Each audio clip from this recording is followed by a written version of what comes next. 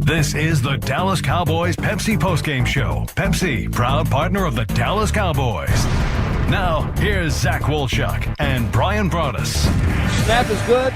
Kick's on the way. Kick is good. Time is at 0. Panthers win. 30-27. Cowboys fall to 2-3-1. Panthers at 500 now at 3-3 as the game-winning field goal by Fitzgerald from 33 yards out as time expires gives the Panthers a 30-27 win over the Cowboys. Zach Wolchuk alongside the Super Bowl winning scout Bryan Broaddus, the official postgame show of your Dallas Cowboys, brought to you by Pepsi, made for Cowboys watching. And if you want to use the pros, use Jack Black. Is the official men's skincare brand of the Dallas Cowboys. Visit getjackblack.com today. Well, both teams really in that second half were just trading off offensive possessions and trading off scoring drives. As Carolina got the ball to start the second half, they go down the field. Rico Dowdle, a 36-yard touchdown catch from Bryce Young, made it 20-17. Cowboys would respond. George Pickens, who was brilliant today, 34-yard touchdown, made it 24-20. Tet McMillan, his second touchdown, came into the game with none, had 2 touchdowns today, the first of his career. Carolina goes back on top, 27-24. The Cowboys were able to tie it. Then they got a stop, Bryan. They were able to get a stop on defense. Cowboys get the football back with pretty darn good field position in the fourth quarter, and they have 2 plays of negative yards. Yeah. They lose 5, then they lose 7. And they end up having to punt. So it was basically screens to Javonte Williams, back-to-back plays. Then they had to check it down to Hunter Lipke. It was 4th and 18 at the Cowboy 38. They send it back to Carolina. 15 plays in 6 minutes and 7 seconds later. Panthers never gave the football back. And that's how this one would end. Yeah, that was the story really of the whole day for the Cowboys. We got to the point where Dallas couldn't punt. And that was the unfortunate thing, that when they did get the ball back and they got it in excellent position, that I think that Brian Schottenheimer tried to get a little cute with some of his play calling there. Carolina gets the stop. You punt it back to him. Carolina gets 5 first downs in that drive. They had 2 drives today, Zach, where they had 5 first downs on a possession, and then they've also had another one where they had 4 first downs along the way. They scored 10 points in the last 3 drives that they had. And, that just it just kind of shows you Dallas was really, really bad defensively on first down today. Yeah. And they were bad offensively on first down today. So early downs, they were struggling offensively. And then on defense, of course, the one thing that we talked about really all week coming into this game was how worried we were about Carolina running the football with Rico Dowdle. Now, Dallas, I think a lot of their problems have been masked because of their pass defense, their inability to, and I thought that Greg Olsen made an excellent point. Why are you playing at depth on a 4th and 3 like that? That just, to 100%. Me, and Hunter Renfrow is that type of player. Right. He makes one catch.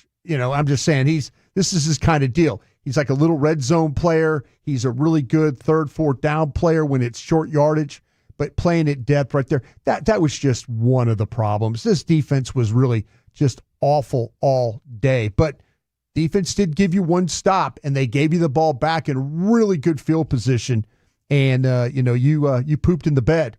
The quarterback, they just couldn't run the ball all day today. The quarterback, him and Pickens really hooked it up, but when they needed to have points and a drive at the end and try and put a lot of pressure on Carolina, they absolutely could not deliver. So coaching was poor today. Offense, when it needed to play there at the very end, couldn't get it done on that final drive. And the defense was just awful for 60 minutes today. Yeah, 877-881-1053. The number to call, the number to text, 877-881-1053. A ton of texts flowing in here. Some are like, you can't talk about the offense. It's all about the defense is bad. I think 100%. The defense was bad, but they've got to run the ball today, though. You got to find a way. I mean, the one it's thing a team sport. Like, we're going to have to talk about both sides here. And the offense, certainly, that last drive, those 3 plays, and then you punt back and never see the ball again. Yeah.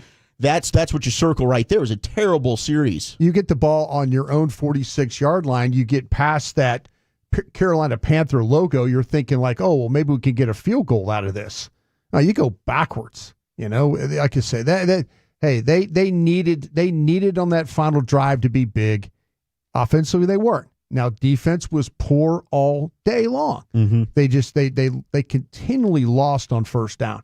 It just with Carolina, they made Bryce Young feel totally comfortable in this game. When they did get some pressure, we saw some incompletes and things like that. But man, it took negative plays or a penalty to put the Panthers in any kind of situation where they were Dallas just couldn't get off the field on their own.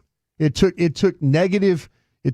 penalty or some type of something that they weren't many negative plays overall. I mean, as far as stops, but the penalties, some pressure, but just nearly not enough today. And Dallas really got what they deserved. Defensively, it has been masked. It has been masked all season long. And people say, well, Broadus, what about the run defense against Philly? What about, what about, you started seeing things, I know, in the Giants game with Cam Scatterboo. That's when I kind of started noticing that, but they were able to throw the ball in that game. Teams have had the ability, Dallas inability to get pressure, Dallas inability to play coverage, Dallas inability to do anything on defense to put these offenses in any kind of harm's way. Teams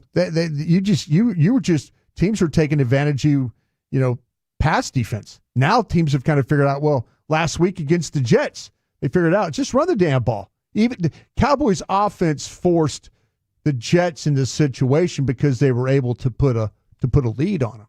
But man, this defense is really historically bad, the way they play this scheme and the way it's coached and the way the players are responding to it. The players aren't helping the coaches by any way doing anything themselves. No, it's, to your point about fourth down, you're playing off. I mean, I know fans are losing their mind and have been saying the same thing, and I'm with you. I don't understand it. Donovan Wilson continuously being in coverage. I don't understand it either. They wanted to go to more man. They played man. I'm going to be interested to see on the touchdowns there how much that. I mean, I know the second one, it looked like it was man coverage. So there's confusion on the back end. I mean, how many receivers are running open? So without question, I mean, I think the consensus here on the text is, Flus, the defense, you got to move on. You got to make a change. I'm not here to fight you one way or another. I think all are true. I think the coaching was poor. Yeah. I think the players were poor. And I don't know that you really do have the talent on that defensive side of the football really now to really fix it. You really don't. And we talk about, and Brad and Babe talked about the guys that might be coming back and all that. And I don't think that'll really, really help. I think you're bad at linebacker. I think we'll see. Overshone's probably not going to come back until the week before Thanksgiving. But to me, this is where Stephen Jones came out and said, well, if we see something we need to make a trade, we'll make that trade. I don't, to me, I don't think there's just one player that can make a difference here. I really, really don't. I think that, to me, that you're bad on several different levels. Look what happened in the running game. You let Carolina just beat up on you in the front, with Kenny Clark, Osa, saw all those guys, linebackers, you just could not get off blocks. The secondary doesn't tackle particularly well. Carolina won the line of scrimmage today. They were playing on your side of the football. And defensively, you got what you deserved by the way you played today. You did. I mean, you give up 410 yards, 6.4 yards per play for Carolina, 216 yards on the ground. They average almost 6 yards a carry. And in the red zone, both teams 2 for 4. The penalties ended up not being as much, and you actually won the turnover battle for the Cowboys. They did not turn the ball over today, and they end up with the only turnover on the Donovan Wilson doink tip that he ends up picking. But it was just, man, I mean, defensively, you're not giving yourself a chance. And then I know some of the feedback is, well, the offense can't score every time. We've said this all year now. That's what you need to win football games. That's the only chance you have. That honestly is the only chance. The margin of error is so thin. By the way, Dallas playing 85% zone coverage today, 14% man. The Carolina Panthers were 14 of 21 for 174 yards, 2 touchdowns, and an interception against your zone. They were 3 for 4 for 25 yards and a touchdown in man coverage. So those were your numbers for today. Just bad. 877-881-1053. The number to call, the number to text. 30-27. Dallas goes on the road and loses to Carolina, a game that you really had to have. I mean, this division, Philly loses on Thursday night, 4-2. Washington plays tomorrow. They're 3-2. If you get this win, you're sitting at 3-2-1. You got Washington coming to AT&T Stadium next week, and everything's in front of you. But boy, this really changes the way that you're looking at this football team after a disappointing road defeat. And your quarterback's playing at a high level, but when you needed the drive, unfortunately, the play calling there I didn't think was particularly good. No. And they couldn't run the foot. I mean, for the first time this year, they really could not run the ball at all. Absolutely not. No, that Carolina, and maybe this is the time now we're starting to see, and you brought it up, I thought very astutely while we were watching the game. Is this the time now that are we getting to the 2, the 3, the 4 games where Hoffman and Bass and those guys are starting to show that's why they're the backup players? Yeah, we say this every week where you got to go back and look at the tape you do for offensive line play, but I did not feel as though after the initial watch here that it was a good day for Brock Hoffman and Tyler Bass. No. Or TJ Bass, excuse me. TJ Bass, no. Yeah, no, not, I mean, and maybe Booker's getting ready to come back next week. It sounded like from Christie there was some positivity in that way, but really, really defeating loss. I'm upset, as I'm sure you all are, as grown up a diehard Cowboy fan. Let's let you vent. 877-881-1053. Plenty to go over in this one. Let's go out to Harrison and Mesquite. Harrison, you're on the official postgame show of the Dallas Cowboys. Hey, guys, major disappointment today. Called in last week, and I said I didn't want to overreact. But offense, guys, when a other team is scheming you, they came in to stop the run. They was going to make our offense beat them, and it made sense. We were short lamb. But the offense still performed well today. Eberflus, part of being a head coach of a team, Shotty got a decision to make. If we get close to making a run and trying to get in the playoffs, they're going to have to go and let Eberflus go. There's no way you can keep it, man. His defense is horrible. They could not stop nothing. It's like being open on Harry Hines in Dallas, Texas, man. Everything was open, man. Running the ball, Bryce Young. The coach, he doesn't have a feel for the game. Bryan, you said it. Hey, when they started blitzing, that's when Bryce started kind of getting ruffled. Well, hell, you should have started out the game like that. Go ahead and ruffle him up. Everybody know that's the ingredients to roughing up Bryce Young, him having a bad game. Rico, they did not run enough run blitz. Man, come on, man. I mean, we looking at the game, fellas. Everybody's seeing it. Why can't the defense coordinator see it? It's terrible. Diggs, this was his worst game ever this year. Diggs did not come to play. They did run zone. That when you talking about being up close, with short yardage, they ran zone. The linebacker had underneath, and the defensive back had the backside. But this defense is killing us. Jones and Shardy got to make a decision. You cannot score 30 points and not win the game. You put too much pressure on your offense, and we all human beings.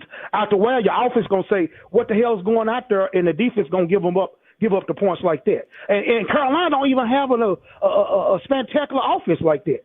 Get rid of this coordinator right now. It's time for him to go. Bryan, Schottenheimer got to make a decision on it.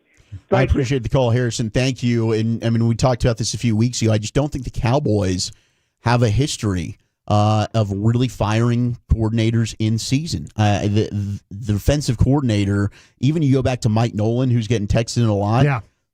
He was let go at the end of the season. I don't know that the Cowboys are really going to legitimately consider making a change at defensive coordinator. And I guess my big question would be, and if that's the route that you want to go, I'm not going to argue. I'm not going to sit here and defend Matt Eberflus after square peg, round hole. Like you asked the question on Love of the Star yesterday, Bryan, of what are the defensive coaches not doing that the offensive coaches are. And I still think you're seeing examples of this, and I wanted to give Flus some time, but you're not. I don't think you're necessarily using your players' skills to the best of their ability. You finally sent Maris Leafau on a little bit of a pressure play today. He gets a sack for you. Mm-hmm. You're blitzing Kenneth Murray late in the game. I don't think Kenneth Murray can blitz whatsoever. He doesn't know what he's doing there.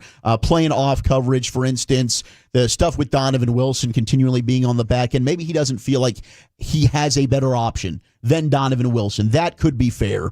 I still don't think that the players are good enough on the defensive side of the football right now. So everything I said a couple weeks ago, I stand by. I think both are true. Right now, coaching's an issue. I think players on the field and personnel is also a massive, massive problem. Yeah. But I don't know if you make a coaching change, is that going to fix anything?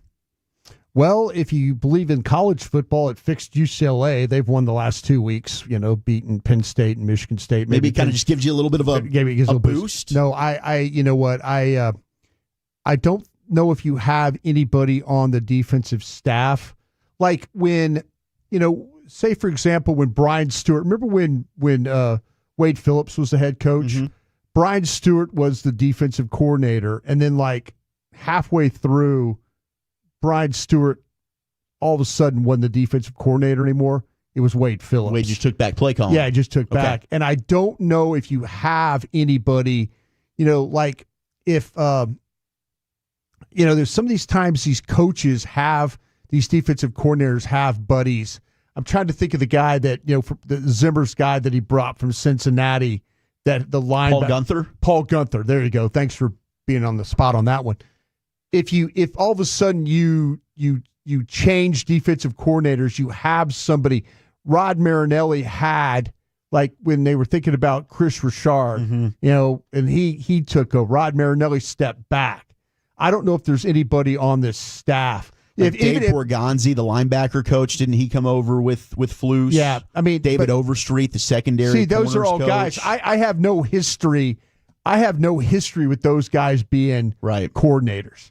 I don't think that they have been, to your point. See, that's what I'm saying. I just wonder if usually when if you try and replace somebody, you want to have somebody on staff that maybe is thinking things in a different way. Yeah, I get it. And I understand the frustration. I just don't know where's the benefit. And I guess this is now the second. Here's Bobby. Bobby texts Sorensen. Yeah, Nick Sorensen. Nick Sorensen, who was special teams coach, was the defensive coordinator with the 49ers. Okay. That's thinking outside the box right there for sure. But yeah, that's it. I don't know if you have that guy. I don't know if you have somebody like that, and I think that to me, I think a lot of it has to do with the coach. I just don't think the players are very good and it's not so much for what they're trying to do. I just don't think the players are very good. I really don't. I don't think particularly you look at what's going on with Diggs. He doesn't even look like the same player. Bland doesn't even look like the same player. The safety spot has been, we all know that Wilson has his problems in coverage, and it's not as simple as put Hooker back in there, but you're not good at linebacker. You're not good. You haven't done anything really up front. We could talk about Kenny Clark and all that stuff, that the run defense, but I think the pass defense masked how bad the run defense was. That's what that was always going to be my biggest concern is, no, teams are throwing the ball on you right now because they're having it. Dallas is putting up numbers, but now we saw a team go toe to toe with your offense that ran the ball effectively and was just killing you on third down. They never really got the third down. I didn't even look at the numbers to see what the Carolina was 3 of 8. See, that's what I'm saying. How many first downs do they have? 27. There you go. 3 of 8 on third down. They had 27 first downs. Didn't have to get to third down. They didn't have to get to third down. 30 carries, 183 yards for Rico Dowdle. Also added 4 for 56 and a touchdown through the air. More of your calls and texts, 877-881-1053. We'll also hear from Brad Sham, your Cowboys head coach, Brian Schottenheimer, and more. You're listening to the Dallas Cowboys Radio Network. The ultimate getaway for Cowboys fans, it's waiting in the Bahamas. Trade the field for white sands, the crowd noise for ocean breezes, and discover paradise in Nassau, Exuma, or the Out Islands.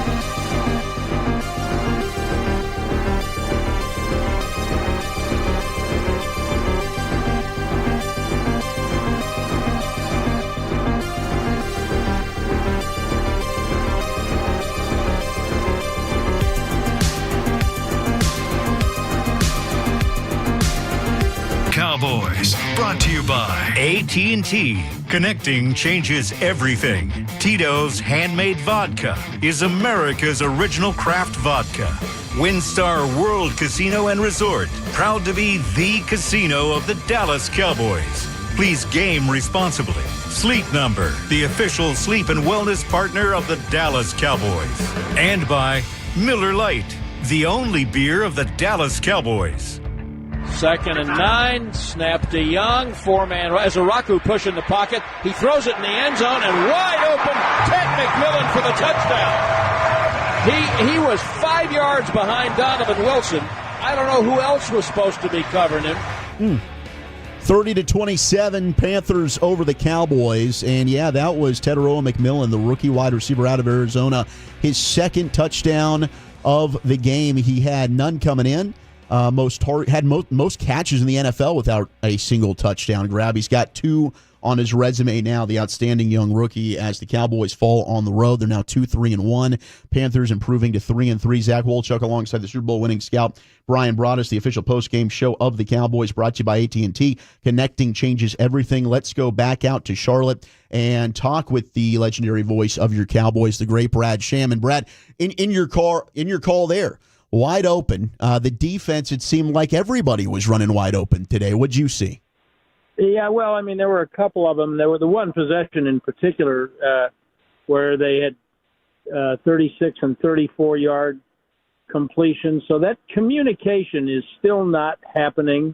However, it's supposed to work. And, again, I don't know what the call was on that. I don't know if that was Wilson's man or, looked like looking back at the replay, Diggs was looking around at different people. I don't know if he was supposed to be part of that play. But that was too easy. But I mean, the way the run defense, particularly the line of scrimmage, has been manhandled for 6 quarters now, is really concerning. The Jets, I thought, have a pretty good offensive line. This line's okay. They're missing their right tackle. They're on their third left guard, and you watch the tape. The left guard is a veteran guy, pretty good player, but he was not very good last week. And the center's a guy who, is a fill-in, and they manhandled them up front. Dowdle ran well. He ran hard. He's not that much better. And that was just a domination at the line of scrimmage. That, to me, is the story of the game. They really didn't get much pressure on Young, but it really didn't matter. After the second possession, Zach, I almost felt a stark. It's like Canales, the Panthers head coach, threw up a sign and said, "Just everybody stop. Okay, all this passing, no. We're just going to run the ball, and then we'll be able to throw one when we want to." And until they get that fixed, nothing else really matters, because I know you'll have some calls about the quarterback. Our producer, Zach Rowe, told me he's already getting texts from his friends. The quarterback didn't do that. And I'm just telling you, if you have to be perfect at that job all the time to win a game, which is the case for him now, that's asking too much, and I don't care what you're paying him. You cannot score a touchdown every time you have the ball in the NFL, and he is operating with the shortest leash I've ever seen. They had 2 bad possessions. Fair enough. I'm not absolving them. The one where they settled for the field goal at the end of the third quarter, that there was an opportunity there for a touchdown. Started with a bad snap, not the quarterback's fault. Started with a lost snap, just a miscommunication, bad time for it. And then that last possession, of course, was horrible. And then they didn't see the ball again. And if those are the circumstances under which you have to play quarterback, I don't know of anyone who's going to stand up to that over the course of a year. Brad had 19 rushing attempts for your Cowboys, had 8 run stuffs for the Carolina Panthers on defense. Sure. Yeah, so, I think that the Panthers outplayed and outcoached them today. I think that's a fair statement to make, because the Panthers weren't that good on run defense, earlier in the year. We knew that 95 was a phenomenal player, and I said that if that guy was playing in New York, he'd be Dexter Lawrence. but he's not. And he's a very, very good player. The rest of them are good. They're good players. A couple of the linebackers are good players, but they just absolutely manhandled the Cowboys front, the part of the game that had been playing well. And I just don't think Javonte Williams had anywhere to run, and they got outplayed on the line of scrimmage. And when we look back at it, we may say, oh, well, look at that scheme. They were angled, they were tilted, those are things I can't see during the course of the game. But that's why I think they were outplayed and outcoached. And credit to them. They did that to what has been the best part of the Cowboys game so far. No, absolutely. And you mentioned about Rico Dowdle, just looking at those numbers, the 30 carries, 20 successful runs.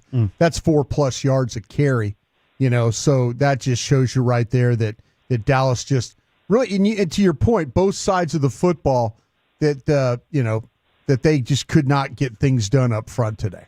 But I'll just tell you, if you're playing defense and it's 2nd and 3 or 2nd and 4 all day, which it was. Yep. I don't think, except for a kneel down, a regular play from scrimmage, if they had 3 first downs that gained less than 5 yards, I'd be surprised. Yeah. And you can't play defense that way. You're just giving away possession. You're giving away field position, and that's what happened today. And that's not sustainable. That's just not. And as the head coach likes to say, that can't be the standard. Hey, Brad, you talked about the quarterback and then the margin of error is so small, so slim in these games now for him. And I think it's really, really, really unfair. But, man, they needed something that final series they got that ball, right? I mean, to me, no doubt. To me, just maybe getting a little cute with the throwback screen or something like that. That to me was when you just say, hey, let Dak throw it down the field and let's see what we can get out of this thing if we're not going to run it. That is not an unfair criticism, especially the way Pickens was working. Yeah. And Flournoy had a perfectly good day. And, hey, sometimes the trickery works. They scored a touchdown on that 4th down pass to Lipke, and no one saw that coming. So sometimes it works, sometimes it doesn't. And that first down call, Brian, is a great example of where the Panthers said no. No, yeah. And now if that works, if that throwback works, and he gets 7 or 8 yards or a first down, then it kind of changes the momentum and the tempo of the drive. But that didn't happen. The Panthers saw it coming. And then I think on 2nd down, as Babe said during the game, I think he was trying to drill the ball in the ground. Yeah, and Williams was out there. He caught it, yep. Know that. And he caught it. So that now you got two passes for a loss of 12 yards.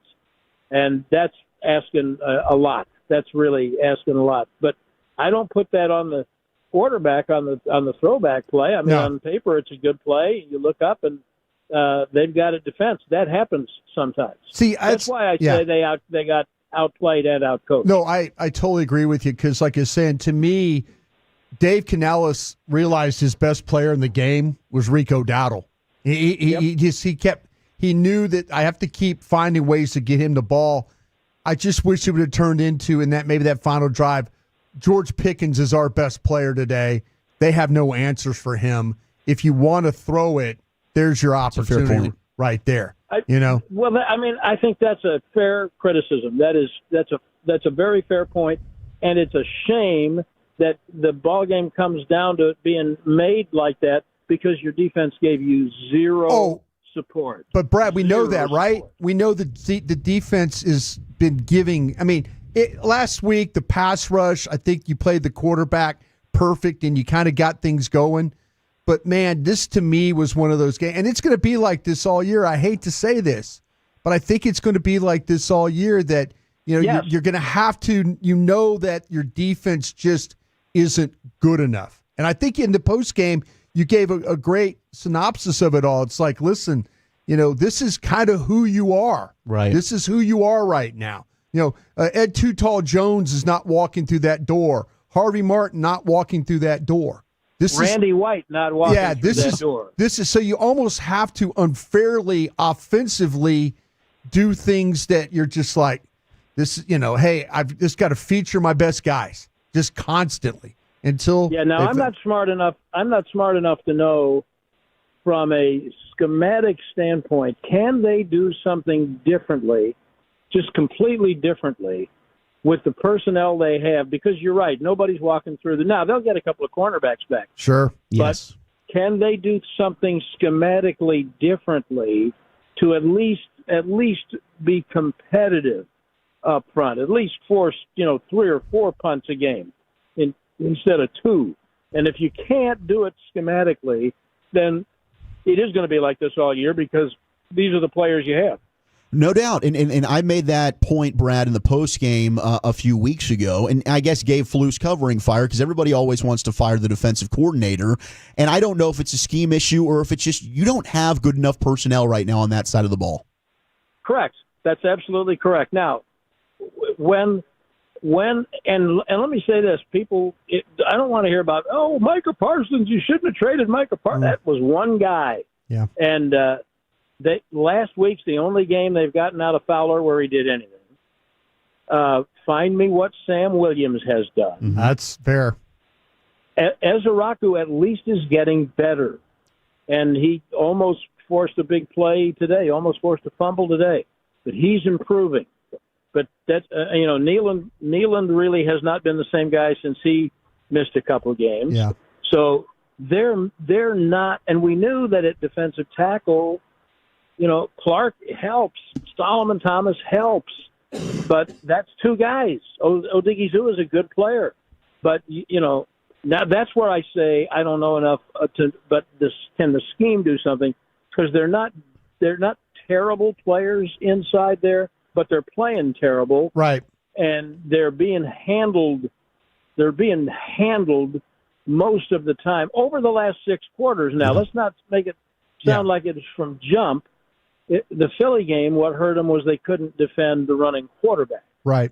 And that was a problem for a little while, and they kind of got that. And the run defense, remember, for the first, 2.5 games, almost 3 games, was really good. It really didn't become a problem until the second half last week. And now that's 6 quarters in a row where they have just been horrific. And that's why I think that, coaches can go back and look and say, what are we doing in the last 6 quarters that we didn't do earlier, and how can we do it differently? Because, again, for the third time that one or both of us is saying this in the conversation, sure, these are the players they have.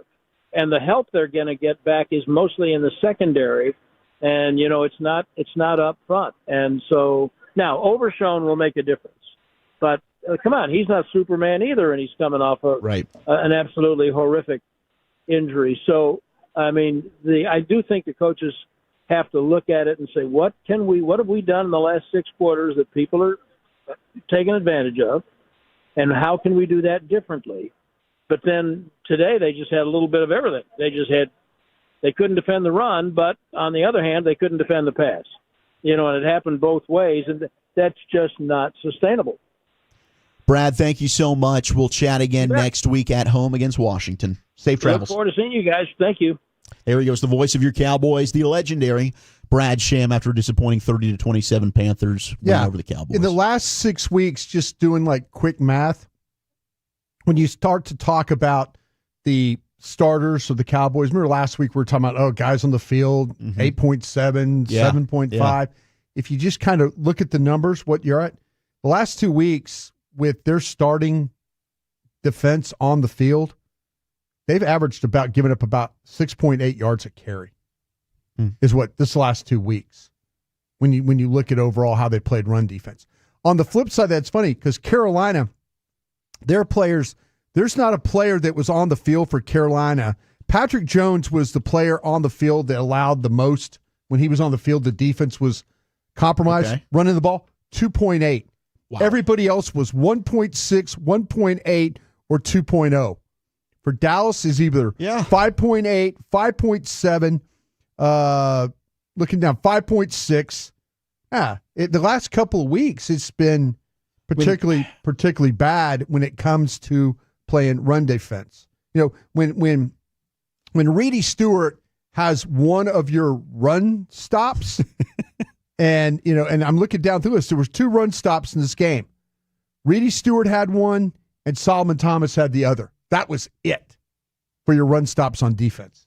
Yeah. Yeah, you're getting gashed, and you got Shamar Jamesian leading the team in tackles with 11, Kenneth Murray with 7, Donovan Wilson with 6, Reedy Stewart with 5. I mean, that means they're getting to the second and third level with ease. I mean, I wonder what the yards prior to contact looks like today for Rico Dowdle. Probably pretty darn high. We'll get back to more of your calls and texts, 877-881-1053. A lot to get to, and what's going to be a passionate post-game show here until 6 p.m. And then we'll have the posts coming back with Fred Davis and Chris Arnold locally on 105.3 The Fan, your home flagship of the Cowboys.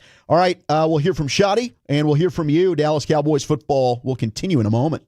Whether you're getting ready to purchase a home, setting up a college fund for your kids, or preparing for retirement, you're working hard to live a life you love. And you deserve peace of mind knowing your home, loved ones, and future.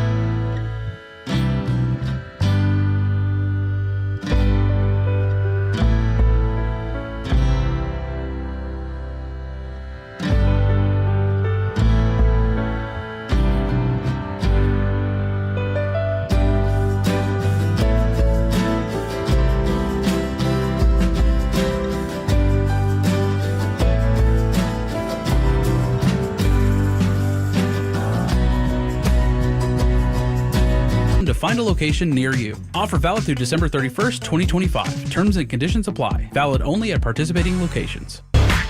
And the Dallas 37. Clowney's pushing the pocket. Young on the run, throws wide open to the 10-yard line. Easy catch for Dowdle. And he's in for the Carolina touchdown, and nobody covered him. Rico Dowdle's post-game message to the Cowboys, quote, "They wasn't buckled up." That's what he had to say after telling them to buckle up, which did make the rounds among the Cowboys locker room. And Rico today, talk the talk and walk the walk.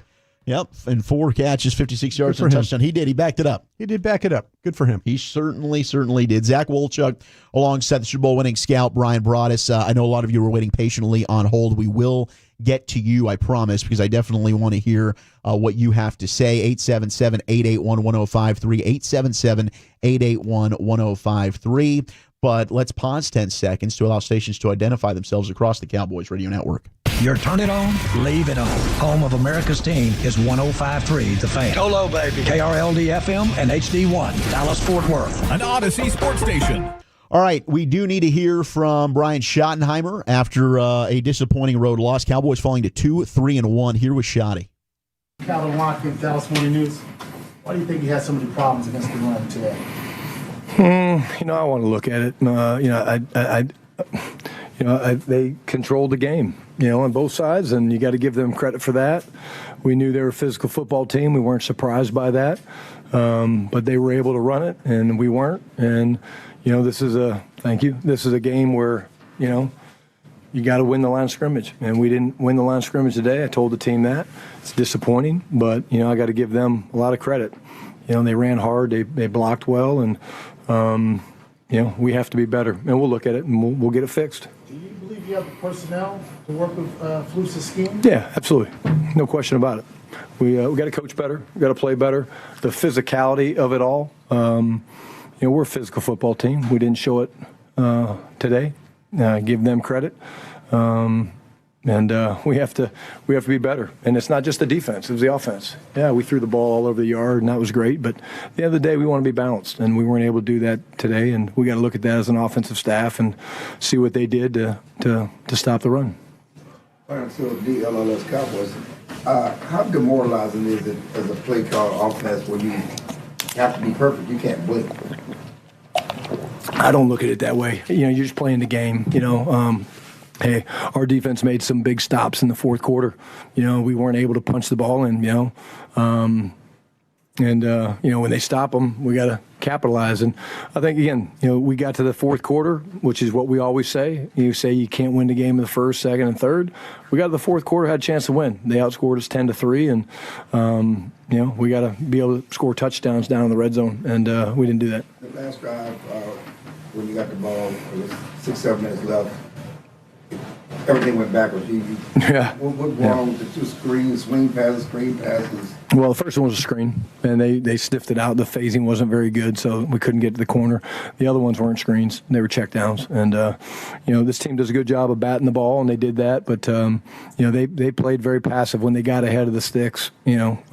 Clarence, they played pretty passive on second and third down, so they forced us to check it down, and they took it away.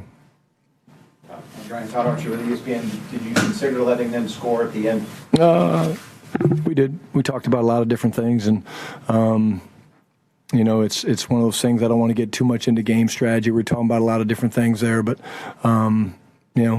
we felt like we didn't do enough. To give ourselves a chance to win, and there was a chance. We had a good block on there at the end, and thought maybe we'd have a chance to get the block. And again, give them credit. They made the plays today when they had to, and that's why they have the victory. And then, if you believe you have the personnel to run this defense, do the players run the defense believe in the scheme? Well, that's the bigger question. I would think so. I would hope so. I mean, what are we in? 6 games in? Is that right? We 6 games in? Yeah, I would think so. We plugged one hole in the passing game a couple weeks ago, right?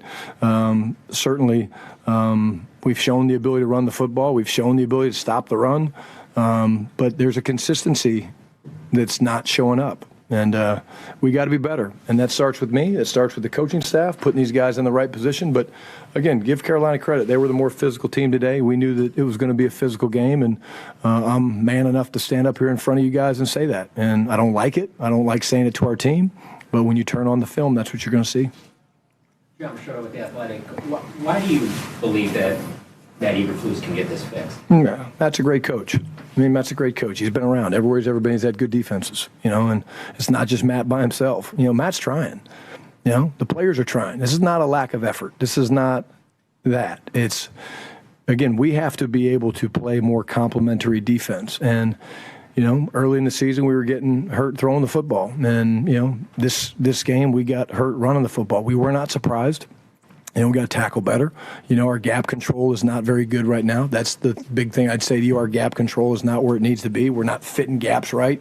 I think, first half it seemed like there was, almost probably 75-80% of their runs, the guy was 4 or 5 yards before, we had contact on him. That's not good enough. And we know that, and we're going to address it.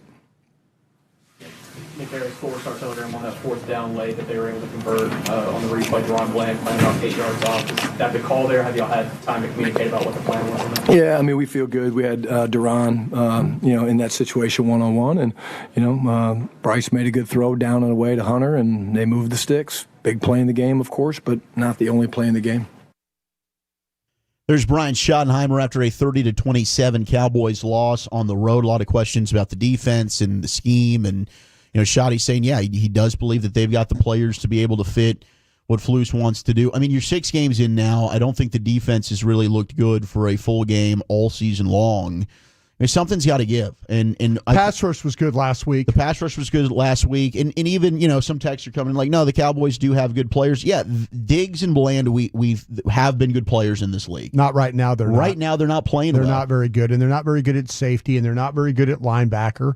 And that's a big problem. And then you kind of got Kenny Clark in there to do things against the run. I'm sure when Bryan talks about watching the tape last week, Kenny Clark was getting blocked. We're going to see this week that probably Oso Diggies was getting blocked. I'm sure Solomon Thomas is getting blocked.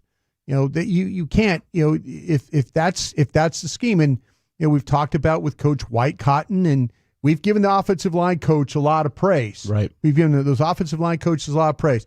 Today, they didn't do a very good job. They did not figure out a way to run the ball against this Carolina team. He talks about balance. Last week, they were balanced. They won the football game. This week, they weren't balanced. I felt like that, with George Pickens, it's nice to see since CeeDee Lamb has been down that George Pickens has stepped up and made some plays. Yep. George Pickens was great today. I think today in that final drive, I think you could have wore their ass out with George Pickens, and took time off the clock, maybe scored a touchdown, maybe put some pressure onto them. But hit the screen. That was a bad call. That was a bad call. Let's be honest about that. But it wasn't a great day. It was not a great day for the defense. He's going to have to continue to defend Schottenheimer. Jerry Jones, Stephen Jones, Will McClay, they need to go in there tomorrow and like when they go through this film and they start to talk about it, what are we doing how can we help? Is it a trade? Are we just not good enough? And it's not just simple of guys coming back. It's just not that simple. This team is kind of who it is defensively. Right. And you knew going into the season there was a possibility that this offense would have to play at a really, really high level. And for the most part, the quarterback is. But, man, that final series, they did not play at a high level. No, they didn't. And, Bryan Schottenheimer will talk a lot about having hard, honest conversations. Yeah. And there needs to be a hard and honest conversation right now about what's going on with this defense. Is it schematic coaching issues? Do they have the right players to be able to fix it? Do they need to change some of the stuff that they're doing schematically on defense? Or look at this roster defensively right now. And I know a lot of these guys you drafted, you love, but try to have an open mind. And sometimes, and we've heard it from others around the league, the Cowboys overvalue your own. And is that a problem right now? Are you looking at, okay, we thought our safeties were awesome. Our safeties are not good. No. We thought we were going to have better linebackers. Our linebackers are not good. Corners we thought Kenny good, Clark was going to fix the run defense. Well, that hadn't been the case. Yeah, I agree. I totally agree. I think it's overall, that you're talking about, and it's not just a scheme fit. I mean, they physically got beat up today. They physically got beat up front. I mean, there was those blue jerseys were all over those white jerseys today. You know, we talked about the 183. What did I tell you? It was 183 yards of rushing. Yeah, 61 before contact. 61 of those yards before contact. That's bad. Yeah, that's really bad. That is, yeah, that's that. I mean, you're not getting off blocks. They talked about the gap. It's tough right now to watch this defense, and it's true. I mean, everything that Brad said. Yeah, I mean, you're asking this offense to be perfect, and it is unrealistic. And I think Dak, for a lot of the season, has played darn near perfect football, but they couldn't afford to punt. Look, Joe Burrow had to do this last year. It's probably the best example that we've seen recently. A Cincinnati defense that was god-awful, and Joe Burrow and that offense had to be perfect to win. They went 9-8. They just missed the playoffs. Yeah. That's kind of the trend that you're probably going to be heading in right now if you get this consistent quarterback play moving forward. But you also have a gauntlet of a schedule coming up in the second half of the season. Yeah. All right, let's get back to your calls and texts. I know a lot of you have been waiting patiently. I want you to be able to vent. You're listening to the Dallas Cowboys Radio Network. I'm home.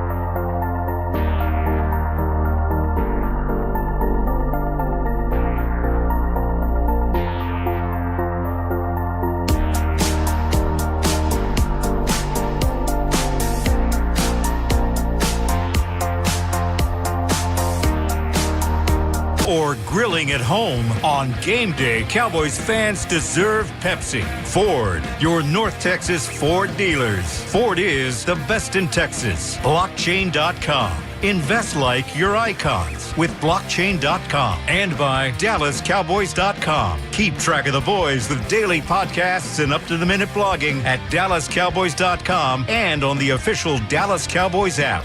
Carolina blue, little play fake. Young has got all day deep down the left side. There's nobody around the receiver at the 15-yard line, and that is Jimmy Horn, the speedster from Colorado, and a completely blown coverage on that side, and the Dallas defense continues to be absolutely nightmarish. You just cheered for America's team on the field. Now see them on the reels. Cowboys-themed casino games developed by Aristocrat. Now at a casino near you. Aristocrat, a proud sponsor of the Dallas Cowboys. If you have a gambling problem, please contact 1-800-GAMBLER for 21 or over. Zach Wolchuk alongside the Super Bowl winning scout Bryan brought us 30-27. Panthers upset the Cowboys. They improved to 3-3 on the year. Cowboys fall to 2-3-1, and absolutely big plays. The story of this one: Bryce Young, 199 yards on 3 touchdowns with that interception. Very effective, 17 of 25. But Rico Dowdle, the former Cowboy, getting revenge against his former team, and really for the first time all year, Cowboys certainly could not run the football. Dak and Pickens were really strong, but unfortunately, they get a stop. They get the ball back. They go 3 and out. They punt back to Carolina, who gets it with just over 5 minutes to go. They never gave the football back as Carolina kicks the game-winning field goal of 33 yards as time expires. Let's get out to the phones. Brought to you by Blockchain. Are you ready to learn a new game and invest like the pros? Don't worry. Even the pros were rookies in crypto once. Blockchain.com makes buying, selling, and trading crypto easy. Invest like your icons with Blockchain.com. Thank you so much for your patience for those that have been waiting. Let's head out to Big Jim. Jim, what's going on, my dude? Well, I ain't doing all right, fellas. That was pitiful. That was some of the worst things. Those defensive players need to take the stars off their helmet and put a little picture of a cow patty, because that's what they were today. I was so disappointed. And, you watch it, and I've become a smarter football player thanks to you. Well, both of you, but, brought us, learns me up on his film breakdowns and his co-pilot that rides with him. Guys, they knew what kind of defense we ran in terms of that gap scheme. They were doing some creative things with showing that they were going one place and going another, and they caught us with our britches down at our ankles, and that was very disappointing. I do think this team would be better off if we had a safety back there that knew how to play, coverage. I mean, that'd be a hell. But, the line can play is horrible. And I think, as much as we complained about his slow feet, Sanborn gave us something in the run game, and him not being in there has had an impact. You look back at those last 6 quarters, he ain't got no Sanborn in there. So very disappointed in that. Very disappointed in the chance that we had there at the end. I'll say on the defense. Listen, watch a lot of football. Y'all watch a lot of football. You've ever seen Hunter Renfrow play football when he's at Clemson or whether he's out there at the Raiders? You know what that little fella is going to do. Yeah. He's going to make a short yardage possession catch. Yep. And I was sitting there in my living room with my family. I said, they're going to go to Renfrow right here. Renfrow, boom, and it went right to him. I mean, I don't know how the rest of us can see that, how you can't get it. Here's the problem. Boys, the guys on the defense don't have confidence in the scheme. They're not playing free. They don't actually know where they are supposed to be. Yeah. And they're thinking in real time. And you can't have that. And listen, I put that on coaching. You got to get that fixed. And if they can't do it, then you got to adjust. That's what Quinn did. A lot of these coaches out there, they need to spend a little time in the mirror. And they look at themselves and say, what am I doing right and what am I doing wrong? And Flus is he needs to be flushed. And, I don't know. I mean, we could we could always bring a consultant on through the team or something. Somebody needs to be doing some self-scouting on that. Agreed. On that defense. They need to do that across the hall. Listen, it's horrible. It was pitiful. And let me just say this, watch that film. I don't think our returning lineman that was injured last week that did all that good of a job either. I know our center was poor, but yeah, there was not really a lot of good. The only thing good was the quarterback and Pickens and Flanoa there. And that's where you got to, at the end of the game, when you got to win a game, you got to put it in the hands of your stars, and we didn't do it. No, we didn't. I appreciate the call, Jim. And, you make a lot of good points with the defense. And the word buy-in's been used a lot. And we heard that last year with the Zimmer transition, and then now with Flus. And yeah, I mean, you heard Diggs wants to play more man. Obviously, Flus plays a lot of zone, and historically, that's kind of what he is schematically as a defensive coordinator. He needs to adjust. The players need to play better, or maybe you identified the wrong defensive coordinator here.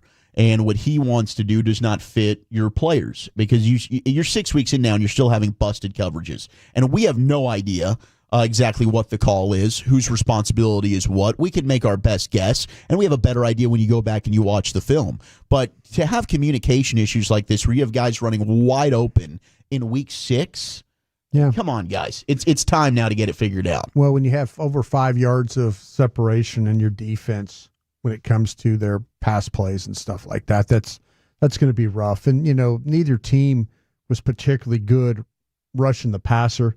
You had the one sack from Maris, and, Carolina didn't have anything. But Carolina did a great job of just shutting down your run. I mean, Carolina could have lost that game letting you throw the ball, but they knew damn good and well that, hey, they figured that Flus, they probably figured that Schotty wasn't going to just stay with the pass.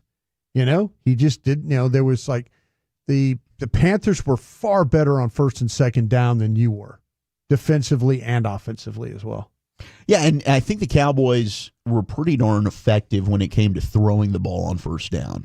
Yeah. And it seemed like they had a lot of runs today on first down, and they kind of ended up getting behind the chains quite a bit. So that might be something when you go back and you just kind of look at, the play calling issues offensively. And again, I mean, Dak was effective today, 3 touchdowns. I understand that final drive, though. I think it's totally fair to question exactly what the game plan was, because I agree with you. The day that George Pickens was having 9 for 168 and a touchdown, 9 catches on 11 targets. You got to look for your best player offensively in that point in the football game, and they didn't. I mean, he was not targeted once in any of those 3 plays. Let's go out to Charlie in New Mexico. Charlie, on the official postgame show of the Dallas Cowboys. Hey, fellas, I guess I'm just going to jump on the train here with all the rest of these people. But I've been watching a lot of football in my life, and this defense isn't bad. It's not even competitive. Yeah, that's true. It's not competitive. That's true. I mean, it's like anything an offense wants to do. If they need 4 yards, they'll get 5 yards. If they need this, they get this. I mean, I looked at my buddy in the fourth quarter, and I said, if it comes down to this defense having to stop a winning drive, we're done. Yeah. I said, we are done. And this was the start of the fourth quarter. And exactly what I said happened, and we were done. They ran the ball down our throats. They got down there. They kneeled on it, ran the clock out, didn't even give us a shot. Mm-hmm. I'm telling you, and as far as making a change, if anything, make the change, get rid of him, at least give the fan base something positive to think about. Because right now, when we turn on the Dallas game, every week it's going to be the same thing. We need to score 35, 40 points to be in the game. Yeah. Thanks, guys. But we all knew this going in, though, too. Yeah. I mean, seriously, it's and the color's not wrong. I mean, but they're not going to make a change. I don't see them. Okay, I say that because I don't know. Like Bobby brought up about Nick Sorensen, and that whole, that's a coordinator that's been on. That's but he got let go by the 49ers last year. Yeah, they moved him to be a special teams coach. I mean, and there was a reason for that. I don't know that they felt he was doing a good enough job defensively. If they were going to make a change at coach, if they were, you would think there would be somebody on staff that they probably would want to do that with. I don't think they have that guy. That's why I don't think they're going to do it. No, I agree. I don't know. But the caller's not wrong. I mean, the caller's not wrong. I mean, I think the fan base has zero confidence right now in the defense. But, man, let me tell you, that offense needed that. They got the ball on their own 46 and did nothing with it. You know, that's a failure right there. It is. You're 10 yards. Go 3 and out and punt. Yeah, you're at 10 yards punt. away from getting in the field goal range. You can't get the ball. When they actually do get a stop, what do? You don't play complimentary football. No. You pee down your leg, and and it starts with the head coach. It starts with how the calls that he made. The quarterback. I mean, there were just things that was just it was the worst possible time to have a bad series of downs, and they did. And it ultimately, I mean, there's a lot of things that cost them their game, but right there, that to me was the killer. Because I tweeted about this. If you're Dallas, you can't punt. No, you can't punt. You just can't. Yeah, I looked at the start of the second half. Not the way the game was going. You couldn't punt. No, you were holding your breath every time the defense was on the field, expecting them to give up points. Yeah. And then you finally did get that one stop, and unfortunately, you go 3 and out and punt the football right back. All right, let's go to Mike and McKinney. Mike, what's going on? Well, it seems like nobody talks when they're talking about the defense about how bad Elam is. Every time there's a terrible play, you look up and you see the back of number 2-0. And I think that play that he screwed up at the end turned the tide and changed the momentum. What do you think? Well, I think to me that was let me say this. I think that John Hussey and his crew, that you talk about the interference there, Dallas got a couple their own way too. This was not the officials screwed us. Now, I'll say this though, that he did. I felt like he arrived. Early. He was early. He was early. I mean, he was early. It was a good call. I think it was a really good call. I mean, I know it's against the team that we're covering here, but I thought that was a good call. But I don't think the official. I thought John Hussey and his crew did a pretty solid job today. They gave you one with with hitting Dak in the head. Maybe they're calling helmet to the helmet to helmet kind of thing, but that one seemed like to me it was hand to arm to and you got the pass interference down the field there. John Hussey's crew did not mess you over on that one, but you're right. I felt like that Elam got there early myself. He did. Yeah, I agree 100%. And I mean Elam has struggled. Bland. I mean, you would think Bland and Diggs both playing together. The whole secondary struggle. You should. I mean those were two guys that you felt like, all right, these are cornerstones of your defense moving forward, and you are going to be a good secondary with two former All-Pros. They do not look like the same players. No. And I don't know if that's because of the injuries, if that is what they're being asked to do, and it's not what they want to be doing. Maybe it is lack of buy-in. Maybe it is miscommunication, not understanding where they're supposed to be. I know Bobby was talking about that, people just not being in the right area, which would be scheme-related, but they are not playing well. And you go across the board, I don't know anybody right now that you can really point to and say, like, no, they're good. And a lot of texts about leadership, and I think that's a great point. I don't know who really is the leader defensively. They really don't have one. They don't. There isn't a Dak Prescott on that side of the football. They really and don't. It wasn't Micah Parsons. So don't text in about Micah being that guy. Listen, this team defensively is just not good enough. Their players really, honestly, are not good enough. I don't think it's I think there's some things that are scheme related, but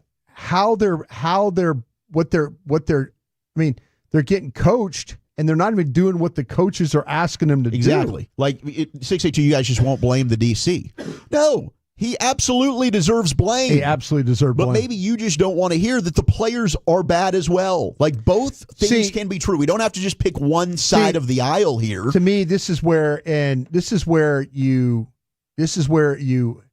low-hanging fruit. This is where, the defensive coordinator has the easy thing to do is fire the DC. Yeah. And that was my whole point a couple weeks ago. It wasn't absolving and trying to defend Flus. It was, I also wonder, how's it going to get fixed? If you bring in another coach, is this thing going to get fixed, or do you still have the same issues on the field with the players? Back to your calls and texts. We'll also hear from Dak. We've got more player audio. Dallas Cowboys football will continue in a moment. Cowboys fans, here's the game plan. Touchdown 2.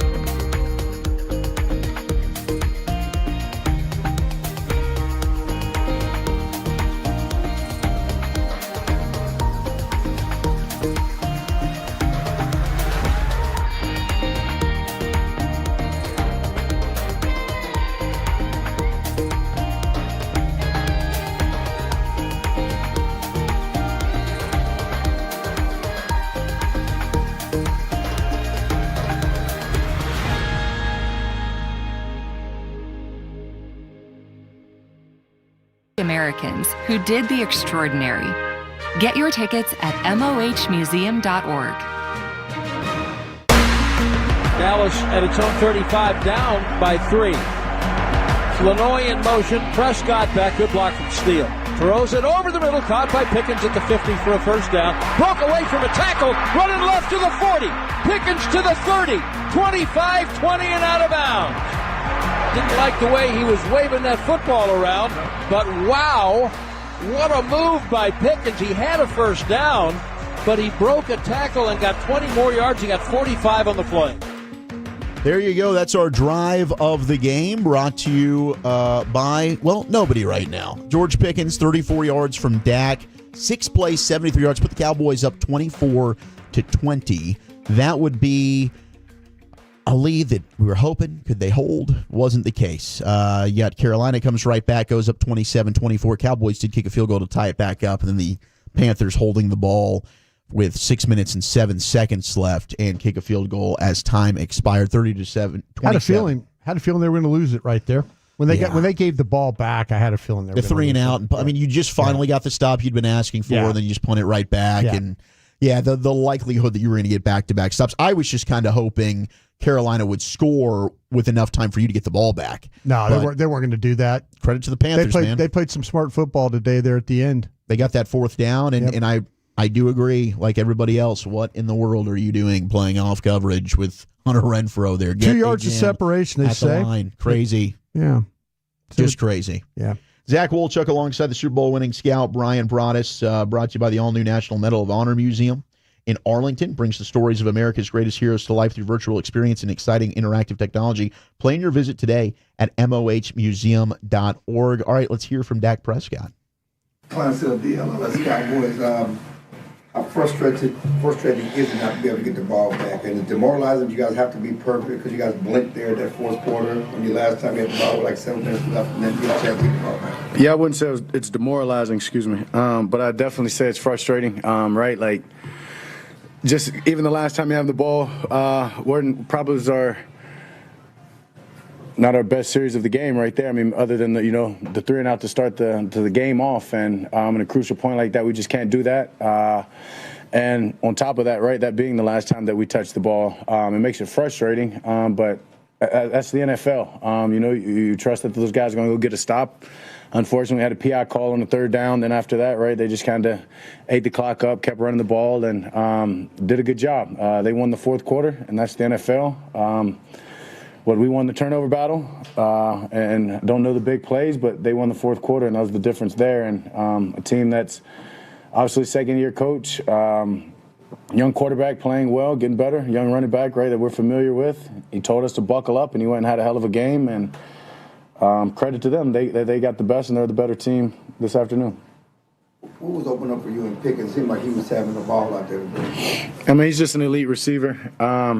He's an elite receiver. He's playing hard. He's understanding everything that we throw at him, whether it's in different positions. You saw him in the slot a lot more today, making big plays. And then after he gets the ball in his hand, some of the things he does is just only George can do. So he's just a special player. We're lucky to have him, and we're only going to get better each game. Can you just talk about the joy he's playing with? It seems like he's just having fun. Beyond For sure. The plays, he's just. Yeah, I mean, no, you're right. It's contagious at that. I mean, obviously, I'm having a blast, but when you get to throw it to a guy like that and he makes a catch and you watch him do make the people miss afterwards, try to jump over him, he loves football. And you see it on Sunday, I see it all throughout the week. I mean, there's plays at practice, whether he catches a touchdown and does his celebration or catches a big play and, act like he's or I don't want to say act like it, preparing to, cut back and make people miss. That's who he is. That's the way he approaches every day when he comes in. And we're crazy fortunate to have him, but you see that every day that he touches that field. And when he's around the guys, he loves his teammates and he loves the game of football. And it's contagious and it's fun to watch. Back Todd Archer with ESPN. You said after the Green Bay game, these next 2 games will show you what kind of team you have after these last 2 games. What do you know about you guys? Yeah, I mean, we can play with anyone, but it's the NFL, and we've got to make sure that we're locked in because you can lose any game, and that's the beauty of the NFL, the parity. that's why the draft set up the way it is. It's why free agent is the way it is, and it's great. It's great. I mean, you get into a game like this, and you feel like you're going to win every second. Even the field goal block right there. Sam's jumping over, and with the block. In my mind, we're still going to block it, and we're going to go win this thing in overtime. So. We got a good team that's grimy. We've got to find a way to win these games. That's the missing chink in the armor right now is whether it's the tied game or this game. We've got to find a way to win games, and if we do that, we feel a whole lot different in the locker room. Now the reality is the team different. Not necessarily, but you feel a lot better. You're taking confidence, and when you get that confidence, that allows you to feel more confident at the end of games, understanding and knowing, I guess you can say, and believing that you're going to pull it out. So right now we just got to find a way to win the fourth quarter. Dak Prescott, after a 30-27 loss on the road to the Panthers, need to find a way to win the fourth quarter there. And yeah, I'm sure that he would have loved to have that last drive back. I thought Dak, for the most part, on third down under pressure, and George Pickens was the recipient of a lot of it, was really good today. But yeah, I think that, and especially those that are just kind of out on Dak in general, you're going to point to, you finally got to stop, you get the ball back, and then you never see it again the rest of the game after you go 3 and out and punt it. Yeah, that's the problem, is that this was if you look at what the next gen people are saying, Dak Prescott today recorded his longest average time to throw this season at 3 seconds, which with a 68% of his attempts taking over 2.5.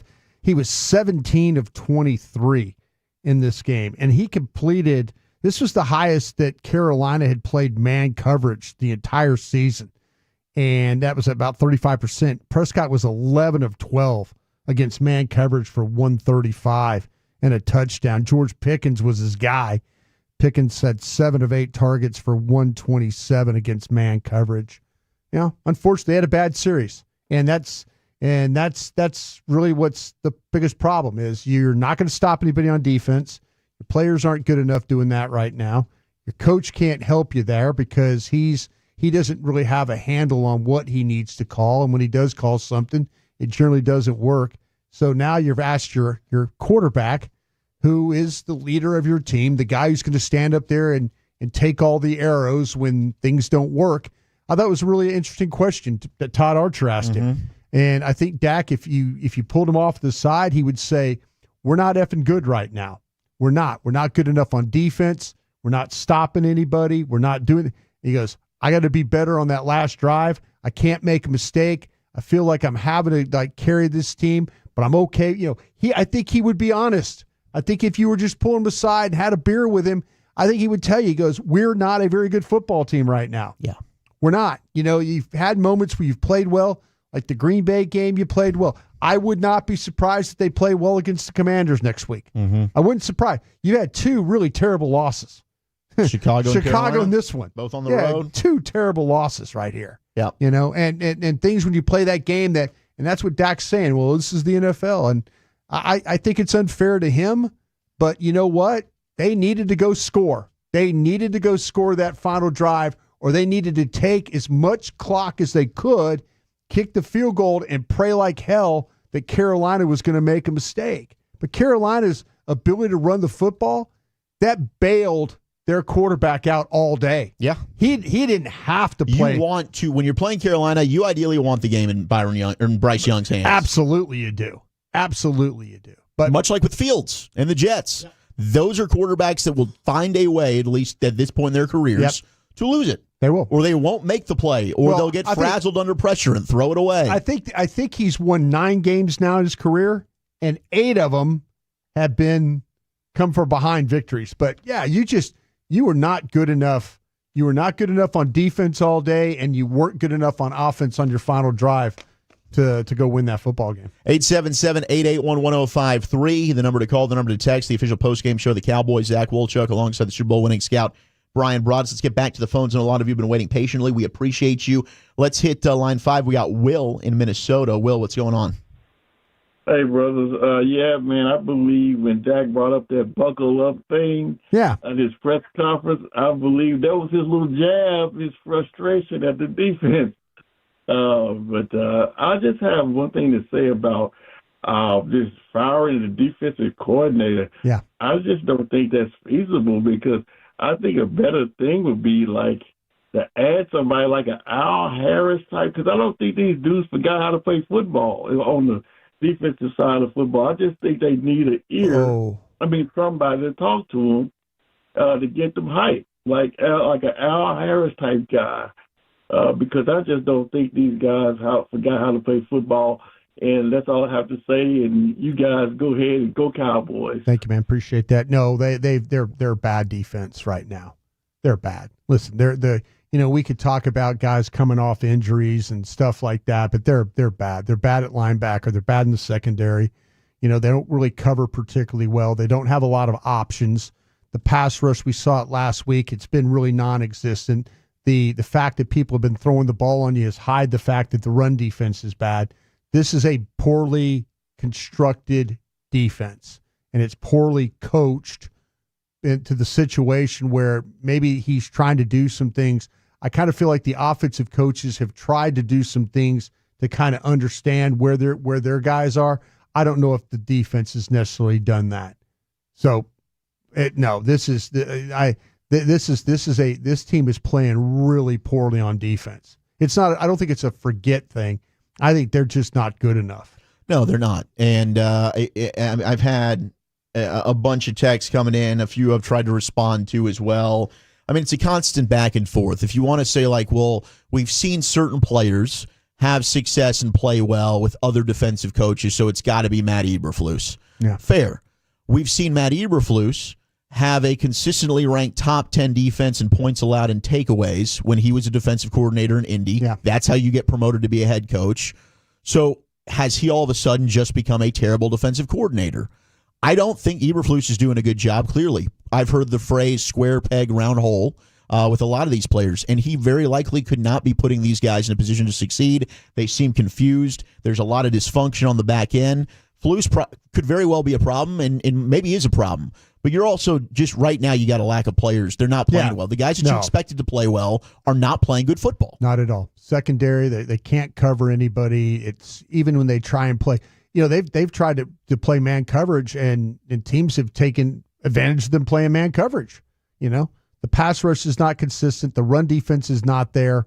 There's a lot of stink going around that whole group. All right, back to your calls and texts. We'll also hear from more players from the locker room. You're listening to the Dallas Cowboys Radio Network. Crown Royal and the Dallas Cowboys are bringing back the Royal Rig for season.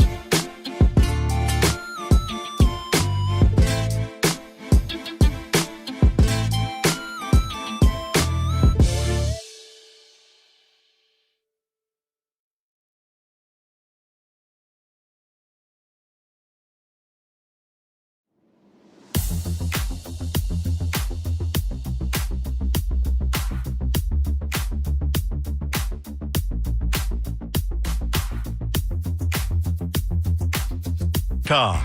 Invest like your icons with blockchain.com. The islands of the Bahamas. It's not one island, it's a lifetime of them. And by Miller Lite, the only beer of the Dallas Cowboys. Snap to Prescott, throws a slant right, caught Pickens, 25, 20, 15, 10, burst, touchdown! Pickens in the end zone again, the most touchdowns in a season in his professional career. 6th of the year, 34 yards, and the Cowboys regain the lead. George Pickens, his 6th touchdown of the season, career high, as Brad noted. He also recorded a receiving touchdown in 5 straight games, becoming the 7th player in franchise history with a touchdown catch in 5 straight. CeeDee Lamb, last to do that back in 2023. A chance CeeDee Lamb will be back, hopefully, against Washington. Big divisional showdown next week at AT&T Stadium. George Pickens certainly has been awesome. That is our drive of the game. We will get back to your calls and texts, 877-881-1053. Zach Wolchuk alongside the Super Bowl winning scout Bryan Broaddus. No Jerry Jones. He was not talking today after the game. Nope, not at all. Did not speak. I wonder if he's going to get on that plane, probably him and Steven, probably pour themselves a drink. Maybe they're going to talk about what they need to do. I wonder if Will's going to be on that flight with them. You know, I don't know. We've seen sometimes. I don't think the head coach has ever flown with Jerry like that going back. But I'm sure that Jerry and Steven are going to have some conversations. The fact that just tells you that Jerry was afraid that he was going to say something he probably would regret. Yeah. So, but that's never a good thing. Working in that organization 15 years, when that happens, that's generally something bad. It's a bad loss. It's one that I don't know that you're really looking at yourself as certainly a playoff contender. I think a lot of fans might be laughing at that sentiment anyway. Hell no. But you don't go on the road and lose to the Panthers and expect it. It's a long season. I get it. I don't want to just totally crush hope, but I don't really have a whole lot of optimism right now. Maybe I can pick myself back up. No, this 24-hour rule. This team would be lucky 7-8 wins. That would be very, very fortunate for them right now. Scoreboard update quickly before we get back to the phones. 10-0. The Raiders leading the Titans at home. Ashton Genty with 60 yards on the ground. Michael Mayer in the starting role as Brock Bowers out again. 4 catches, 28 yards, and a touchdown for Vegas. The Packers leading Cincy at home 10-0. Joe Flacco trying to become the first quarterback ever to beat the same team in one season twice with 2 different teams, because he defeated Green Bay a few weeks ago as the quarterback with Cleveland. Now he's starting today with Cincinnati. Josh Jacobs, 10 carries, 33 yards, and a touchdown for Green Bay. Bucks leading the 49ers, that one close to half, 20-13. Rashad White, 50 yards and a touchdown on the ground. Mac Jones, 153 yards through the air and a pick. Of course, Sunday Night Football, you got Lions and Chiefs. We'll get back to more of your scores a little bit later. Let's get back to the phones, 877-881-1053. Let's go out to Joel in Lufkin. Joel, what's going on? Hey, guys. I agree with you. You can't put a square peg into a round hole. And the problem is not Eberflus. The problem is Schottenheimer. 2 reasons. First reason, I think it was the Giant game when he was asked in the week about game planning against the Giants. He said, we know them very well. We don't have game plan so much. He was asked the same thing about the Panthers. He said, we have played them the last 2 years. We know them. As you saw, the game planning stunk, offense and defense. Okay? And I think the scouting, whoever the head scout is, that's looking at both teams, stinks on these game planning. Because you don't go screen passes when you're not running. Anybody with common sense knows that. No, I appreciate the call, Joel. I mean, I do think, a week ago we were praising Shoddy and the offensive staff, and really for the most part the offense hasn't been a massive issue this year. No. in terms of the game plan. I mean, the running game wasn't good. They did not run the football today. That could be credit to Carolina. But throwing the ball was ideal, and I would have never, like I said, to me, that final drive would have been, I would have wore their ass out with George Pickens. They didn't have an answer for him. Yeah. I think, trying to throw the throwback screen and all, if it works, great. The screen they threw the other day in the red zone was a really, really good call. Set up well and all that, but at that particular time of the game, no. I agree. Those three, those were some head scratching calls. Yeah. And the second one, I do think like maybe Dak was just trying. He was trying to throw it away. Javonte Williams makes the catch. Yeah, Shotty just said he tried to throw it away. And then you don't lose 7 more yards. Yeah. But still, let's go to Derek in Brooklyn. What's up, Derek? How you doing, man? What's going on, guys? We can talk about the defense and till we're blue in the face, but my question is, when does Jerry go to George Pickens and say that Dak is the best quarterback you've ever had? How about you sign here for a little less money? There's no reason for him to sign at all here, to be honest with you. I mean, seriously, if I'm his agent, I play this thing out. He's going to get far more money from somebody else. He's proven to be, everybody's saying that everybody that talked bad about him in Pittsburgh is all kind of hiding under a rock right now because George Pickens has been a model teammate. Everybody's talked well about him. He's not taking. There's no reason for George Pickens to take any less money for any reason from you. He might like it here, but George Pickens has resuscitated his career. He needs to go out and make himself, $35 million, not $25 million. Thanks. Appreciate it. Thank you. Yeah, thank you, Derek. I mean, hey, am I wrong? No, I mean, I was asked this question on Twitter. Yeah, and they were talking, and I'm like, no, George Pickens. George Pickens is probably super happy to let this thing play out, let it play out, and then and see how it goes because the way he's been playing the last several weeks, his value to you or to himself is really, really more than probably what you're willing to give him. I guess trying to go with what Derek might have been thinking is the situation matters, right? And clearly this is a good situation for him. Playing with a good quarterback in Dak, the locker room, it sounds winning like he's been is important tremendous. Too. It is, but I don't know where else he goes. Is it a better situation? The money might be better. It could but be. Is it a better on-field football situation? Yeah, he could. Right now you're a team that this defense is a complete rebuild. And you're, until you figure that all out, you might not even have the right coaches here for that. So if I'm George Pickens and, go make your money somewhere,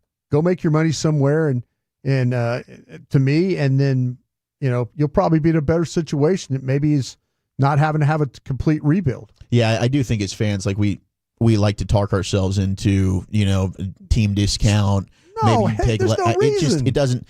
These players, your career could be done in a play. Yeah. A lot of these guys, you got to go and make the most amount of guaranteed money possible. And for George, the smart thing to do is probably go see what that market is. And Hell yeah. when the trade happened, Pittsburgh, the word I got was his group wanted north of $25 million. Pittsburgh had said, we're not going to pay that. Yeah. So they knew they were moving on, and they might as well trade him. I guess some of the other texts we've gotten, Brian, would be, if you're not a team that looks like you're going to contend. Now, I believe the Cowboys front office believes they will. Would you consider trading Pickens while his value's super high? You and I had this discussion. If you're a team that you do not feel like you're going to re-sign him and you could get more for him and just letting him walk, maybe get your third back or especially if you're rebuilding a defense. Yep. If you get everybody back, and I know it's crazy talk, but if you're a team that you don't feel like you're going anywhere, and if you're losing to the Bears and the Panthers, you're not going anywhere. Yeah. You're not going anywhere. So, the possibility. That's why I asked Stephen Jones that question about how the team. How does the team is how the team plays the next several weeks going to tell you? And he was like, no, you're going to make a move and all that. The last thing I want them to do is make a big swing move, and this team still suck. And I think that's totally on the table. Yeah, I really do. I do too. I mean, it's just going by my lifelong history as a Cowboy fan, especially if the feeling is the fan base might be kind of jumping off the train, not believing that this team has a chance this year? Do you make a move to try and generate? I mean, I kind of felt like the trade for Mingo was a trade to just make a trade last year. This is George Pickens of value over the cap valuation, and this is probably before the game today. 28.6.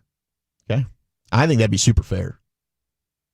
$28 million a year. Yeah, I think he's a hell of a player. But that's now we'll see what it is.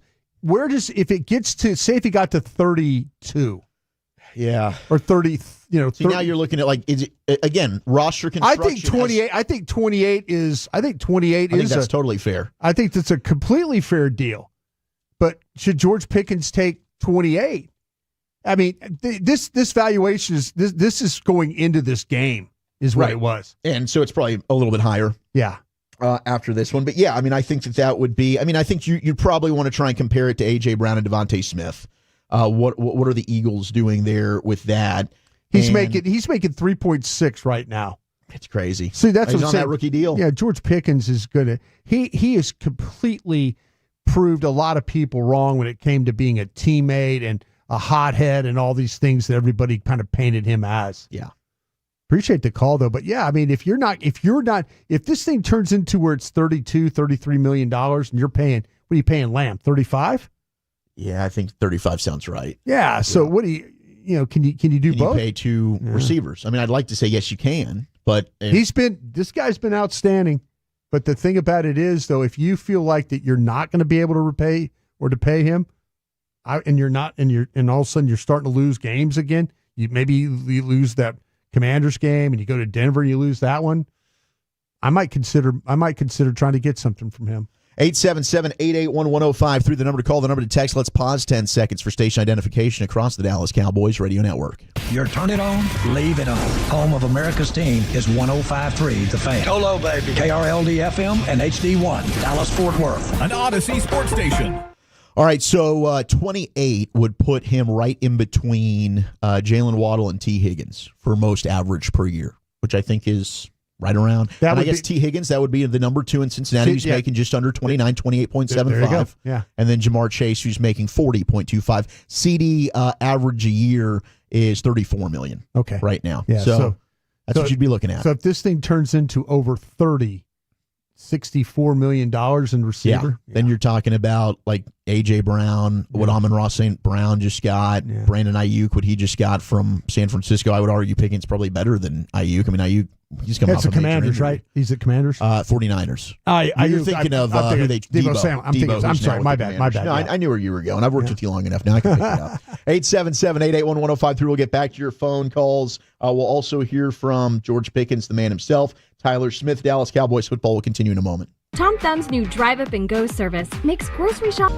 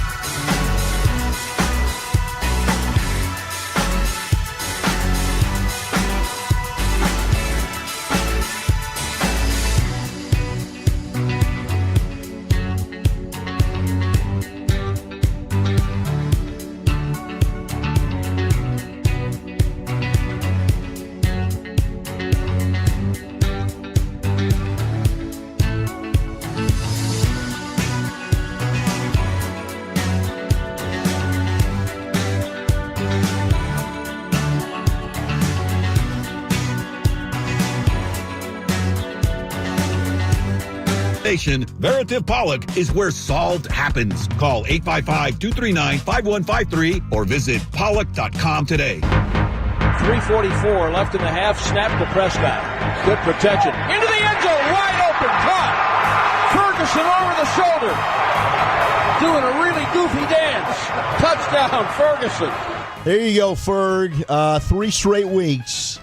3 straight touchdowns for Jake Ferguson, as that was our What a Play of the Game, brought to you by Whataburger and the Salvation Army. Doing the most good as Jake Ferguson continues a hot streak to the season, 3 for 33 and a touchdown. Reminder, you can catch Jake Ferguson on with us on the G-Bag Nation, the Cowboys flagship 105 through the Fan, and the Odyssey app every Thursday around 5:20-ish here, also on the Dallas Cowboys radio network. Zach Wolchuk alongside the Super Bowl winning scout Bryan Broaddus. 30-27. Cowboys had a disappointing loss on the road to Carolina. Trayvon Diggs is courtesy of Calvin Watkins. Quote, yeah, it's very frustrating. It's all these points. The receivers are running wide open. Too many busted coverages. It's a lot. I feel like we're all over the place and we really don't have no identity, according to Diggs. Yep. He hadn't played worth a damn himself. He hasn't. His identity is they give up big plays with him on the field. They give up big plays with Bland on the field. Just take your pick. They don't particularly. Last week they got fortunate to get a pass rush. They haven't been very consistent doing that. The one thing they've been consistent at is giving up big plays. Yeah, that's true. And it really doesn't matter. Run the ball, throw the ball. And when you got guys just so wide open, Carolina hasn't done anything all year long. You made them look like a top 5 offense the way that played. And they had a backup tackle.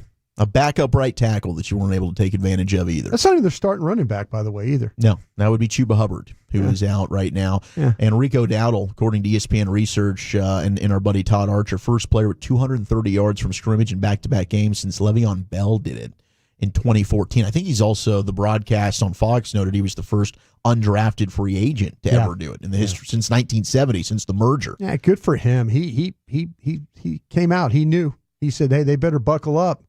And he knew that listen, he played here. He keeps an idea of what's going on. He kept an eye on what's going on in Dallas. He saw what was going on with the run defense and all that.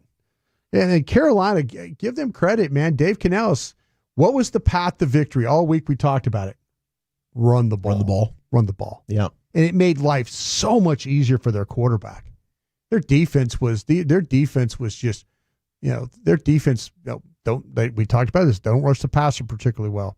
There were opportunities where you could have taken advantage of the cornerbacks. I thought that Dallas might have a chance running the ball on the edge. That's why I was wrong about him.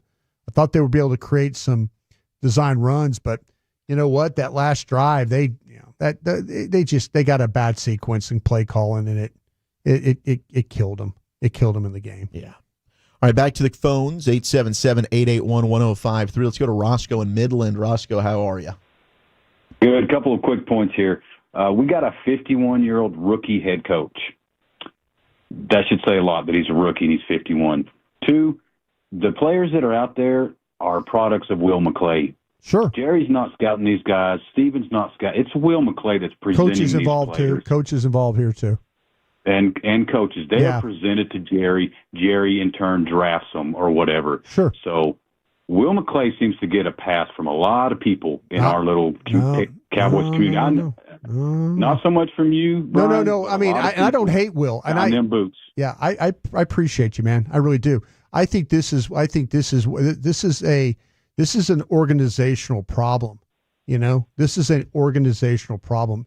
And I like to say, Will and I've had this discussion before, and I in the past I've tried to give Will some cover on stuff. Will said, "Nah, and so you know what? I'm not going to do that anymore." And you're absolutely right. They all should take a look in the mirror here about the way their team is constructed, especially on defense.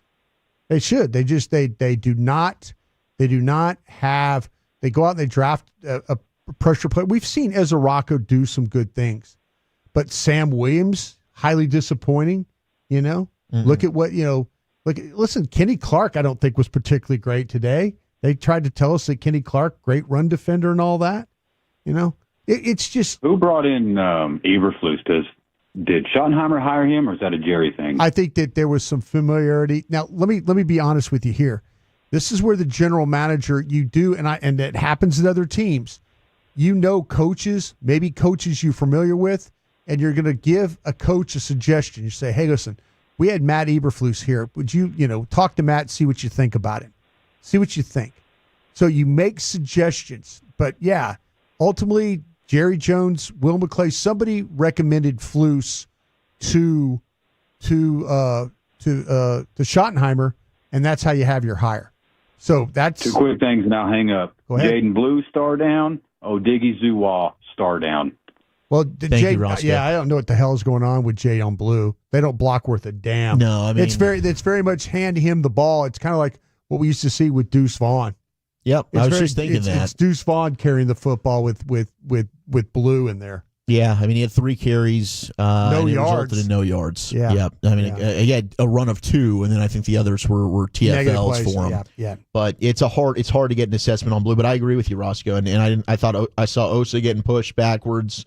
But yeah, I mean, I think on our flagship on G-Bag, I made the case a few weeks ago that really defensively they've failed at drafting since 2020. That's it. 15 of their 25 draft picks are no longer with the team. That does include Micah Parsons, whom they traded. But right now, guys that they looked at, and I pointed this out earlier, Diggs and Bland were drafted and re-signed and thought, okay, and have been all-pro players. They look like a shell of themselves right now. I mean, Maris Leofau had the big play last week. He had the sack today, but there's times where he's missing tackles in open field. He's taking poor angles. We'll see about Shamar James. We'll see about Ezeraku. Nealon's not looking great right now.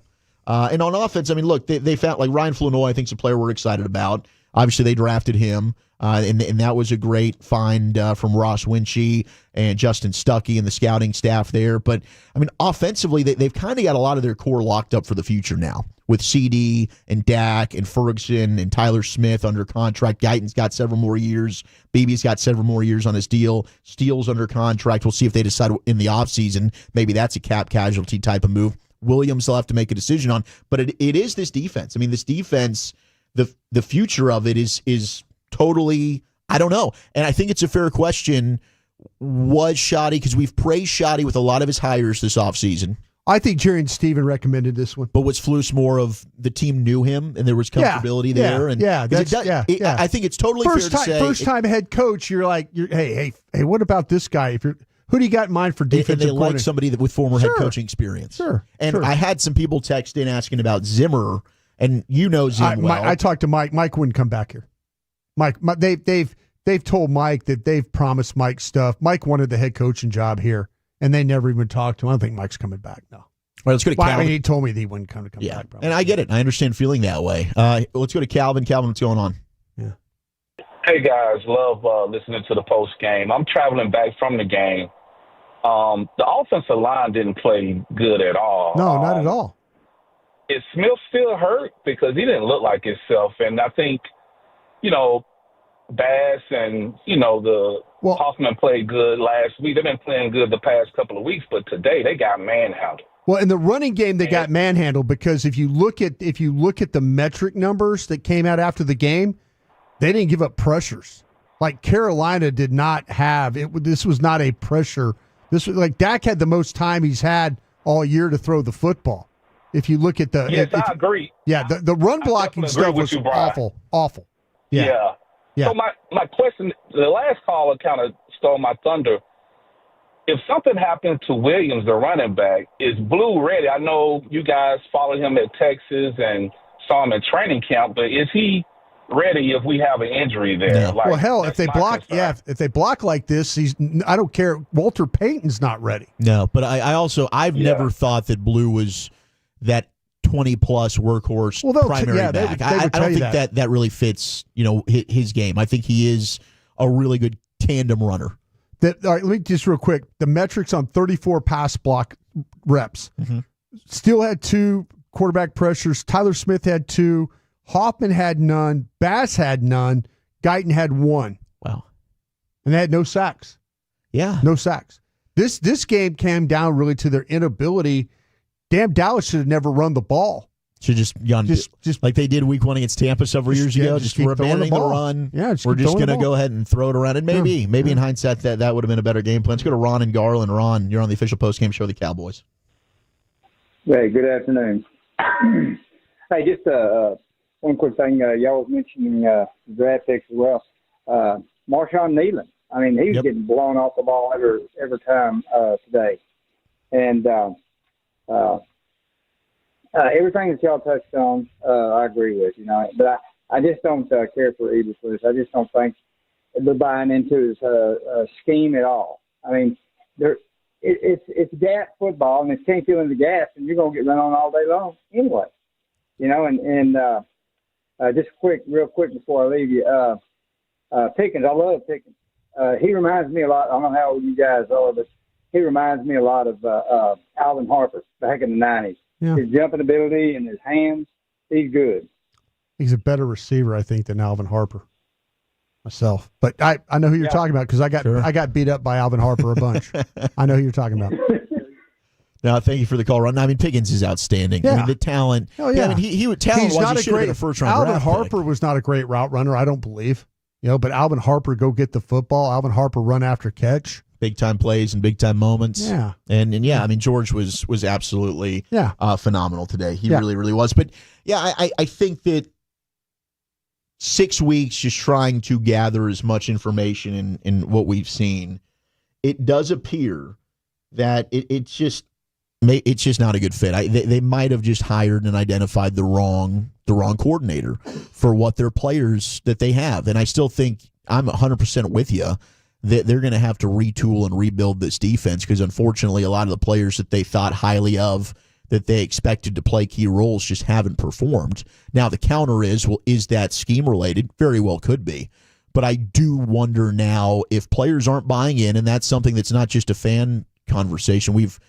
Buy-in was something, I think it was Jerry used those words when he was on with KNC on Friday. So, if there's not buy-in from the players and there's frustration, then I mean, maybe this just isn't for what Flus likes to run and the players that you currently have.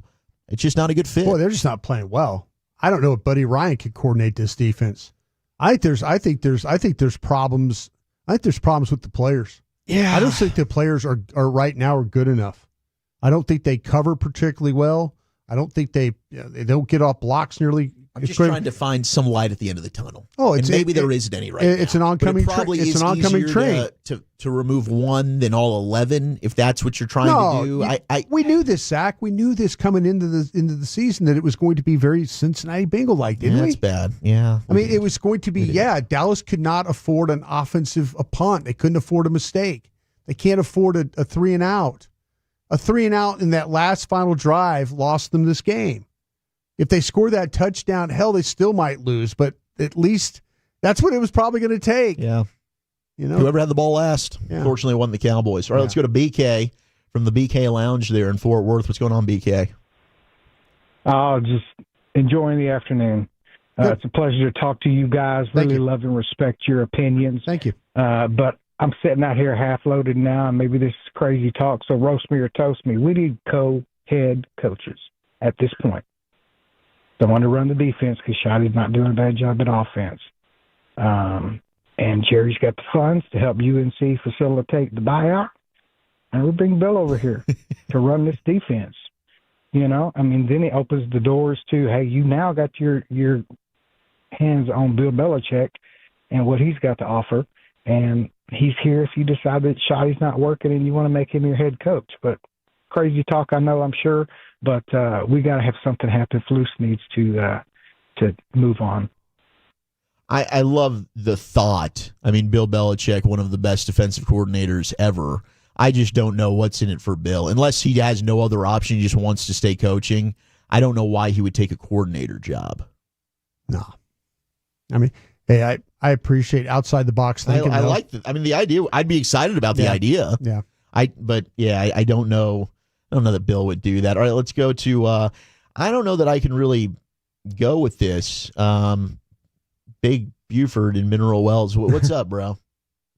Hey, how are y'all doing today? Good. How are you? I I'm doing great. I love the fan. I love the show. I love the after show. Bryan brought us Super Bowl champ. You're my hero. I love your insight. Appreciate that, man. But here's the deal. I mean, you're right. Sorry, you cut out there. Cut out. What did you say? What did you say? I don't understand if we're playing for this year, we're playing for next year. The playoffs would be great, but... Oh, you're playing for this year. You're trying to play for this year. You're just not good enough this year. That's the problem. Exactly. So at what point, being a diehard Dallas Cowboys fan, do we say, well, let's take this L?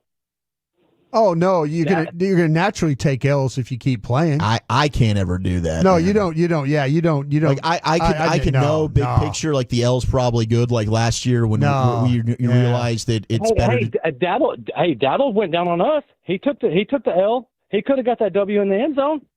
What's the difference? Well, that was a smart play. That was a winning football play there to go down and realize, okay, now all you got to do is kneel out the clock and you can kick the field goal. Otherwise you do give the Cowboys the football back and they've got an opportunity to tie it and send it to overtime. And I mainly just wanted to say I love the show. Thank you. I love you guys. Thank you. And let's take them L's. I love you, bro. Yeah, they're naturally. As a fan, and maybe other fans can be different about it. I can't ever root for the No. Front office won't do that either. No. But you're just naturally, every game is going to be like this for you. Unless you play somebody that's just really, really, really good on defense and they completely shut your offense down.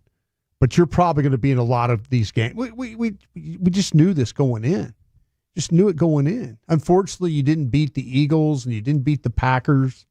And you had games, you had a chance. You had a game, you had blown out by the Bears, which was ugly. The Bears game was awful. This one was awful. Yeah, considering the situation. Yeah, this is just you just naturally go play football. You're going to take L's. Yeah, unless your offense scores 50 points. That opens up a couple lines there. 877-881-1053. The number to call, the number to text. We will have the post-game show coming up as well with the three-time Hall of Famer Chris Arnold and Fred Davis. So if we're not able to get to any of your calls here on the official post-game show, the Dallas Cowboys, make sure you can stay on hold, carry over. They'll get to you. And if you're out of market, you can listen to that on the Odyssey app on the flagship 105.3 The Fan. All right, we'll get to more player audio, your calls, and text. Dallas Cowboys football will continue in a moment. Miller Lite, the legendary light beer, the originator,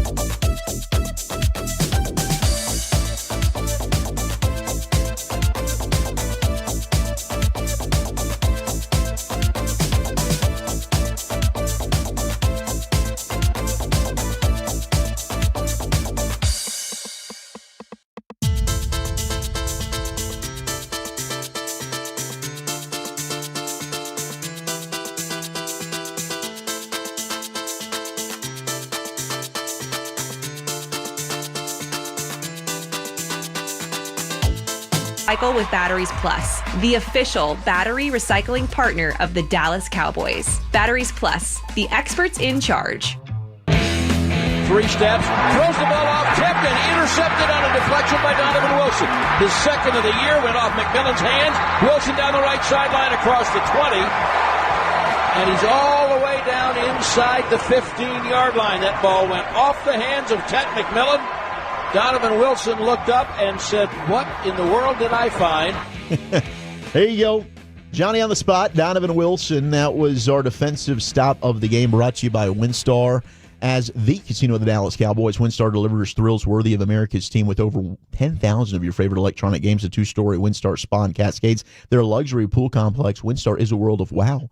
Please game responsibly, I should say. Zach Wolchuk alongside the Super Bowl winning scout Bryan Broaddus. Cover responsibly. Trying, man. Yeah. Make sure you cover.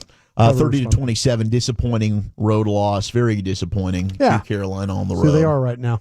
2-3-1 now. Cowboys coming back home. They'll take on Washington. 3:25 kick, so we'll have pregame around 12:30. Postgame will go till 9:30 on the Dallas Cowboys radio network. Let's hear from Tyler Smith. He was back in the starting lineup after missing last week's game. What did Tyler have to say? I mean, we just didn't execute the way we needed to. I think they had a great plan in terms of like stopping us and preventing us from having those efficient runs. That's just something we got to work on in practice, is getting more efficient at dominating those difficult looks. But kudos to them. They do what they're supposed to do. 2-3-1. What do you guys do now? How do you right the ship? We win next week. That's all you can do. You go on to work, you look at the tape, figure out what you got to correct, and then you go win next week. You keep winning until eventually we get to where we need to go. What frustrates you guys are so up and down right now? I think what frustrates me is just I know we can execute and we can beat anybody. It's just a matter of doing that. I think that's the most important thing. It's just week to week, continuing to work on the fundamentals of things, continuing to see things coming, continuing to slow the game down for us, and then just staying in the fight. Like we already know how these games can get. This is the NFL. It's an any given Sunday type league. You have to be ready for anything. You got to be ready to go to fourth quarter overtime and things of that nature. So I think we just got to be consistent with that for sure. Shotty said you guys weren't physical enough on both sides.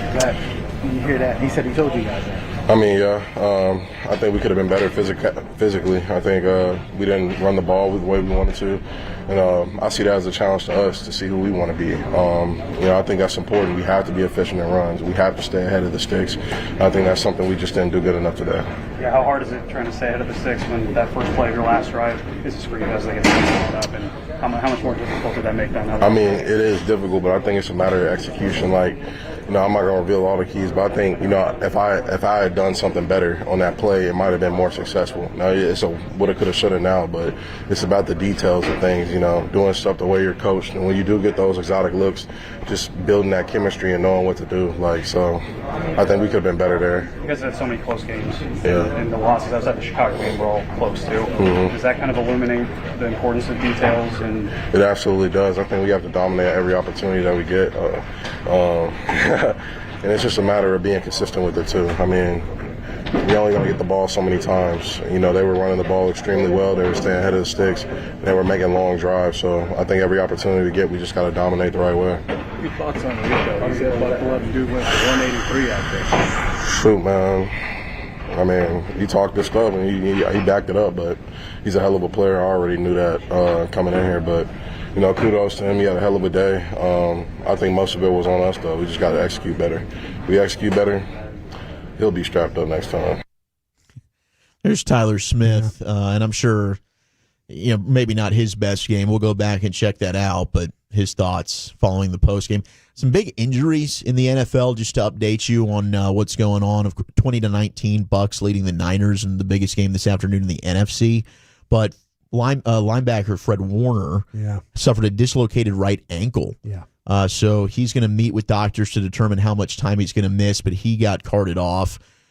Trey Hendrickson, who we've thrown out as possibly would the Cowboys want to trade for an edge, he's been ruled out with a back injury for Cincinnati. Yep. And Emeka Egbuka in this same game against San Francisco has left with a hamstring injury and is doubtful to return. So Baker Mayfield now playing without his top 4 wide receivers as well as Bucky Irving, their running back. And I think just threw a touchdown. Just threw a touchdown. Yeah. Just found a guy. I mean, there you go. And that's another thing. I think the Cowboys, certainly last week we praised them. They won a game with 4. Tez Johnson out of Oregon, huh? Speedster. Yep.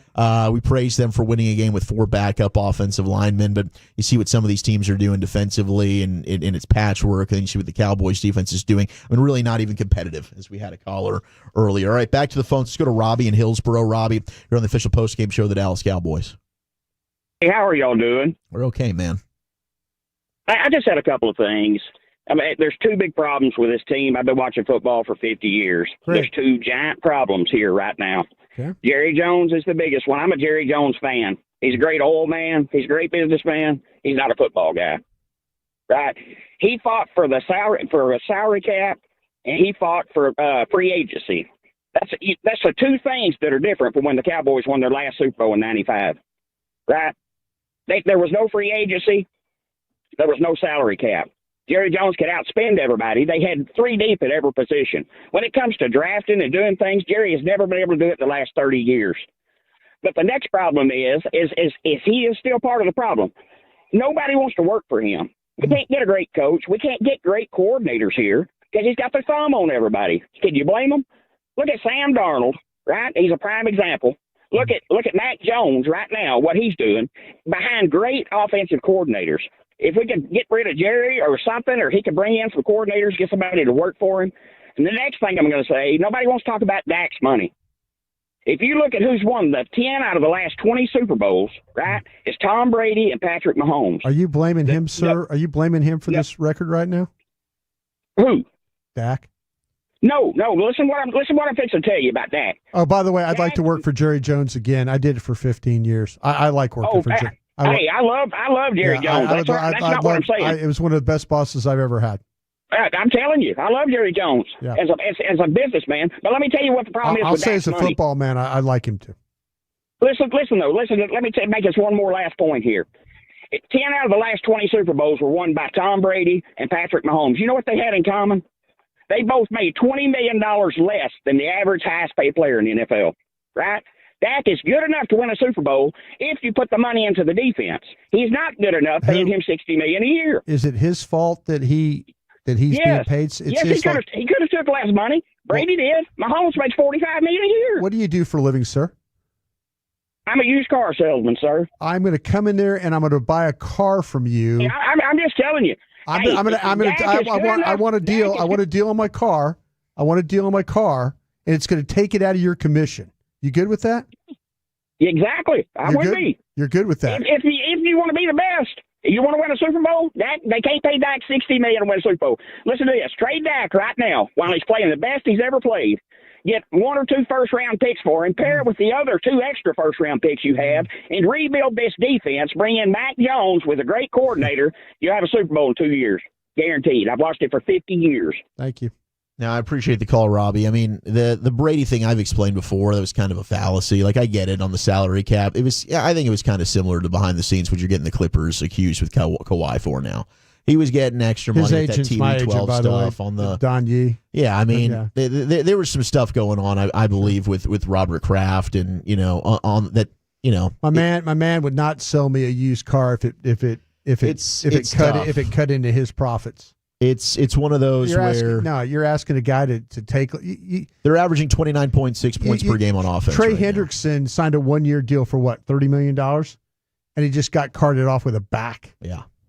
And all of a sudden you were talking about maybe trading for that, a guy playing, and then now that's hanging on him. No, these guys deserve every penny that they get. Nobody should have to take a pay cut for anything in life or if your value is what your value is, get every bit of it you can. You got to get what you're worth. You got to absolutely get what you're worth. I'm not gonna knock Dak for the 60, but I do think he made a lot of good points in terms of the last 30 years of what's been going on. But that's not going to change, as we've talked about before. I don't, it's kind of, it's a big topic, and it might be kind of, the elephant in the room, but unfortunately, that's not going to change. All right, let's go to Wade in Louisville. Wade, what's up? Doing good. Hey, how are y'all doing? Excellent. Been better. Yeah, good. Hey, I mean, Bryan, you were in the organization for years. Like, my whole thing is, yes, they've been drafting bad lately. Sure. They've had some teams to win, to contend for a Super Bowl. The 07 Cowboys were loaded. They could have won it. The players didn't get the job done or make the plays. 2014, 2016, the 3-12-5 teams, I think they were good enough. My whole thing is, when we have had those teams, I feel that they, especially the last 15 years, they're frugal in free agency. I don't understand why. I've heard Stephen Jones say, if you got to go out in free agency and spend money on good players, you're going to have to overpay. But what does it matter, though, Stephen, if it gets you a Super Bowl title? That's what the Eagles did. That's what the Buccaneers did. That's what the Rams did to go over the top. They spent the money, and then they rebuilt again, and now they're making another run at it. Why can't y'all do that? Why can't you go out in free agency and get players to put us over the top instead of just drafting and relying on the draft when your drafts lately, like y'all pointed out, have been terrible? I just don't understand. Are you okay with them resigning their draft picks, the CeeDee Lambs, the Tyler Smiths, those guys? Are you okay with that? Yeah, I'm fine. I'm fine with that. Okay, then that's going to take us money. We've got some of the highest paid. I mean, they walked away. They walked away from that defensive end up in Green Bay. They were, they didn't want to pay him $40-something million. Might be the best thing they've done. They got the draft picks, but overall, I mean, they look at signing their own as like free agency. We like having CeeDee Lamb around here, right? Would you rather Would you rather Deebo Samuel or CeeDee Lamb? I'd rather have CeeDee Lamb. Okay. I mean, they also let DeMarcus Ware walk in 2014, and how would a DeMarcus Ware help in 2014? It's fine. No, you're absolutely right. Like I said, but Micah Parsons. Would you pay Micah Parsons $40 million a year? Would I pay it? No, I wouldn't have paid. I wouldn't have paid him 47. That's for sure. Okay. Yeah. So that's what I'm saying.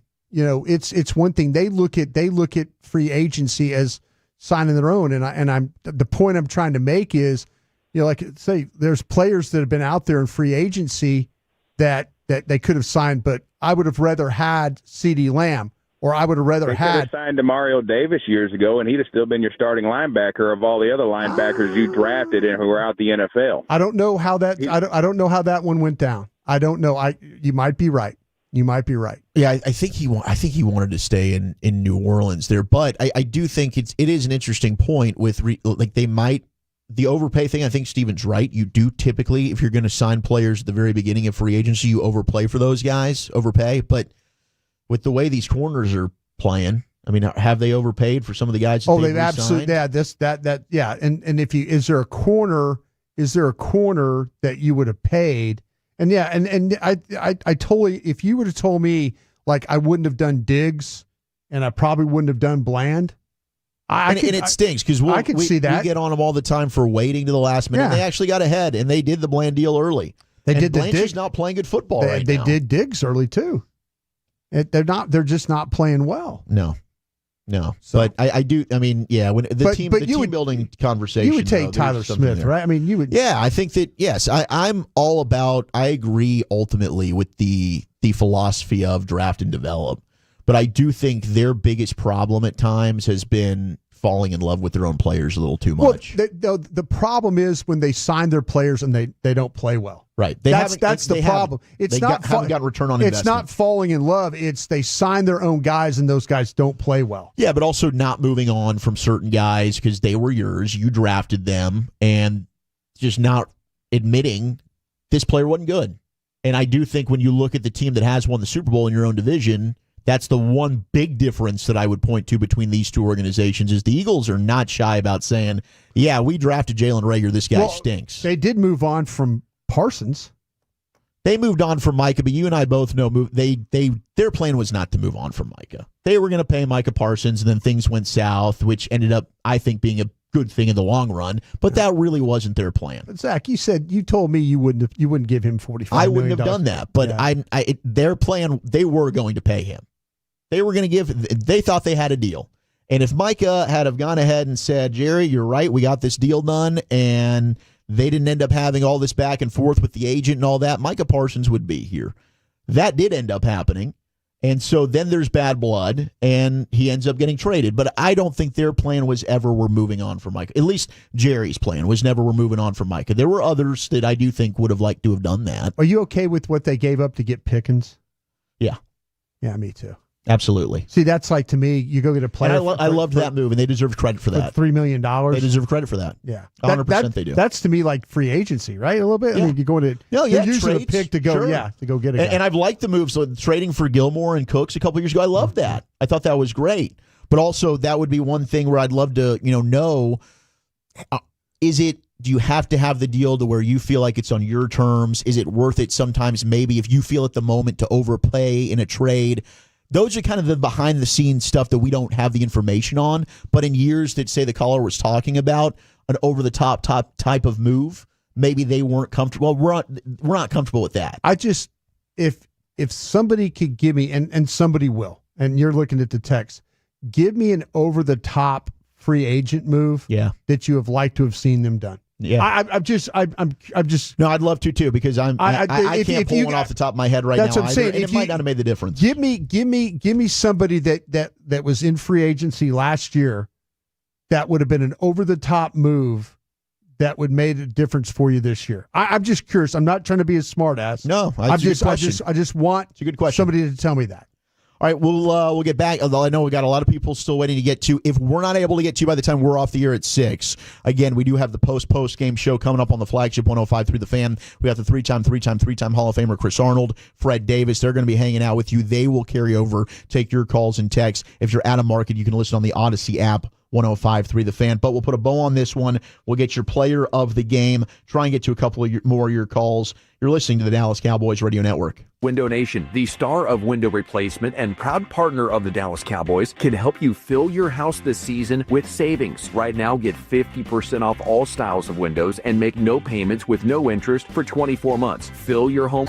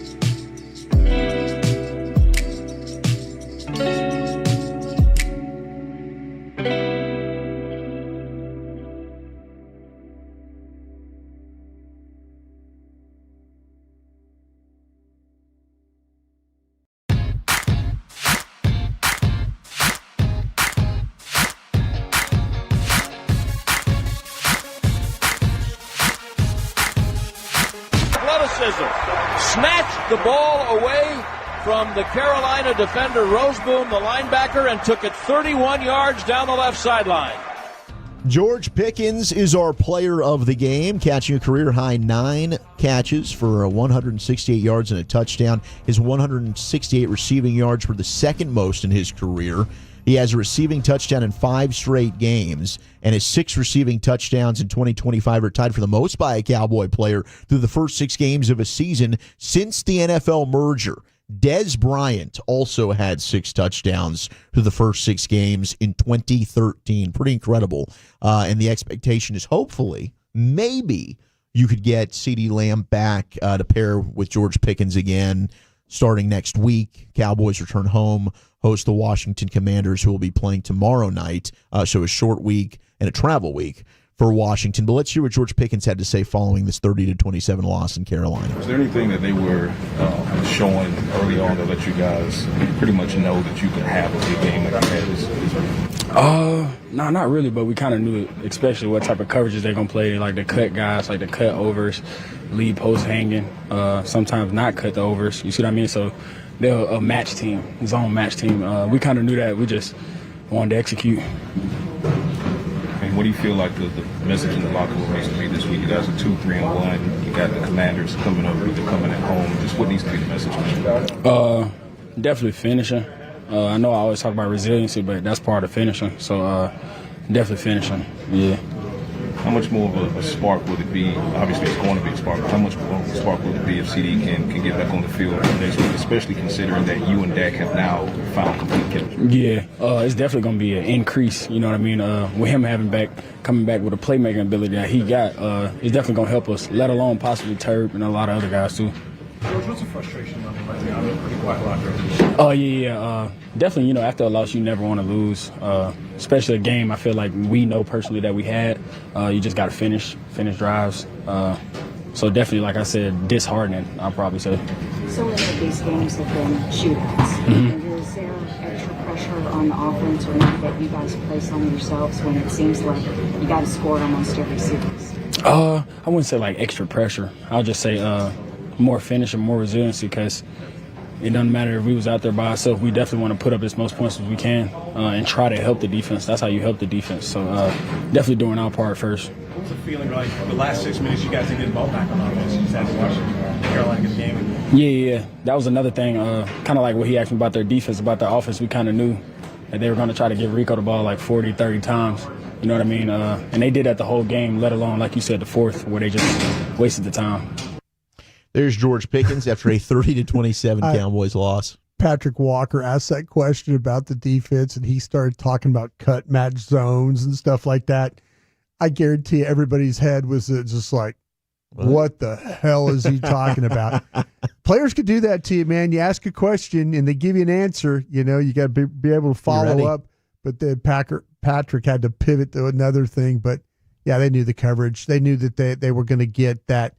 They were going to get a lot. They got a lot more man coverage in this game, and they even treated Ferguson like he was a wide receiver on some of those things. Yeah, J.C. Horn on him. J.C. Horn on him a couple of times. Yep, sure did. Some of the texts we got back in terms of free agent signings that maybe the Cowboys could have made. So I'm going to tell you what, Bobby Wagner, 2-3 years ago? Bobby Wagner a couple of years ago, probably the most texted in. Trayvon Merrick, who I guess this offseason, if they wanted, they've liked their safeties though. I mean, maybe they're higher on their safeties than they should be. They gave money to Bell and to Wilson, right? They did, and they barely play Bell. Yeah. Strange. Yeah, that's a problem right there. But yeah, Bobby Wagner's signing was Dan Quinn. Why couldn't Dan Quinn get that one done? They didn't want to pay. He was asking for too much money. That's what the report was. But Josh Jacobs, Derrick Henry, those were a couple others. Derrick Henry's a good running back. Derrick Henry's maybe a good re-signing Jordan Lewis. That Jordan Lewis one, they were never going to do. That was 10 mil. That was Jordan Lewis never got the respect he absolutely deserved here. Now I'll raise my hand and say I'm guilty of that too. Yep, absolutely. Yeah. But those were a couple that got texted. And 877-881-1053, the number to call, the number to text. Right. Very quickly, we'll take our final call of the night. The rest of you can wait on hold. They'll get you in the post-game show with Chris Arnold and Fred Davis. Let's go to Greg in Denton, who's been waiting patiently. Greg, what's up? Hey, I heard earlier Bryan saying that this defense just wasn't good enough to win, and I agree with you. But I think that if you kind of look at things for next year, there's a very good chance to rebuild the defense in a hurry because you're going to have Overshown come back, you're going to have Siobhan Ravel come back, and you got 3 picks in the first 2 rounds next year. And if you do things right, this could be a pretty good defense next year. Yeah, you hit on them. It's not doing anything for you right now, but no, I see your point. I mean, hey, I'm not trying to slam you on this one, but yeah, this is we don't know. Listen, in 2 weeks I'm going to start working on the college draft. In another 6 weeks, I'll be able to tell you what defensive players you might be talking about. Yeah. Yeah, appreciate the calls and texts, 877-881-1053. Cowboys at home. They'll be taking on Washington. Big game for Washington coming up, especially after you had Philadelphia lose to the Giants. So this division tightening a little bit as the Eagles have lost back-to-back. They're at 4-2. The Giants in last place at 2-4. Cowboys sitting at 2-3-1. The Commanders will be hosting the Bears on Monday Night Football. It's a doubleheader tomorrow night. Bills, Falcons, Bears, Commanders. So if the Commanders can win, that's a rematch of last year's Hail Mary. Where Tyreek Stevenson. And that might have been the end of the Bears. Yeah. Yeah, and Commanders could be 4-2 coming to play the Cowboys. They could be 3-3. Still a big game next week, and maybe the Cowboys are able to get some reinforcements back. It sounded like Christie was optimistic about Tyler Booker, maybe CeeDee Lamb. Yeah. So we'll see and monitor the injury front throughout the week. A couple of scoreboard updates for you going on right now. 20-10. Raiders looking for their second win of the year over the Titans. Ashton Genty's got 75 yards and a touchdown. Packers just scored. They're up 24-10 with under 5 to play at home against Cincinnati. Jordan Love, 18 of 24 for 228 and a touchdown. Jamar Chase has 8 for 69. And Joe Flacco's debut with the Bengals. Josh Jacobs with 85 yards and 2 touchdowns on the ground. Bucks leading the Niners Bucks at home. just missed a field goal, though.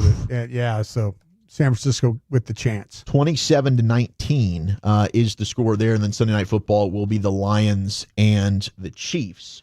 And then earlier today in London, 13-11. Broncos beating the Jets. Jets now 0-6. Still ugly game there. Colts improved to 5-1 over the Cardinals, 31-27. Chargers over the Dolphins, 29-27. Steelers beat the Browns 23-9, and the Patriots over the Saints, 25-19. Big thank you to Peyton Russell, as always, Kevin Walker, Ross Lubinsky, Tim Collins, Gavin Spittle. Shout out to Douglas Barraclaw. I always forget to shout out Douglas. A lot of audio that he sends behind the scenes. We love you, Douglas. Thank you so much. Brian Broaddus, I'm Zach Wolchuk. Hugs and hand pounds. We love you. We got Chris Arnold and Fred Davis coming up on the flagship 105.3 The Fan. So they'll be taking more of your calls and texts. If you're out of market, you can hear that on the Odyssey app. Make sure you listen to the Love of the Star podcast as well. Until next time, Dallas Cowboys football will continue here in just a moment. A true Dallas Cowboys fan is there for the journey and the destination. This is the season to...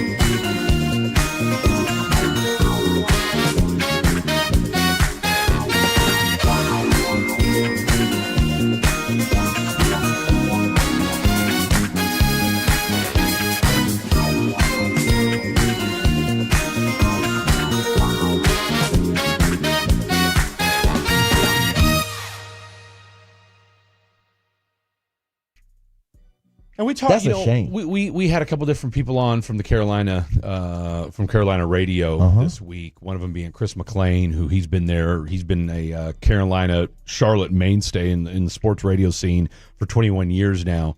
And he said, "Look, I don't know what to expect out of this team tomorrow." Right? Me and Blake had him on yesterday, and that was the one thing I said. Well, what is this team exactly?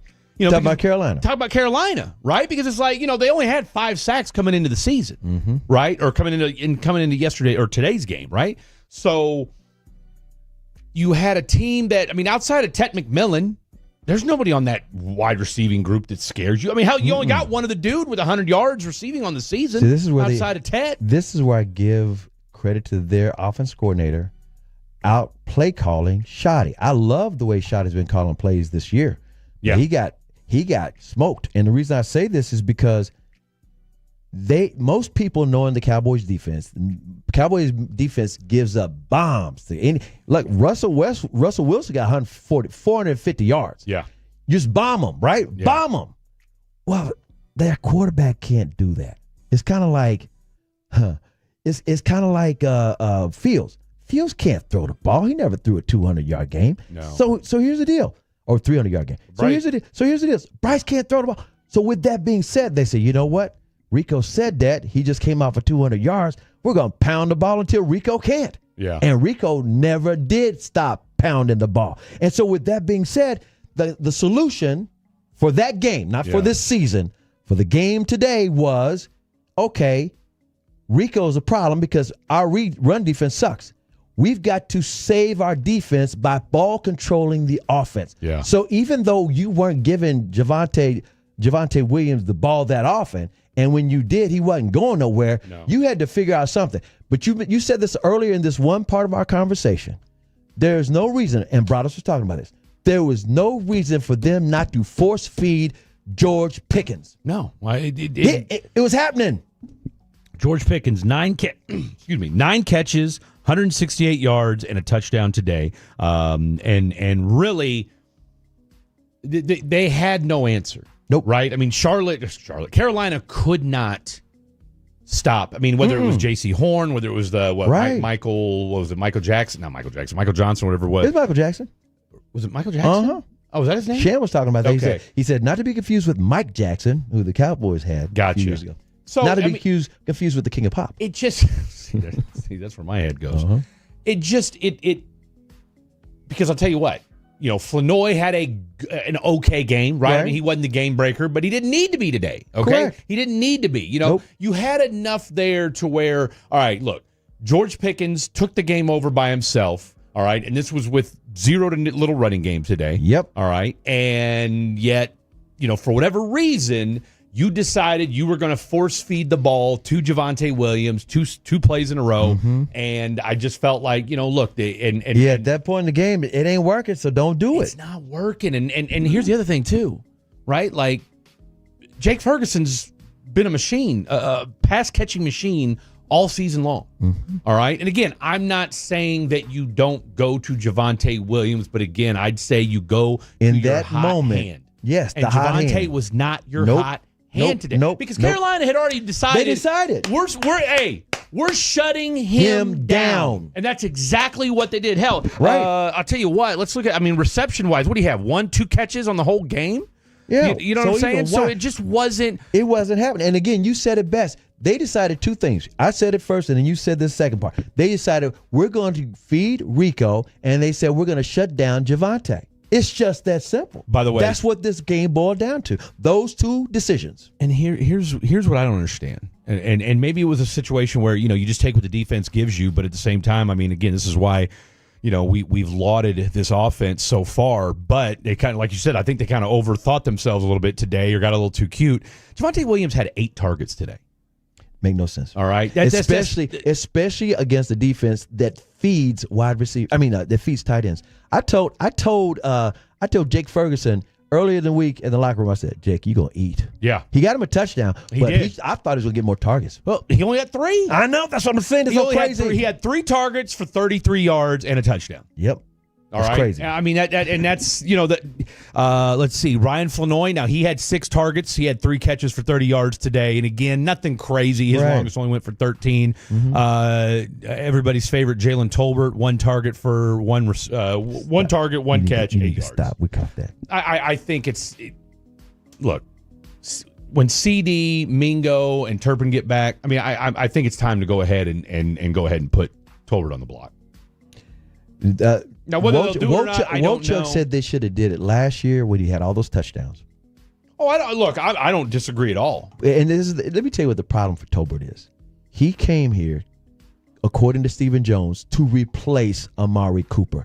He is not Amari Cooper. No. Was never Amari Cooper. So therefore, as you see him, he's not going to be that guy. He's not even a slot guy. But the problem is, Steven said, Amari, we don't need you. You cost too much.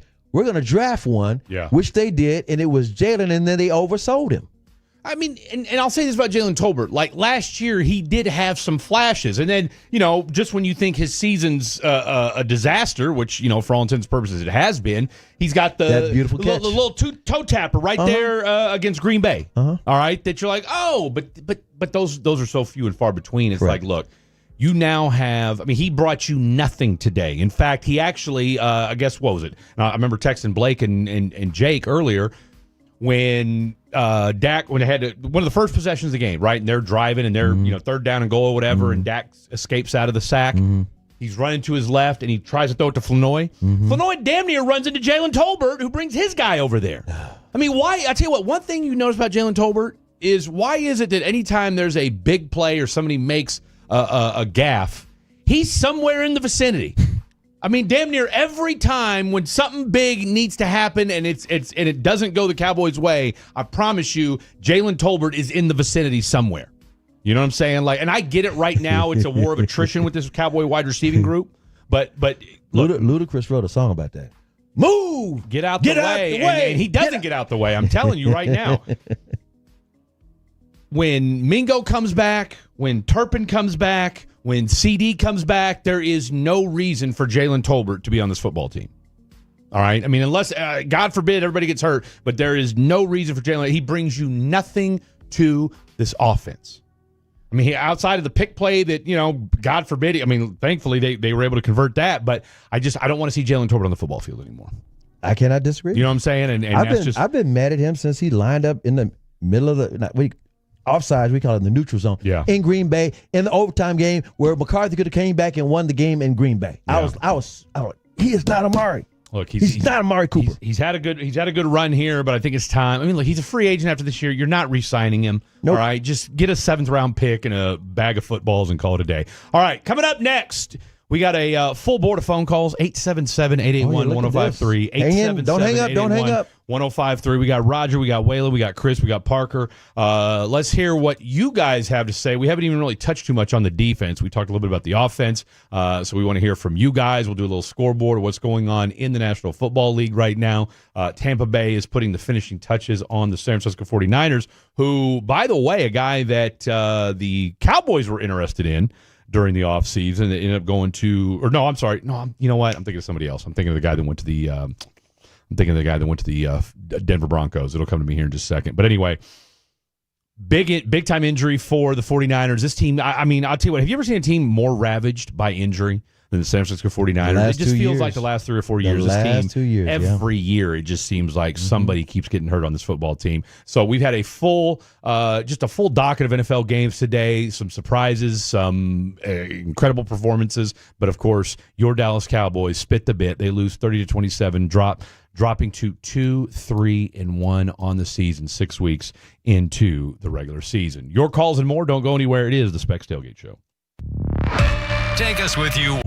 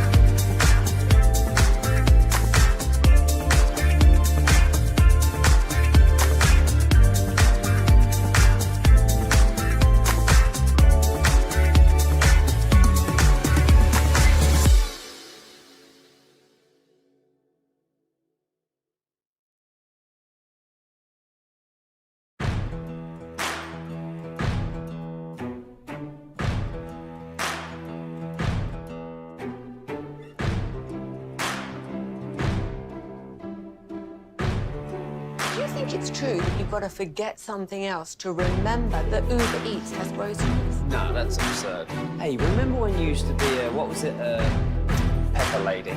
Pepper Lady? Wasn't it Cinnamon Sisters? Basil Babes. Saffron Squad?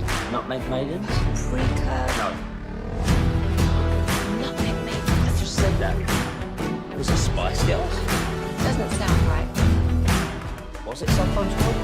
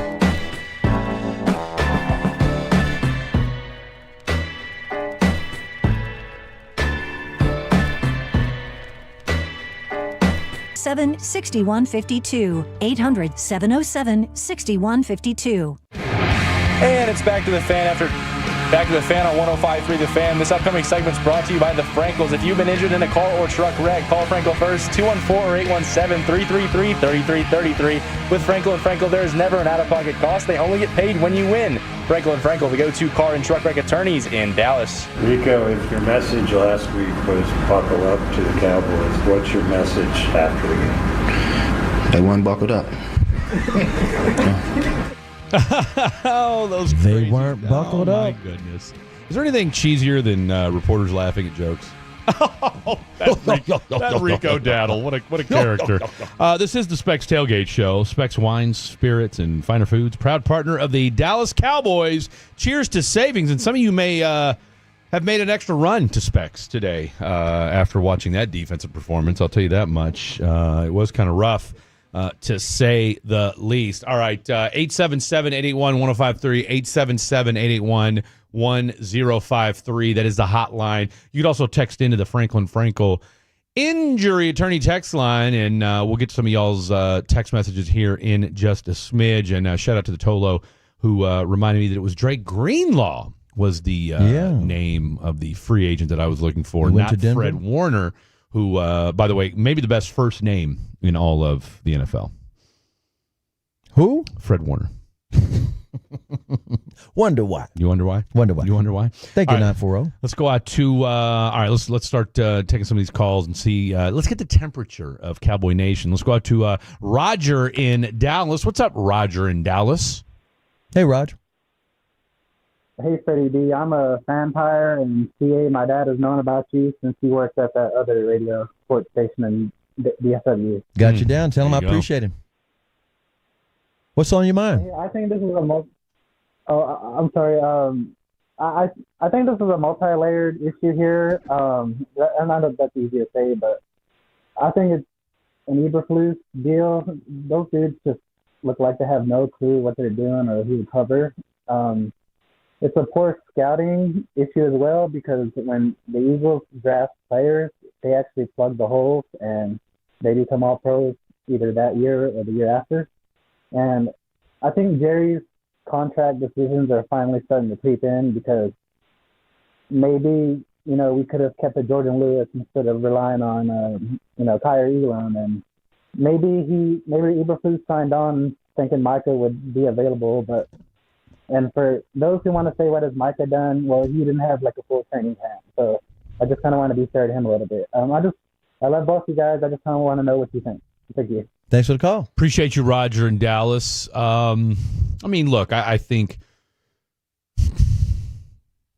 we're 6 weeks into this season, and this defense, your defensive ends. I mean, what did Jadeveon Clowney do today, outside of miss a tackle? He always provides pressure. They say, and again, listening to Wolchuk and Broadus, who, when it comes to talking all things Dallas Cowboys and their insight and analysis, I mean, I'll take them over anybody. But one of the things that they talked about today, too, and has been a discussion point for this Dallas Cowboy team since I've been here for the last year and a half now is, and I've heard both these guys talk about it, is, do the Cowboys and the front office overvalue their own guys? All right. And so that's of course they do. Right? Because, I mean, but at the same time, okay, like Osa played better last year with Mike Zimmer. Mm-hmm. Okay, like the Osa we've seen this year is not the same Osa we saw a year ago. I was saying this to Willie Bully. This is what I've come to the conclusion.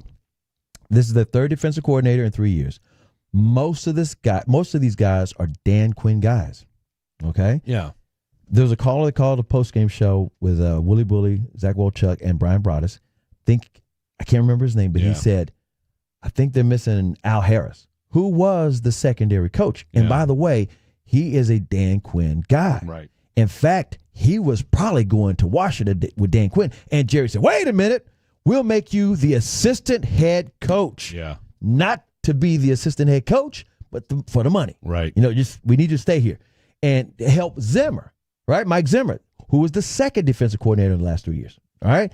Zim started off with his own system a little bit. And he said, wait a minute, these guys are used to this DQ stuff. Yeah. And so Al Harris helped with the transition, and they were mixing and matching, and it worked out. Right. To a degree. It wasn't 100%, but it was to a degree. Of course, you got Micah, too.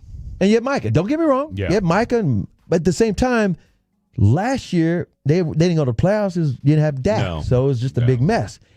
With that being said, you bring in Eberflus, who's got his own system, and he favors the zone more. Yeah. And everybody said, well, you don't have Micah. And then Bland got injured at the ankle after the first game, and then Diggs coming back too soon. This is what's missing. It's not just Micah being missing. You don't have Tank Lawrence providing that pressure. You might say he don't have all these sacks. Tank Lawrence was so damn solid, they didn't even go to his side of the field. Right. And you didn't have, I was saying this to you, you didn't have Jordan Lewis. Jordan Lewis was your slot corner, and he was the dog in the secondary that set the table. I could go down the list of the guys who are the identity of that team, because I'd be in that locker room after the games. I'd be in the locker room during the week, and I saw who was talking to trash, and who were the leaders on that team. Right. And defensively, most of them walked when they didn't bring back Quinn, because they were free agents, and Steven make no moves. And I'm not even talking about just this past year with Tank and Jordan Lewis. That was this year. The year before. Yeah. There were guys on that defense that Steven Jones said, we were just replacing. Remember when Jerry said, I'm all in? He wasn't all in like he's going to pay whatever it costs to get the deal done. Right. He was all into whatever Steven said. All right, Steven, since you won't let me fire Mike McCarthy, this better work. I'm all in. I'm going to back you on this stuff. But, I mean, they lost guys, seriously, on that defense from a couple of years ago that just walked away. They were tone setters. I could go. I'm looking for some names off the top of my head. Well, I know Dorrance Armstrong was one of the guys you lost. He was one of them. Some of them went to Washington with DQ. Yeah, Fowler came back, but there's other guys that just left or they decided they were done with him and they were washed. It's making me mad because I'm looking for the names. Well, while you're doing that, go ahead. I'll tell you what, you do that, and let's go. We'll reach out to Waylon in Little Elm. What's up, Waylon in Little Elm? Ooh, I'm a Tolo, long-time listener, long-time frustrated Cowboy fan. How are you guys doing? Good. Same boat. Hey, I got a lot of things to say, but I'm going to Wait. Can you before you start, I got those names real quick because I was talking about that, and I want you to listen to these names, and then you go ahead with your conversation. I don't want to lose this. You had Deron Bland, Donovan Wilson, who's still here, Stephon Gilmore, J-Ron Kearse. J-Ron Kearse had the green dot on his helmet. Malik Hooker's still there. Trayvon Diggs, Buddy Johnson, C.J. Goodwin still. Carl Davis. I could go on and on and on. Chauncey Golston, Damone Clark. These are some of the guys that were defensive guys that made a difference, man. Dorrance Armstrong, like you said. I could go on and on. There was some chemistry there, and that's why they don't have an identity right now. I'm sorry, back to you. Well, that and terrible drafting. Yeah, continue, Waylon. Yeah, continue, Waylon. Okay, so got that off my chest. This is just me. As bad as they look, you have to consider everything. There's nothing off the table. For me, I say every year, for the last 4 to 5 years especially, I don't care who the defensive coordinator is. I don't care who the head coach is. The Cowboys have a scheme that they are still using from the days of Jimmy Johnson, which worked back then. Smaller defenders, smaller guys that flow to the ball, and that's important when you're team tackling to make up for your lack of size. They're still using that scheme. That scheme is old, is gone, which is why they can't stop the run. This year, the wheels fell off. And I'm going to say this. When they get more physical on the defensive line, i.e. the front seven on defense, of course, and the offensive line, that's when you will see a change. This little quick, spindly arm defensive ends, 260, 250 that can run around the edge, that does nothing. That does nothing except on passing downs. And they can't stop anything, guys. So it's not going to change until they get physical, and they're nowhere near that. They are a flag football team that kind of tackles. I'm done. Thanks for the call. I mean, Waylon, I appreciate that. He called him a flag football No, he team. absolutely did. He smacked him in the mouth. I mean, no, look, they got out physical today. Yeah, and you know what? Shotty's always talk about the physicality. He sure does, He but was preaching that in training camp. It was not the case today. Not the case at all. Right? I mean, it was and the thing was, and again, we talked about this in the first segment. You knew they made it clear Rico Dowdle was going to be the bell cow today. Right. Okay? And oh, by the way, that's a guy you know. Like he was in your system. He got was 1,000 yards last year. Football team was here for 5 years. Okay, you know his nuances. You know his tricks. You know You've seen it in practice every week. You saw it in training camp every practice. Theoretically, the Cowboys should know Rico Dowdle better than the Carolina Panthers do. Exactly. And he still put up 250 on you today. All right. You know why? Because they're overthinking the Eberflus system. Here's part of the problem. I was saying this earlier. Eberflus has got to match his system. He's got to match the talent to his system. He didn't have the talent to run his system, so he's got to go back to what they know. Well, I got to say it in different words this time. Yeah. I got to say it like this. He's got to match it down or dumb it down to their mentality, because apparently they can't do it any other way. Otherwise, they're overthinking. They're overthinking being in the zone. They're overthinking not doing stuff different than what they used to do. Yeah. So you have to dumb it down, Flus. I'm just saying. Well, them or you. I think we're getting to this point with this football team right now. And, you know, again, last week we tried to be positive. We tried to be like, all right, look, you beat the Jets, but let's not get too carried away because it is the Jets. And if you watch that game this morning, they might be the worst team in football. In fact, I think they might be the worst team in football. I mean, that team looks so out of whack, and I'm not even convinced Aaron Glenn knows what the hell he's doing right now. Justin Fields is awful. And there's a lot, and they got talent on that football team. That's the crazy thing about it. Like, the Jets have some legit talent on that football team. I just think from the ownership down to the front office to the coaching staff, they are totally in over their heads. Mm-hmm. All that being said, you're right now for as good of a team as they've been drafting from 2017 to 2020, 2021. I mean, we're at the point now where you have done such an abysmal job of creating any kind of playmakers and or providing solid depth on this football team. And then you're trying to, and you know this, and people at home know this, you can't build your team through free agency. You can't do it just through the draft either. I mean, I was saying this to Willie Bull. Well, but here's the thing, just real quick. I'm not saying you can do it, but you have to build that foundation through the draft. Okay, yeah, you do, but you got to augment it, which I get, but you're doing neither. So let me explain something. I mean, you have no foundation, or you're not augmenting. Willie Bully was talking about this about an hour ago. The Cowboys, of their last 25 picks, they don't have 15 of them working here anymore. I heard that. That's a staggering number. And so we talked about it because Steven always likes to say we're a draft and development team. Yeah. And I've said for the last 2 years in a row, you cannot assume every draft pick will be a hit. Right. And you cannot assume every draft pick will hit the ground running. So what you're watching, you keep saying you're going to the Super Bowl or the playoffs, but you're watching on-the-job training. And you keep changing up the defensive coordinator and the strategy every freaking year. Well, there's that. And then, oh, by the way, you've decided that you're going to wait until the very last second to sign guys, and you're costing yourself millions of dollars. So that ruins your salary cap. Exactly, because he claims he can't keep the ones that he's got because he's tied them up into certain players. Yeah. Well, that's your own fault, Steven, because you're waiting till the last minute instead of getting the deal done early. Yeah. And living with the result. In other words, this is what drives me crazy. Your perfect example of how to build a team is in your freaking same division. Howie does it with Philadelphia every year. Can't stand the Eagles, but Howie knows how to build a team. Coach sucks as far as I'm concerned, but they win at the same. And to show you how much they win, they're struggling the last 2 games. They've lost 2 in a row. Yeah. Guess what? In the meantime, they've won 20 of their last 22, including the playoffs and the Super Bowl. Super Bowl 2 out of the last 3 years. So don't let me even start about building teams and draft and develop. Look at the Commanders. I'm going to say this as well. They let these backup guys walk, or guys that were the chemistry on the defense. Toto texted in. He says, "Hey Chris, some of those same guys got blown off the field in that Green Bay Packer playoff game 2 years ago." Let me explain this to a lot of people because DQ admitted this. Dan Quinn going into that playoff game because the Cowboys were overwhelming favorites. They won 16 home games in a row. Green Bay had to win out in December just to make the tournament. They were the 7th seed, right? Yes, they were. 9-7 to get to the playoffs, right? Yeah. And so they were being served up to the Cowboys. And everybody knew the deal. Here's what Dan Quinn was looking at. He overthought this. He had a problem with Kyle Shanahan disciples. I think their record was a gaudy 9-1 against him.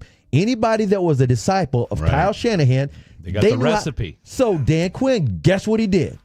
He changed up the entire defensive scheme and assignment during that week. So you can't do that. And those guys were in the wrong spots and didn't know what to. You can't do that. Why I tell you can't dance with who brung you. That's right. You know, like you did something for 17 weeks, then you decided the week of, and again, you're right. You once you start, and again, I think it was that, a shame. and I'm gonna tell you right now, and I love Dan Quinn. And I'll tell you what, I think that's a big part of what the problem is right now with this defense is you've got Eberflus overthinking, you got the players overthinking, and look, we talked to Darren Woodson last week, and we talked to Nate Newton a couple weeks before that, and Kenny Gant and all these other former players, and look, to a man, they all say it's the personnel.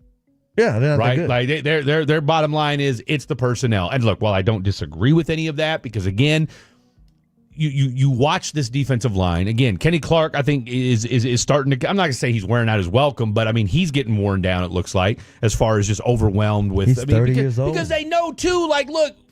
Take him out of the scene, and we're not really worried because guess what? The linebackers ain't hurting anybody. Okay, Trayvon Diggs ain't tackling anybody. Deron Bland hasn't done squat since he signed that fat contract. And I'm telling you right now, I don't care what anybody says. You cannot on 4th and 4, and I don't care what Des Bryant said. I don't care, but the linebacker was supposed to do it. You know what? You're the 5th highest paid cornerback in football. All right, make a play. Period. Like what are we doing? He's 8 yards off.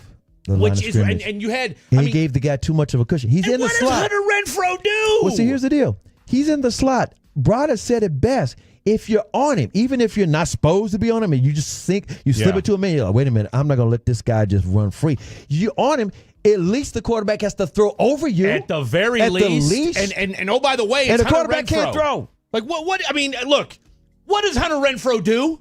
He's a slot guy, man. He goes in, he goes out. That's what he does. Well, this goes back to what you said best. The problem with the Cowboys, the depth they could have kept was because Stephen Jones and Jerry Jones wait too late to sign the superstars. Yeah. And they say, we don't have enough money. They could have had Jordan Lewis. You just made a deal earlier. All you had to do was give him his money.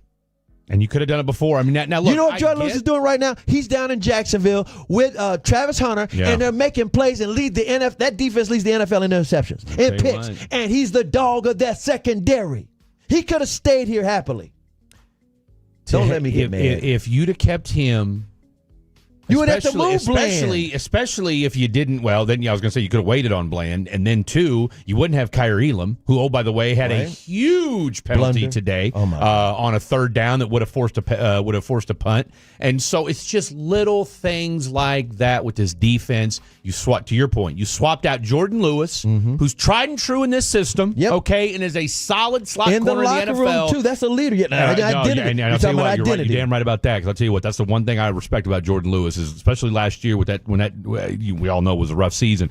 Tell you what, Jordan Lewis was always by his locker, ready to talk after every game. And I respect the hell out of that. And his teammates did too. But back to what you were saying about this defense and the identity and all these different things, or lack thereof. It's maddening that they have to be in this place. And part of, like Steven, he tries to do this hand game, slide of hand game. Yeah. Remember, they wouldn't draft or they wouldn't sign anybody the first week of free agency. And then he signed all these guys the second week. I call them great value if you ever go to Walmart. That's you know it. what I'm talking about. So this is what he said, we've signed all these former number one picks. I'm like, oh, so you got all these Taco Charltons. Yeah. As if they would not be available in the second week of free agency if they were living up to their pedigree. There's a reason why Buffalo moved off of Kyrie Elam. You know what I called it? I said this during the spring. I said those are camp bodies. That's it. I call them camp bodies. That's it. So if you're playing with camp bodies, what kind of record do you expect?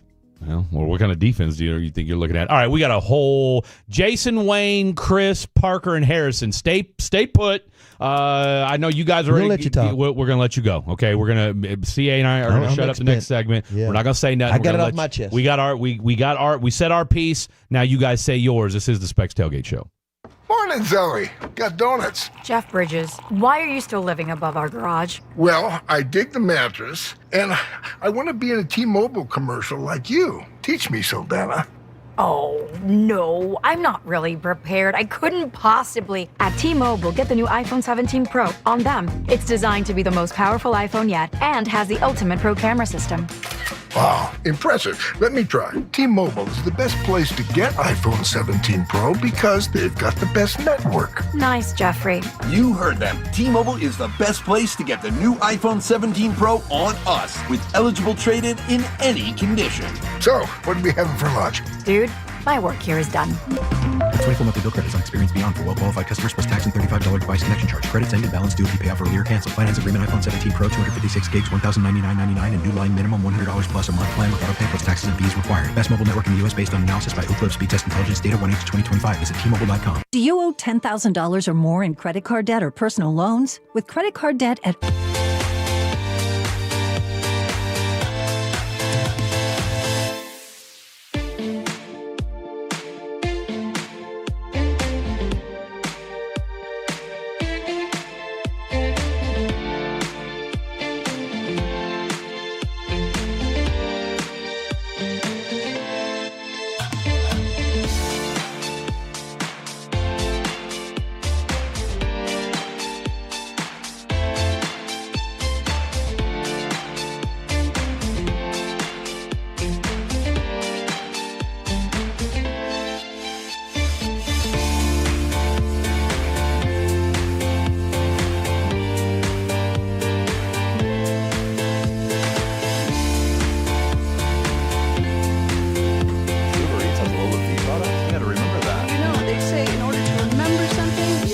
something else.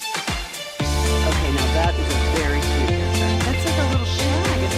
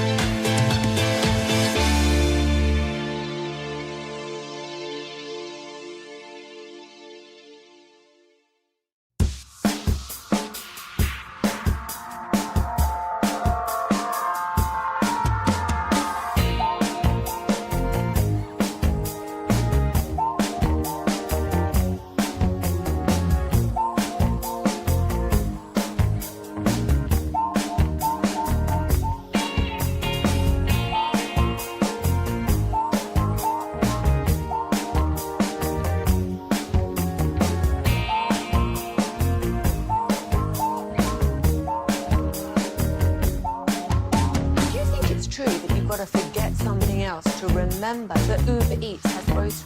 No, that's absurd. Hey, remember when you used to be what was it, Pepper Lady?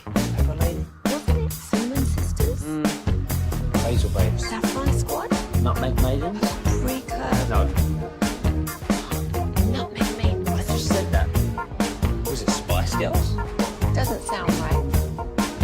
Was it Saffron Squad?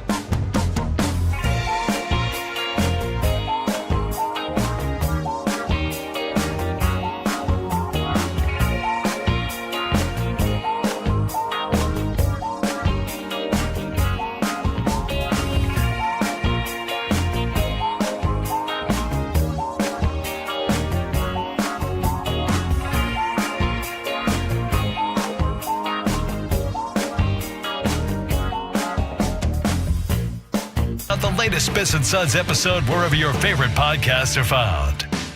And it's back to 105.3 The Fan. This upcoming segment's brought to you by Classic Chevrolet. If you're in the market to upgrade your vehicle, get to Classic Chevrolet in Grapevine. Back-to-back #1 Chevy dealership in the world. They've got more new Chevys than anyone, all priced to sell. Silverados, Tahoes, Blazers, Malibus, Equinox, and more. Visit ClassicChevrolet.com. This is Texas. This is Classic Chevrolet. Together, let's drive, relax, and enjoy the difference. Based on new Chevrolet registrations 2023 and 2024. Back under center Young. Half roll to the right. Nealon swung and missed. Throw it in the end zone. Wide open. Touchdown. It is the Specs Tailgate Show right here on 105.3 The Fan. Specs Wine, Spirits, Finer Foods, proud partner of the Dallas Cowboys. Cheers to savings. Fred Davis alongside the three-time Hall of Famer Chris Arnold. Got you down. All right, let's. We got a full board of calls. Let's jump right into it. We'll rattle this thing off, rapid fire style. We got a couple folks who have been waiting for a little bit now. Let's go to Chris in North Richland Hills. What's up, Chris? What's up, C? Hey, guys. Anybody that's acting shocked or surprised by this team's performance today is just out of their minds. I mean, we knew what this team was before the season started. Let's pretend for a minute that we had Micah and Overshown, okay? This team is still a 7-9 win team. So, and I'm a longtime Tolo, lifetime Cowboys fan. Got you down. This team is just not they're not going to get it done, and especially under the current leadership that we have in place. I mean, I called you guys months ago about Shoddy as a terrible hire. Eberflus is even worse. I mean, this is just not a cohesive system, and we don't have the talent to get this done. So anybody shocked or surprised that we got beaten up by the Panthers today is just beside themselves. I don't know what else to say about that. Appreciate the call. Appreciate it, Chris. This. Well, let me say this. Go ahead. Before the season started, during the summertime, late August, before the season started, when we had to do our season predictions, I said the Cowboys could go 9-7. I didn't say make the playoffs. 9-8. Yeah, 9-8. My bad. 9-8. Yeah. I just saw them possibly. I said this It's a 500 level football team. Yes. After the Chicago game, I said, oh hell, they might not win 3 games. 3 games, and the reason why is because I saw enough. I saw enough. And after the Jets game, you and I both on the air, we were not saying this team was going to the playoffs. We said, guess what? They put together a solid effort. And in my mind, 24-hour rule. Let them celebrate for 24 hours. Let the fans celebrate for 24 hours. Enjoy the fact that you put together a good plan. Right. And you hope, Dak said it best, the next 2 games should tell us more about ourselves. We're talking about Carolina and then Washington. Well, Carolina, you spit the bit. No, you absolutely did. I didn't expect them to dominate Carolina, but I said, you know what? They have the opportunity to win again. Yeah, no, they absolutely did. I mean, if you said the next game was Tampa Bay, I'd say, no, they're not going to beat Tampa Bay. But it was Carolina. It was Carolina, and, I mean, again, Dak is a better quarterback than Bryce Young. So with that said, with a better offensive line, they don't have a George Pickens. Right. They don't have a Jake Ferguson. Nope. So you thought, okay, if the defense can just hold them to 20. In my mind, Bryce is just like Justin Fields. He can't throw. No, I said they can't throw. No, he's a better thrower than Justin Fields. Did you watch that game this morning? Yeah, but Justin is the worst. But my point is, Bryce put the ball on some people today. Well, today, but he wasn't. I mean, look, now granted, but here's and one thing I'll say about the one thing I'll say about Bryce Young is this: I didn't realize until they said it to the broadcast today, of his 9 wins, 8 have come from behind. I'm telling you, there's something to be said for that. Look, I think the other teams relax. I mean, you think teams want to lose? They don't want to lose, but you get a lead and you relax. I mean, but I will also say this: there is a reason he hadn't won that many games, and it's his height. That's part of it because he's only so tall. Well, that in Carolina. I mean, look, number one teams or teams the first and pick. It starts with their owner, who's a nutcase. No, he absolutely is. And look, firing coaches every other month. I think. I mean, let's put it this way: the general manager hasn't helped him a whole lot either. Okay, I mean, think about it this way: you had Ted McMillan, Xavier Legette, who they're still kind of waiting to see what he's going to do, and then on top of that, the other reliable pass catcher you had, you traded away before the season started and didn't really have a backup plan. Now, Ted McMillan's going to be a dog. There's no question about it. But there's a lot of question marks on that offense. That said, I don't think Bryce Young's going to be a quote unquote like baller franchise quarterback by any means. But can I think he have a Sam Darnold like career? Where he's a serviceable quarterback and can win you some games? Absolutely. But yeah, is he a little dude? Well, I'll tell you what, I'd rather have him than Kyler Murray. Really? Absolutely. I don't trust Kyler Murray, man. I'll say this about Bryce Young. Whether he should have been drafted number 1 or not, we can debate that all day. Yeah, the reality was he was. He played well at Alabama. For what that kid went through in year 1. Where he looked, I mean, you had people saying this dude might be the worst number 1 pick in NFL history. I'll tell you right now, over again. I'll tell you what, he stood tall and made throws today when he had to. You know what I'm saying? Like, I'm not saying he's going to be the end all be all, but I do think he will have a serviceable NFL career. Well, again, I thought the Cowboys could win this game because I felt like that. But that, to your point, I agree. And here's where Carolina really just did it to him. They said, we're not going to put it in Bryce's hands. We're going to put the ball in the gut of Rico Dowdle because the week before he had 200 yards rushing, and until somebody stops him, we're going to keep feeding him. Why not? Hell, he would have 30 carries today. Yes. And you couldn't stop him. All right, let's go out to Parker and Prosper. Parker and Prosper. What's up, Parker? Say that 10 times fast. PP. Hey, guys. How are you doing? Good. What's happening? Well, listen, I've got 4 points, and I'll go quickly. The first one is, a really good coach changes their program to fit the players. Ding, ding, ding, ding. Eberflus, I mean, let's just be honest. He's got this zone thing that does not fit our players. I mean, this is just ridiculous. Second thing, real fast, is I've got to say, Jerry, other than Mozzie Smith, who's a total bust, when you look at the linebackers, how many plays did the linebackers make today? None. I'd say 0. Not many. The linebackers are not their strength. I'm going with the 0. The third thing is I am so tired of Stephen Jones saying, well, we couldn't sign this guy because of the cap. How do all these other teams that are smarter than the Cowboys figure out how to get around the cap? Totally agree. I mean, that is absurd, and it's just a terrible. I don't know. He thinks the fans are dumb and they'll just blame the players. Players are greedy. That's what Steven does. He says, let me just blame the players right quick. Meanwhile, I mentioned this earlier, Howie with the Philadelphia Eagles, they do everything. They do what it takes. And all the other teams know that the cap is fungible. That's Jerry's favorite word. And the cap also rises very largely every year because of that streaming rights deal. CA, here's where the Cowboys always screw up. Look, you can't pay every single player that deserves their money. You got to let them go.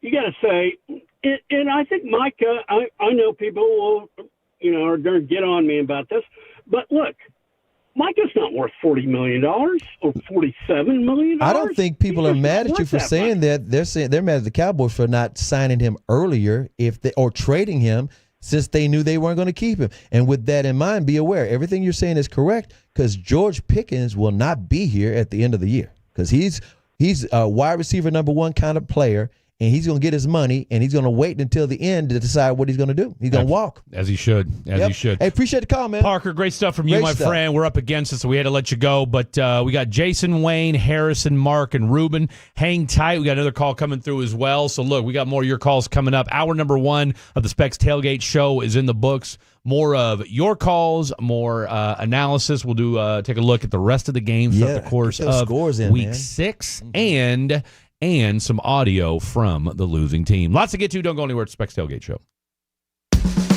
Our goal is to have you winning every sports debate with your buds. We'll do the homework.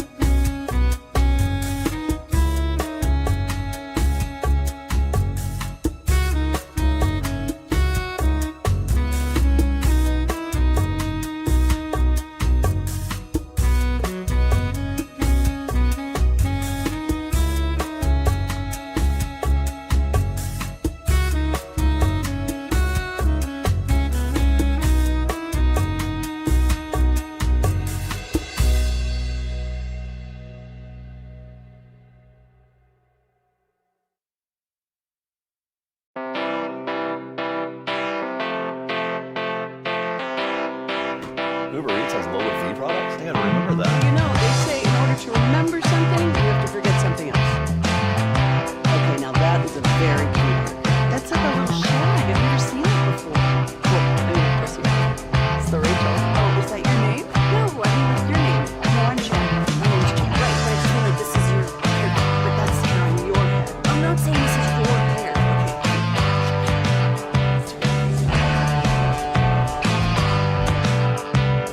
Okay.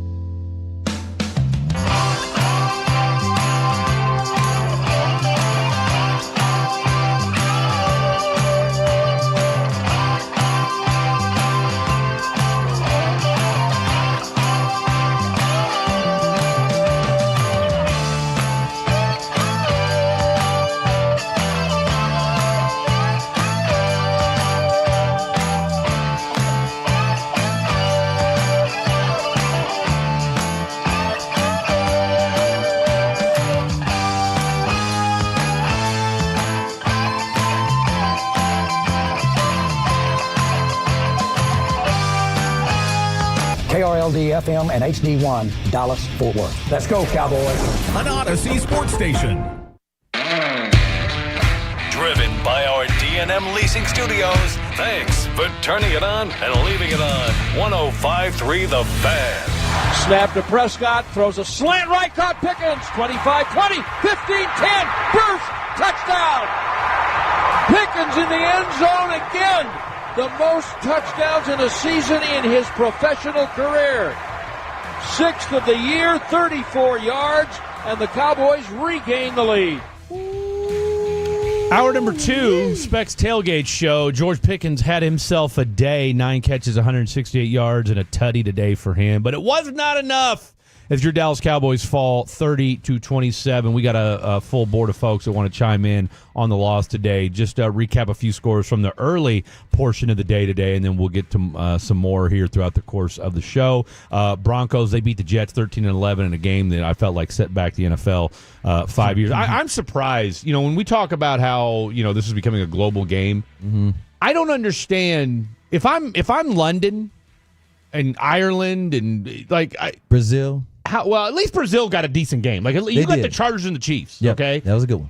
But if you're London, you've gotten some crap games for about a decade straight. You've gotten the Jaguars, who have been, what? They were the home team for years.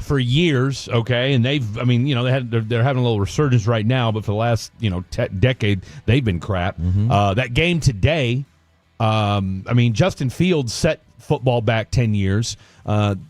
Bo Nix and that offense, I mean, for as much as Sean Payton's a innovative offensive guy, and for as good as Bo Nix looked last year, they looked quite the opposite today. So anyway, bottom line is Broncos go to 4-2. They win 13-11. Jets are 0-6, and they've got problems, and how Justin Fields is still the quarterback there is anybody's guess. The Colts, they continue their resurgence. They won 31-27 over the Cardinals today, and what was a surprisingly good game. The aforementioned Chargers, they beat the Dolphins today 29-27, then Tua went scorched earth on all of his teammates afterwards. The Patriots, they won 25-19 over a scrappy Saints team. Might be the best 1-5 team in the history of the National Football League. By the way, you know what's wrong with Philadelphia? Kellen Moore. Well, and hey, look, I said this earlier this week with Blake. I don't think it's a coincidence that when you look at the 2 years, in the last 4 years, right, since the Eagles have been on this run, the 2 years they went to a Super Bowl, you had Shane Steichen and Kellen Moore as offensive coordinator. All right? And guess what? Both guys have proven to be pretty decent head coaches. Now, I get it. It's still early in New Orleans, but it's not like there's a lot of, I mean, Spencer Rattler's your quarterback. Yeah, exactly. Okay? Come on. You drafted Tyler Shuck in the second round. That tells me all I need to know. And Mickey Loomis must have, pictures of the Benson family, because how he's still the GM there is anybody's guess. Yeah, really. But back to Kellen Moore, I've always said this for years. There are Cowboy fans who just didn't like Kellen Moore because he come up with some crazy stuff. I would say he's got a brilliant mind. He's just not seasoned yet. In other words, he's trying stuff at the wrong time. Situational awareness was not here when he was the offensive coordinator for the Cowboys. But as he's gotten a little older, he goes over to Philadelphia. Yeah. They win the Super Bowl. He gets hired away. It's going to happen because he's too damn smart. He's just too good. He's got that Saints team. That's the problem with the Eagles right now. They've lost these 2 games in a row, and offensively, they don't know what the hell to do. They don't, and I think you've just got too many cooks in the kitchen, and I think Sirianni's going to have to figure out what he's doing there and take over control of that offense. Meanwhile, the Browns continue to be one of the worst 1-5 teams in the NFL. They lose today to the Steelers, 23-9. The Seahawks, and what was a solid game. I'll tell you what, like I said, I'm on that Jaguars bandwagon, but Trevor Lawrence going to Trevor Lawrence as they lose 20-12 today. And the Rams, they win 17-3 over the reeling Ravens. They're now 1-5 on the season, but yet people love to keep saying, well, there's still a puncher's chance in the NFC or AFC North. I don't think so. But hey, stranger things have happened. The Raiders, they win. By the way, Cooper Rush was your quarterback for the Ravens. Yeah. Lamar Jackson's still out. And they do have a bye week next week, so maybe he comes back after that. The Raiders, they win 20-10 today. Poor Cam Ward. He just has nobody to throw to. Yeah. And then the Bengals, tell you what, they lost today, but they did cover the spread. They fall to the Packers 27-18. The Packers are now 3-1-1 on the year. And then, of course, one of the last games of the day, the 49ers fall to the Buccaneers 30-19. And Fred Warner, he got hurt early in the first quarter with an ankle injury, and it does not look good. They ruled him out immediately after that injury. You had guys, as soon as one of them deals where, and I think it was like another linebacker safety, making the tackle on, Fred Warner's bringing the ball carrier down. Another 49er crashes into him, falls into his ankle. As soon as he gets up, he motions over for the trainers immediately. Guys start putting hands on heads, and when that happens, they got a hex. Cancel Christmas. Christmas. That team got a hex. They absolutely do. But you know what? It's 49ers, and I don't care. And then, of course, don't forget tonight, here in about 10 minutes, the Kansas City Chiefs will reestablish their dominance in the AFC West. They lost 2 in a row, with right? a win. No, they lost 2 games. Well, they've lost 3. They're 2-3 on the year. Yeah. So they beat the Ravens 2 weeks ago, and then they spit the bit last week to the Jaguars on Monday Night Football. And, of course, Chris Jones was seen walking on the last play in which Trevor Lawrence scored the touchdown. But, look, it's going to be okay. Last I checked, Pat Mahomes is still a quarterback. All is right in the world. All right, let's go out to Jason in Washington, D.C. What's up, Jason? Hey, what's going on, fellas? How's it going? All right, considering Talking football a loss on a Sunday. Yeah, considering it's a loss. Oh man, it's terrible. It's terrible in Commanders land out here. I'm giving all kind of trouble. You surrounded? Hey, listen, yes, surrounded heavy out here. These guys go to practice. These guys go to player meetings. These guys sit in position meetings. These guys go over situational football. I know I've heard Shotty say a million times, we practice this, we practice that. We play this, we practice this during the course of the week. But when it comes to Sundays, this defense looks like it doesn't even go to anything. It's like they're sitting in their backyards and by the pool all week, and they don't show for anything. What are we running on this defense? Is it a zone? Is it man? What are we running? And why is it that players look around when guys are running wide open downfield, and they're looking like this is you should have been here.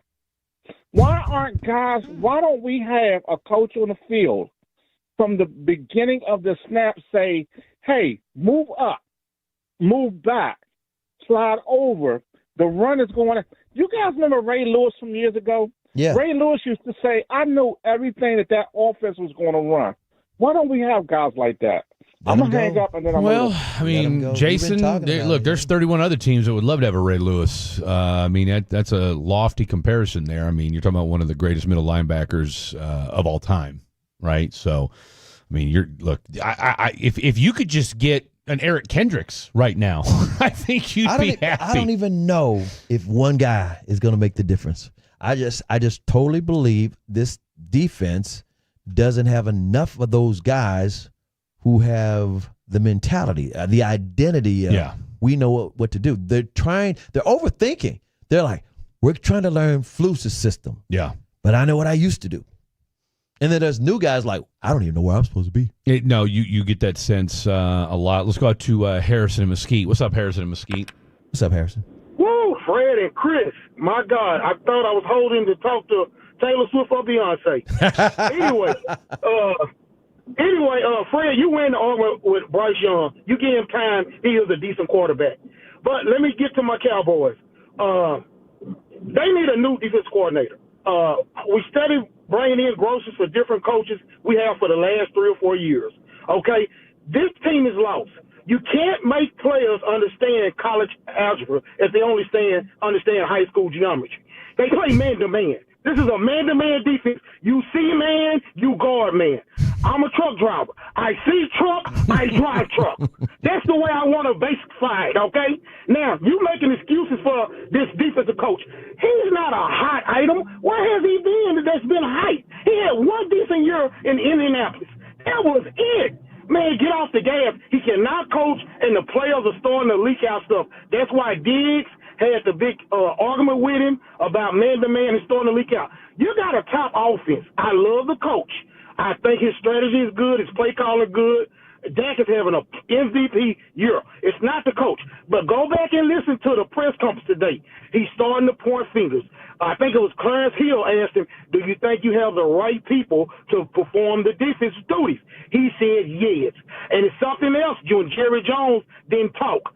They might finally eventually find one of these coaches during the season. Because if we play above, say, 9 or 10 wins, we got a chance in the playoffs. But we can't with this damn defense if your offenses know the defense going to give up 30 points. I see high school defense play better. We got better high school defense coordinator. Quit making excuses for this man. He cannot coach on the professional level. He coached linebackers at that, and they not even playing good. I'll hang up and listen. Good call. Harrison's fired up, and nobody's defending Flus. I don't blame him. No, I don't think anybody's defended Flus. I mean, and here's the other thing: how much of this blame goes to Jerry and the front office? It does. You know what I'm saying? I mean, it does. It starts with them. Here's and to back up Harrison's point and everybody else that's talked about. You know, when we keep going back to this whole, this you don't his system doesn't fit the personnel. Well, the front office was made the suggestion to Schotty because he's been here before.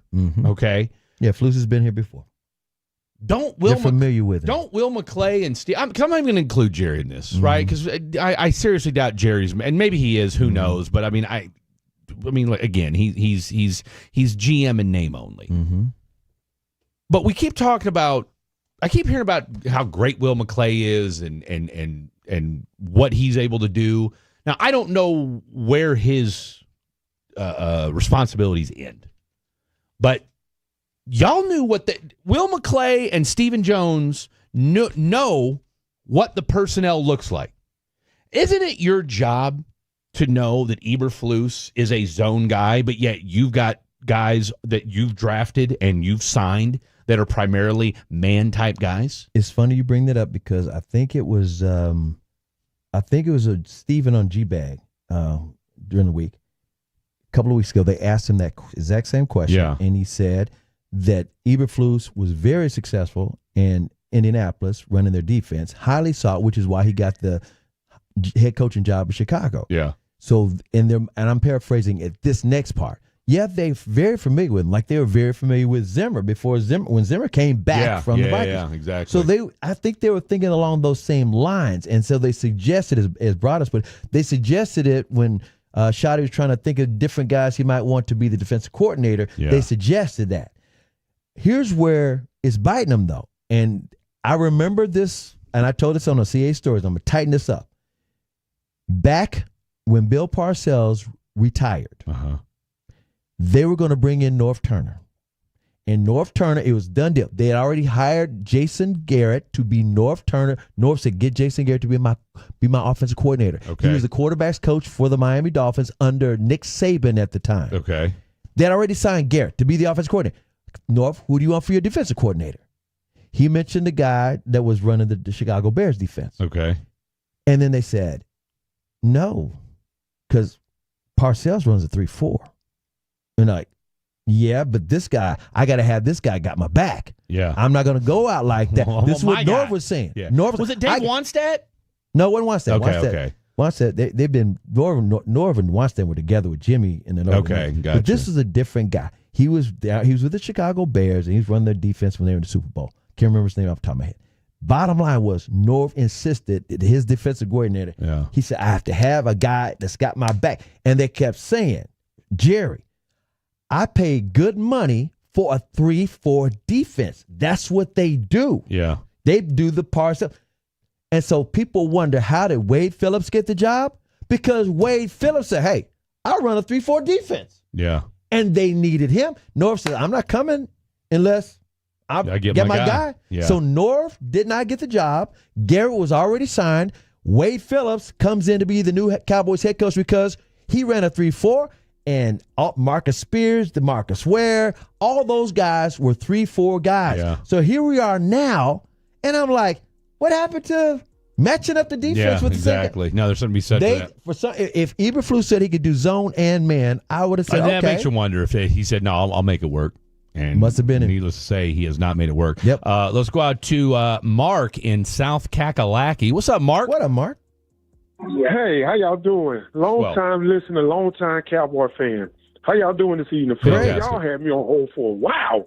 But you've been listening. I mean, hey, it ain't like we're just, tell us, shooing over here. What you got going on? Okay, this how long, before I get to my question, this how long I've been a Cowboys fan. When, when Dwight Clark caught that pass in the corner of the end zone from Joe Montana, Dallas fans don't realize how close Dallas was with winning that game. Drew Pearson caught a pass over the middle. Sure did. It was barely tackled by his jersey or breaking They grabbed his jersey, and they didn't have breakaway jerseys back then. Then they created breakaway jerseys. I remember. Jersey. Yes. And not only that, one more. When Roger Staubach hit Tony Hill in the corner of the end zone for the Cowboys to win that division over the Washington Redskins. Yep. Yes, sir. But my question is this. How about pitch this to y'all, to the listeners and everybody? How about Jerry Jones, when Dan Quinn had the defense playing? I understand. When Mike McCarthy was fired, I wouldn't have had a problem with Dan Quinn being the head coach.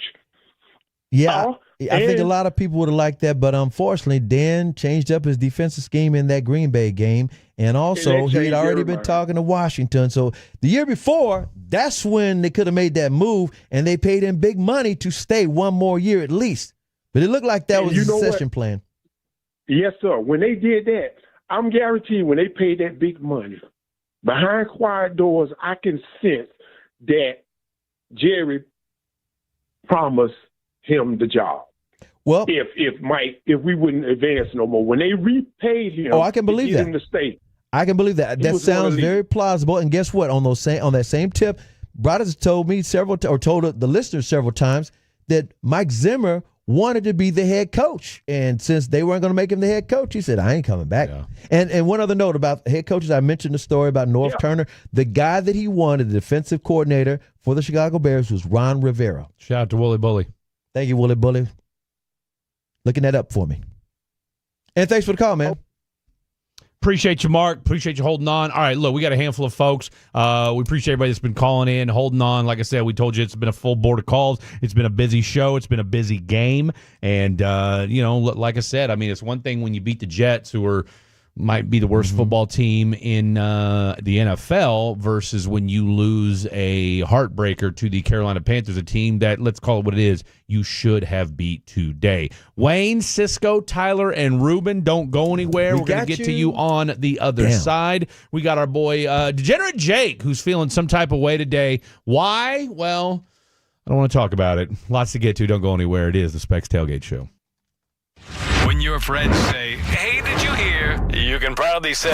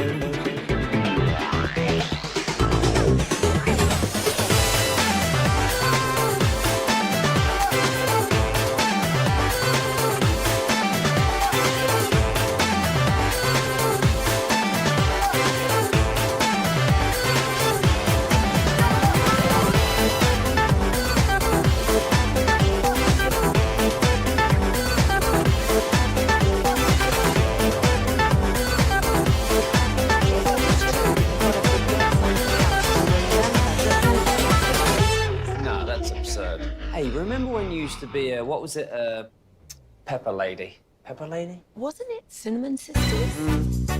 Basil Babes. Saffron Squad? Nutmeg Maidens? Pre-curb? No. Nutmeg Maidens. I just said that. Was it Spice Girls? Doesn't sound right. Was it Saffron Squad?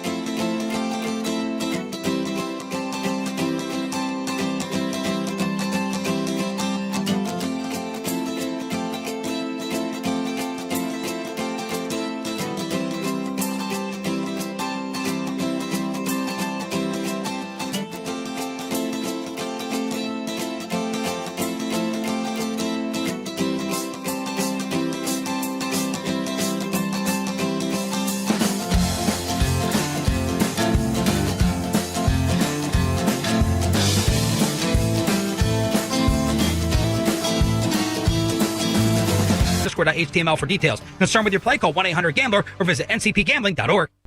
Back to 105.3 The Fan. This upcoming segment's brought to you by the Frankels. If you've been injured in a car or truck wreck, call Frankel first, 214 or 817-333-3333. With Frankel and Frankel, there is never an out-of-pocket cost. They only get paid when you win. Frankel and Frankel, the go-to car and truck wreck attorneys in Dallas.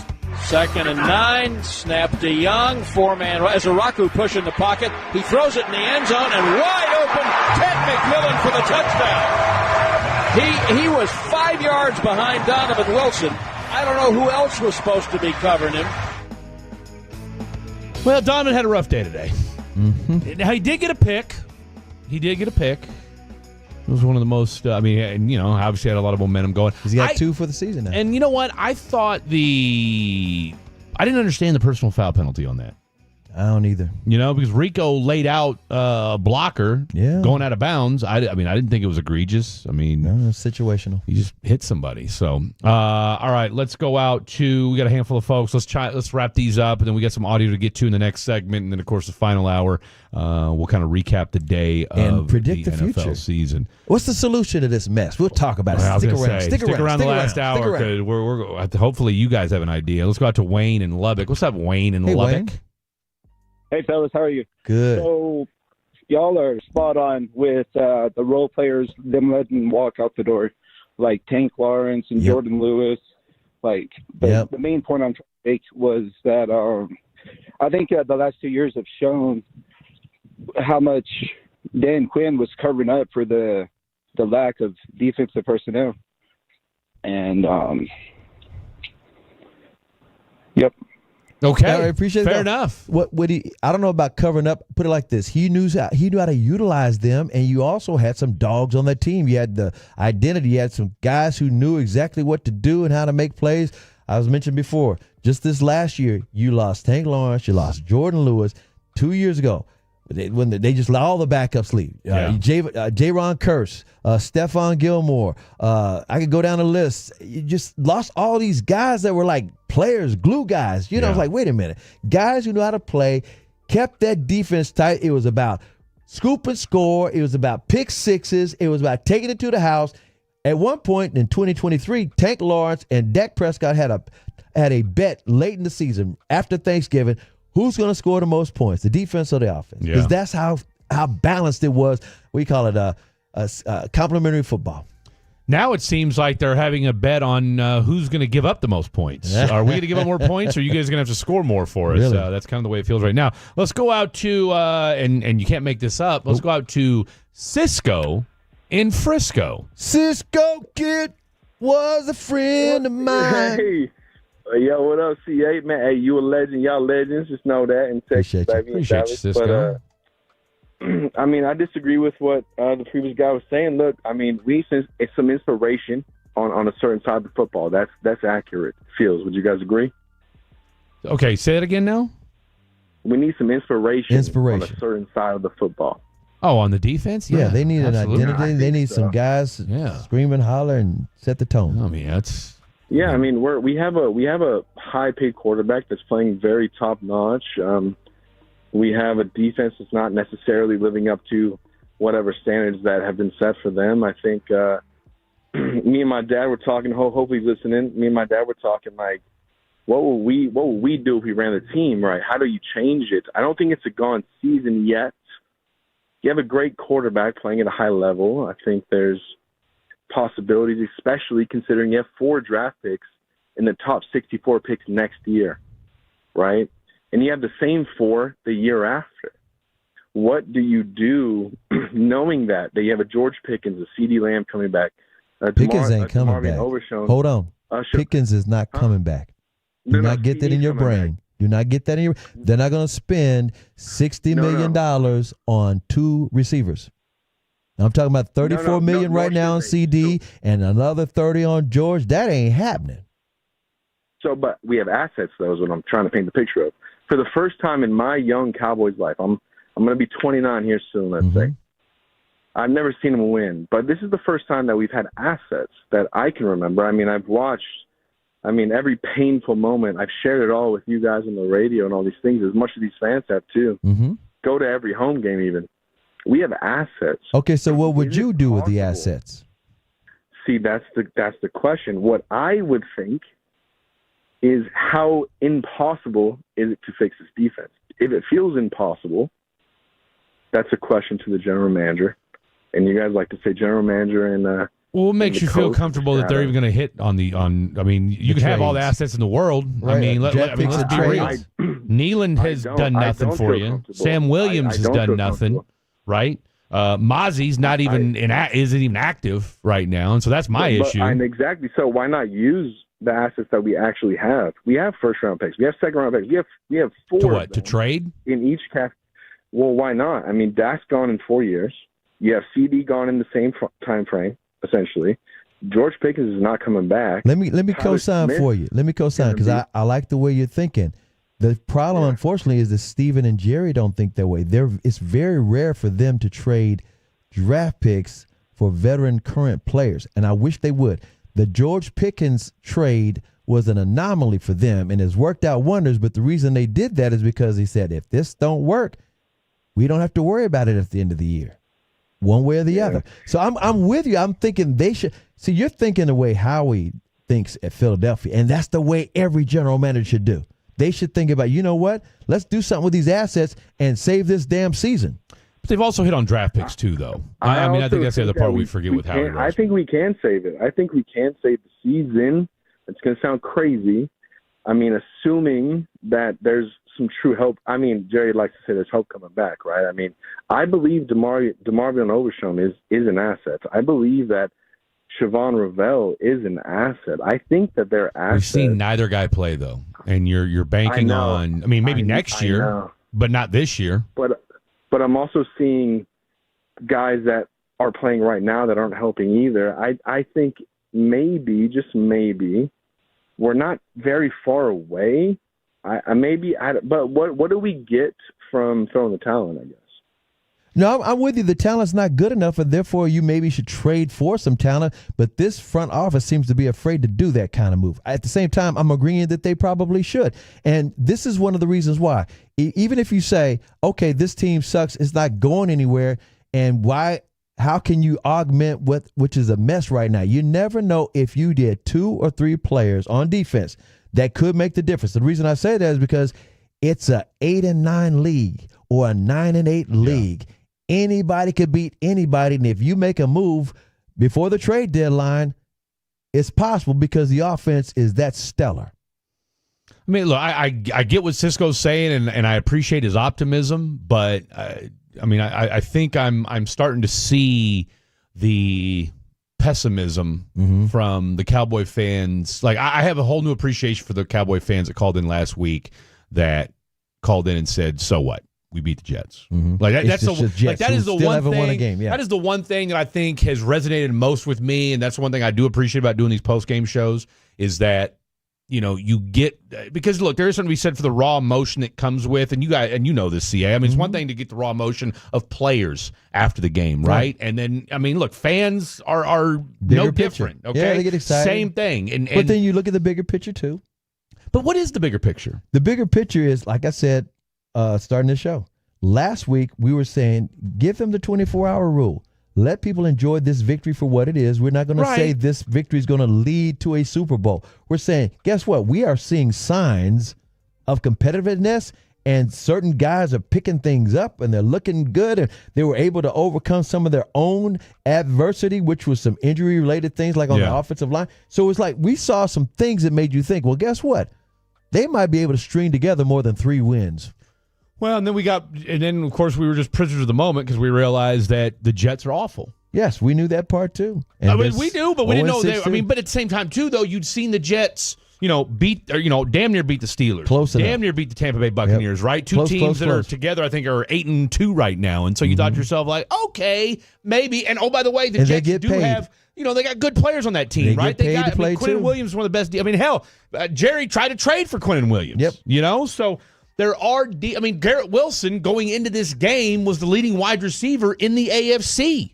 So there's, Breece Hall is a decent running back. I mean, hell, they're getting calls right now for teams that want a running back. So, but in the grand scheme of things, a team like a team like the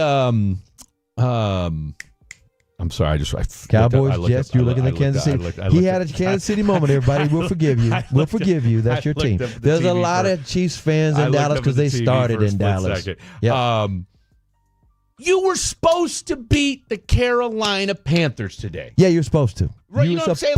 Like that's not hyperbole. You know what I mean? You were supposed to beat them, and your defense. And again, now, so now we're in a situation where we are literally in a what's the word I'm looking for here? I mean, this whole season's ambiguous? a catch-22, man. Are you saying it's ambiguous? I mean, I don't even know if it's ambiguous anymore, right? I mean, it's literally. Do you know what they can do? I don't know what they can do. Nothing. That's what I was saying. I mean, look, we don't know.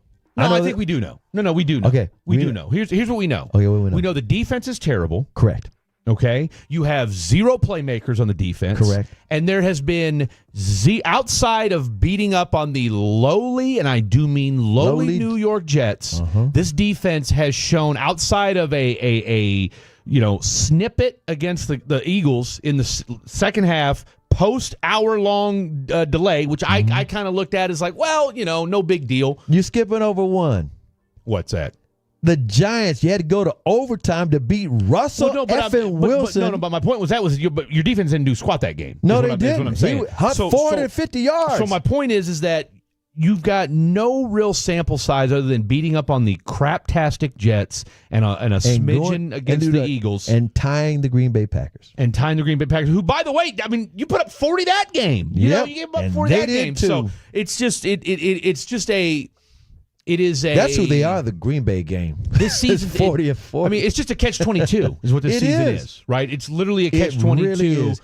And you could say your offense is going to score 40, but the defense is going to give up 42. All right, let's go out real quick. 2 calls, and then we'll get into some more stuff here, some audio in the next segment. Let's go out to Tyler in Plano. What you got, Tyler in Plano? What's up, Tyler?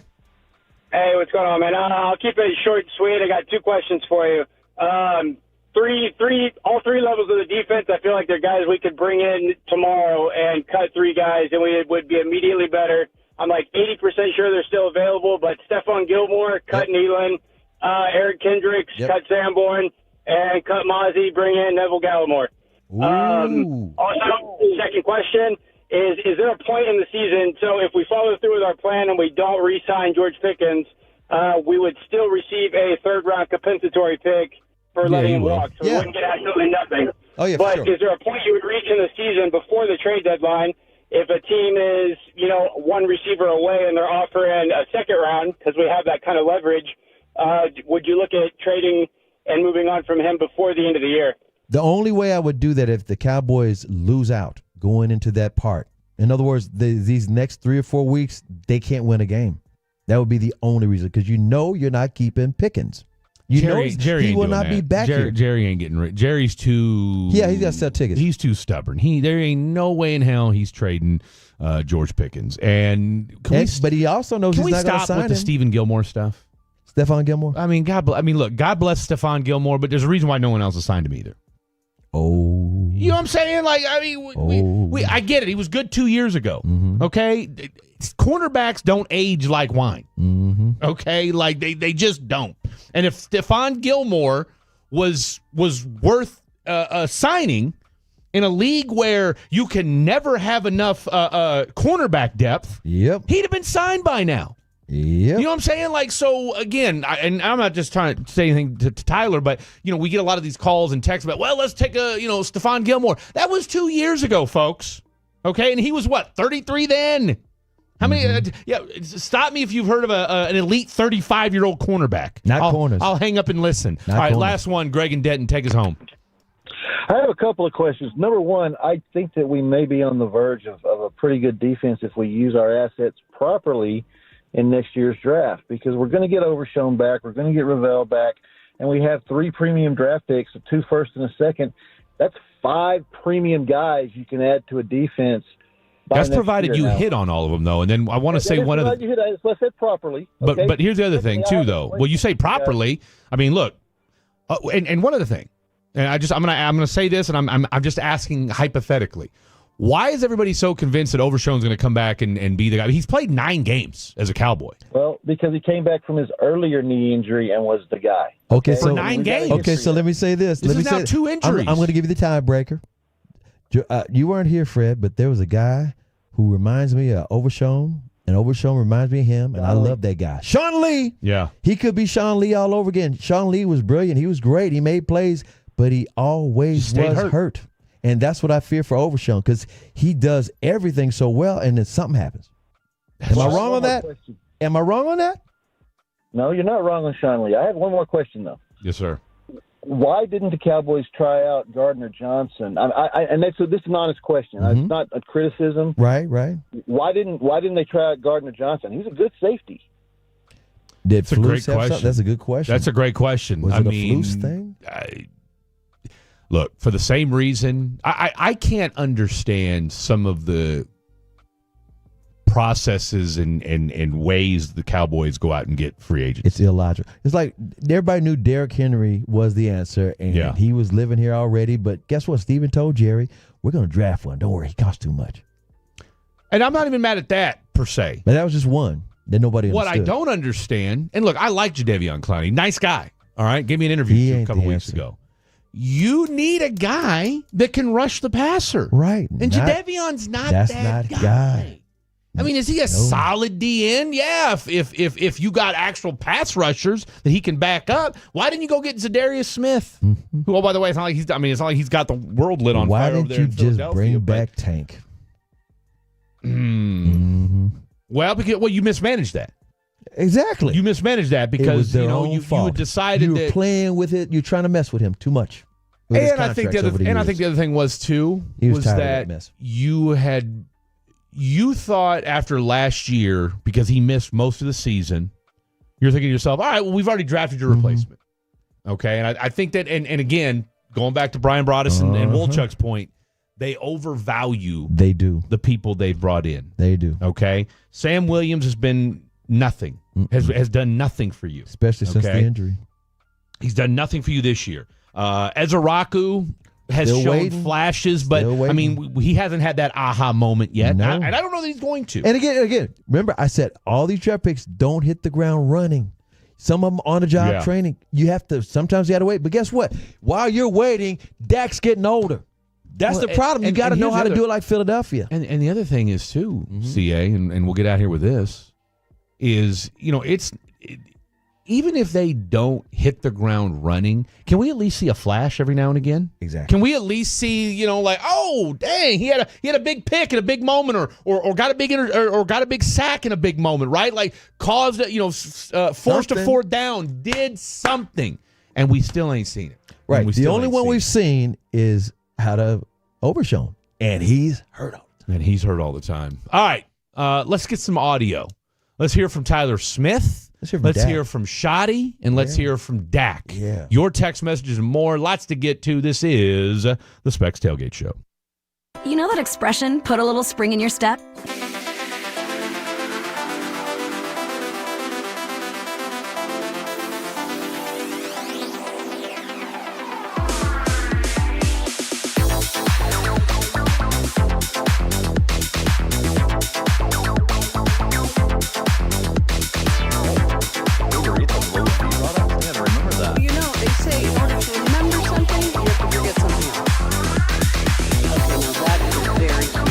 That's like a little shag.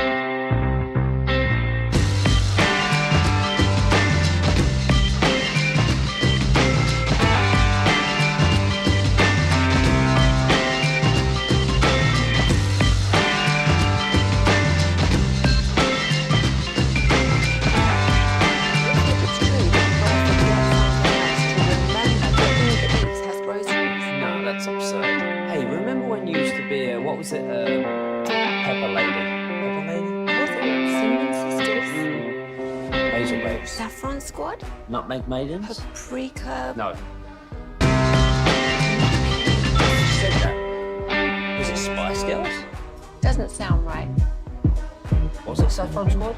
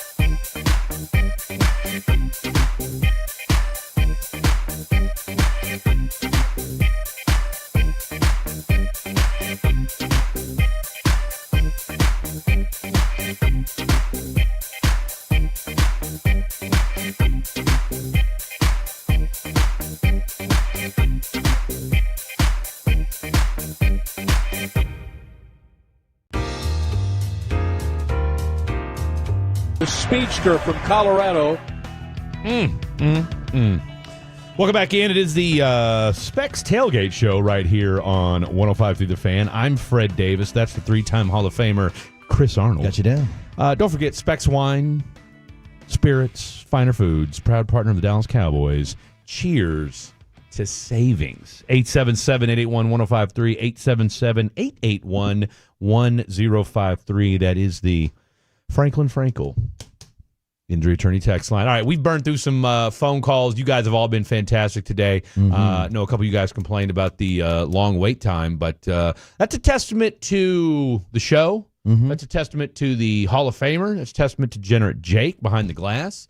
And you guys being fired up to talk about your Dallas Cowboys today. Exactly. All right. Normally when you listen to some audio from the locker room, there's like go to the Cowboys locker room and talk to some audio, right? I got a new name for this segment just for tonight. Let's hear it. What's wrong with us? Dun, dun, dun. What's wrong with us? What's wrong with us? What's wrong with us? Well, we're going to find out. What's wrong with us? I'm glad you said that, CA, because we need to know what's wrong with us. This is Tyler Smith back in action today. Oh, good. Back at that starting left guard spot. Ironically enough, though, you ran the ball worse today than you did last week when you had four guys out. But, hey, that's okay. Tyler Smith, how come you guys weren't able to establish the run game? We just didn't execute the way we needed to. I think they had a great plan in terms of, stopping us and, preventing us from, having those efficient runs. And that's just something we got to work on in practice is getting more efficient at, dominating those difficult looks. But kudos to them. They do what they're supposed to do. Different looks. We lauded Clayton Adams and Connor Riley last week for the yeoman-like work they did. Coaches, and really the yeoman-like work they've done all season, getting these guys put together. But I'm going to give them a D today. Really? I'm going to give them a C, and let me explain why. I'm from gonna a running game standpoint. Yeah, running game. Okay. Yeah, running game. Running game, I'll give him a D. What do you give him overall? Overall, I'm gonna give him a B-, and the reason why is because Dak Prescott had time, but he had time. He Broadus gave a stat where he had like 3 seconds to throw. Yeah. Here's the thing that's wild about him: he was 25 out of 34 for 261 yards, 3 touchdown passes, and a 124 passer rating. This is the 3rd game in a row with Dak having 3 touchdown passes and a passer rating of 120 plus. Yeah. So that's the offensive line protecting him. He didn't have any picks. He didn't get. I don't even think he got sacked. I got hit a couple of times. I was going to say, I don't think he got sacked at all. And again, we've had our revolving door with these offensive linemen. So I'm going to give those coaches props for taking care of the quarterback. But the running game, I cannot believe they didn't even try. I'm going to give him a C+. And the only reason I'm going to give him a C+, I like where your head's at as far as giving him a B overall. But I'm going to give him a C+ or B-. So I'm going to give him a C+, and here's why. Because as great as you were, to piggyback off what you just said, as great as you were protecting Dak, you weren't when you needed it most in that last possession. That's true. You know, like that the one time because he was dumping. It was a dump off pass, and down 22 yards behind the line of scrimmage. Come on, man. You He didn't have time. For as much time as he had on every possession leading up to it, your offensive line was not great on that last series. You know, I mean, there's a reason why Dak had to get rid of the ball quick and look down to whether it was Javonte or a check down because he had no time to throw. So, and then it was the same. And of course, you know, like you said, when you're 3rd and 22, you know, there ain't a lot of plays in the playbook for 3rd and 22. Right. Okay. So hope and prayer. That's what you got. At least hold. Do something. Something. Or you know, throw it up to Pickens and see if you can draw a PI. Yeah, you know, I'm gonna give Shot. Like I said, Shotty got out play play called. He did. The play caller for offense on the Carolina. But how Panthers. hard is it to play call? Although I want to say, look, dialing up I Rico. can't even talk. I'm so excited. I can't even say it. How hard is it to play calls? How hard is it to call plays when Rico Dowdle's gashing you for 7 yards of carry? Well, see, here's what's so wild. Some guys would be overthinking it and say, you know what? That's true. Let's trick him up. Keep it simple, Keep it simple. They ain't stopped him yet. 2 games in a row. Let him Let him cook. Rico cooked. What did I hear? He turned the Cowboys into barbecue chicken. What did I hear them say that I think it was Wolchuk that read this stat off that said something to the effect of our boy had 13 carries for at least – he had at least 13 touches that went 7 yards or more. Cowboys didn't have one. That tells you all you need to know. Shotty, your head coach, Eberflus, your embattled defensive coordinator. I guess the question remains, with the guys that the Cowboys currently have defensively, can they work within Eberflus's system? Yeah, absolutely. No question about it. We got to coach better. We got to play better. The physicality of it all. You know, we're a physical football team. We didn't show it today. Give them credit. And we have to be better. And it's not just the defense; it was the offense. Yeah, we threw the ball all over the yard, and that was great. But at the end of the day, we want to be balanced, and we weren't able to do that today. And we got to look at that as an offensive staff and see what they did to stop the run. He covered for Eberflus really good, but that's not the answer. No. The question remains: what's wrong with us? But I think it goes back to with Shotty. Mm-hmm.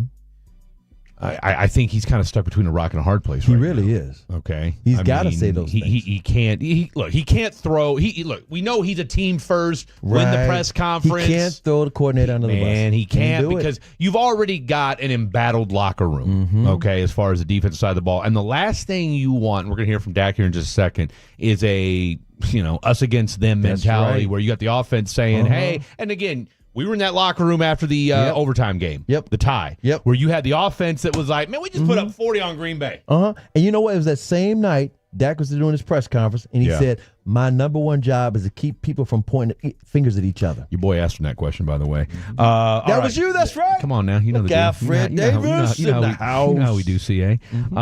Dak, after today's loss, does this change the way you feel about this football team? It's a long season. It's a long season. I've been 3-5 before, I guess, right? And we went and ran and made the playoffs. So that's my point. We've just got to find a way to win these close games right here, and I've got all the confidence that we will. Right, that game right there, I just wanted the ball back in my hands, knowing that we'd go win, and unfortunately it didn't happen. But reality of it is we've got to do better on that last 3 and out. More importantly, we got to score in the red zone when we had that chance there, and right, that field goes for a tie, or they're having to score to win. So it's a long season. It's a long season. We got a lot of great players. We got guys getting healthy and guys coming back. That's only going to make this team better, more explosive, and just we got to keep our heads down and keep working, understand it's a process, and it is a loss, but it's also we got to take something and learn from it. Just dawned. Right. You know what? It just dawned on me. What's that? You know what this team is? What? The Rangers. What do you mean? Every time you think they're going to make a step forward. This season. That's it. This season, they're looking like the Rangers from this season. 2 steps forward, 2 steps back. So far. You know? I mean, and that's what... You haven't won... You've won, lost... You know, excuse me. You've lost, won, lost, tied, won, lost. What are we doing right now? George Pickens, not the most verbose guy in the world. What's the feeling like in the locker room right now, my man? Oh, yeah. Definitely, you know, after a loss, you never want to lose, especially a game I feel like we know personally that we had. You just got to finish drives. So definitely, like I said, disheartening, I'll probably say. Okay, disheartening. Let me say this about Pick. His nickname is NFL Youngboy. Yeah. And he got run out of Pittsburgh because, I found this out, the fans and the coaching staff started thinking, this guy's going to turn into Antonio Brown. Yeah. If Antonio Brown had never played for the Steelers, George Pickens would still be a Steeler. I promise you. They just felt like he was melting down, and they thought it was only going to get worse. And he melted down because he felt like he could help the team win if they just threw him the damn ball. So you're seeing that in Dallas. He is not melting down. Because here's part of the thing. He knows. Don't get me wrong. He probably wouldn't mind staying here, but he knows it's probably not going to happen. No.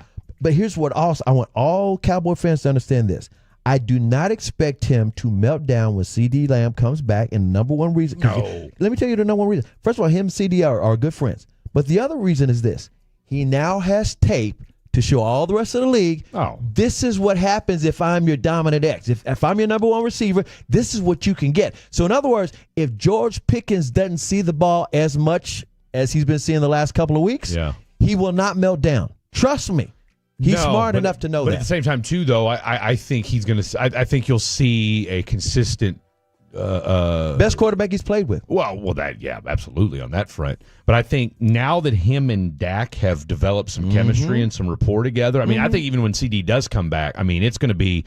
You're going to see 7-8 targets a game still for George Pickens. Yeah. Because now, again, and that's why a loss today is so vital. Because if you could have just won today, you're 3-2-1, and when you do get CD back, that does change the tenor. Because, I mean, right now, look, with all due respect to Ryan Flanoy, okay, I mean, he's a one-game wonder right now. He's a one-game wonder. Okay? We already talked about Jalen Tolbert. That is what it is. But this offense could go to a totally stratospheric level when CD gets back. It really could. And the number one reason you say this is going to work, if for those who haven't, think with Dak will never do that. Dak did it with Amari and CD. Yeah. He made both of those guys stars. And by the way, these guys are both in their prime right now. That's the scary part. Oh, yeah. This is the Specs Tailgate Show. Specs Wine, Spirits, Finer Foods. Proud partner of the Dallas Cowboys. Cheers to savings. All right, we got a couple people that are trying to get back in on this on this conversation. Ryan in Dallas, he wants to peep through a little bit. We got some text messages, 877-881-1053. Go ahead. You know what? Let's open the phones back up. We got an hour left. Let's, you know what? Let's break bread. Let's end this show on a positive note. And, let's wax nostalgic on a Cowboys loss. Sean and RJ, the KNC Masterpiece, G-Bag Nation, and Fan After Dark. Live and local.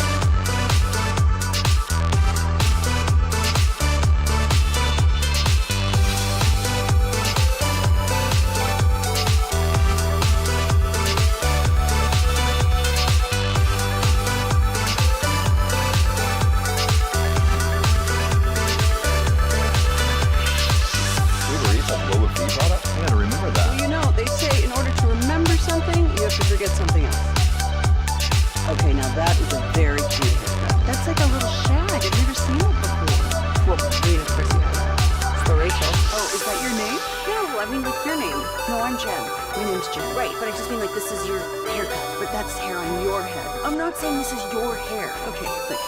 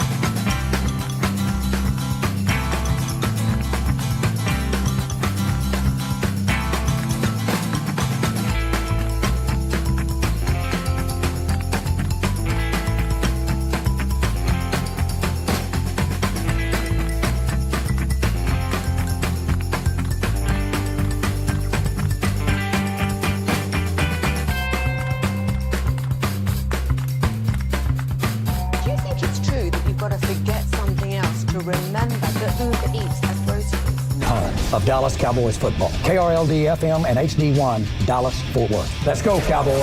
An Odyssey sports station. Driven by our D&M Leasing Studios. Thanks for turning it on, leaving it on. 105.3 The Fan. 3 steps, throws the ball off, tipped and intercepted on a deflection by Donovan Wilson. His second of the year went off McMillan's hands. Wilson down the right sideline across the 20. And he's all the way down inside the 15-yard line. That ball went off the hands of Ted McMillan. That was one of the highlights of the defensive side of the ball. Not a lot of them. Not a lot of them today, but that was one. Actually, I would say that was one of two. There was that one, and then there was when they forced the punt in the fourth quarter, and of course, the offense wasn't able to do anything. They call that complimentary football, ladies and gentlemen. Unfortunately, your Dallas Cowboys did not play enough of it today. This is the Specs Tailgate Show. I am Fred Davis. That is the 3-time Hall of Famer Chris Arnold. Got you down. We got our boy degenerate Jake Ray behind the glass on the 1, 2s, and 3s. Did you notice a pep in Jake's step today? Not to say that he doesn't always have one when he's working behind the glass on the 1, 2s, and 3s. But are you saying that Jacob made some money today?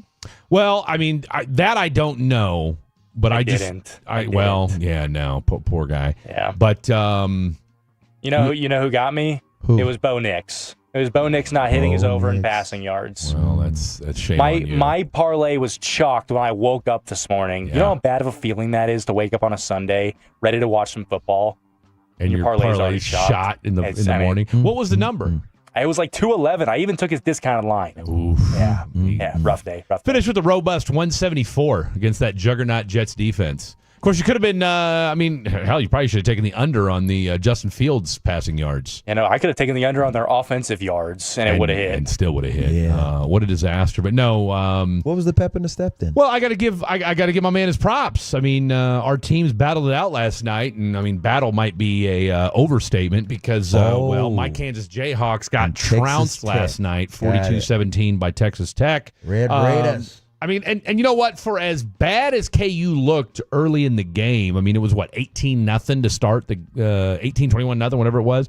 KU gets to within 21-17 at half. Kicks a 50-yard field goal at halftime. So you're thinking, we're right back in this, and then just couldn't execute in the third quarter. And then our coach is whining and complaining about tortillas and alleged pocket knives, and bro, just go win a game. How about that? Well, I want to thank both of you for keeping OU out your mouths, and TCU and who else?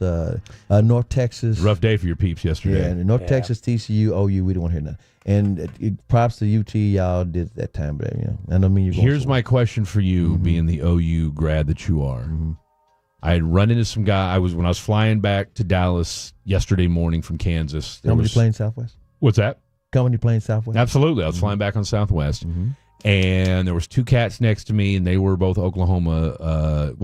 The kid had wrestled at OU, and the dad it was a dad and his son, and the kid had wrestled at OU. So I asked him. I said, "Hey, how do you feel about John Mateer playing?"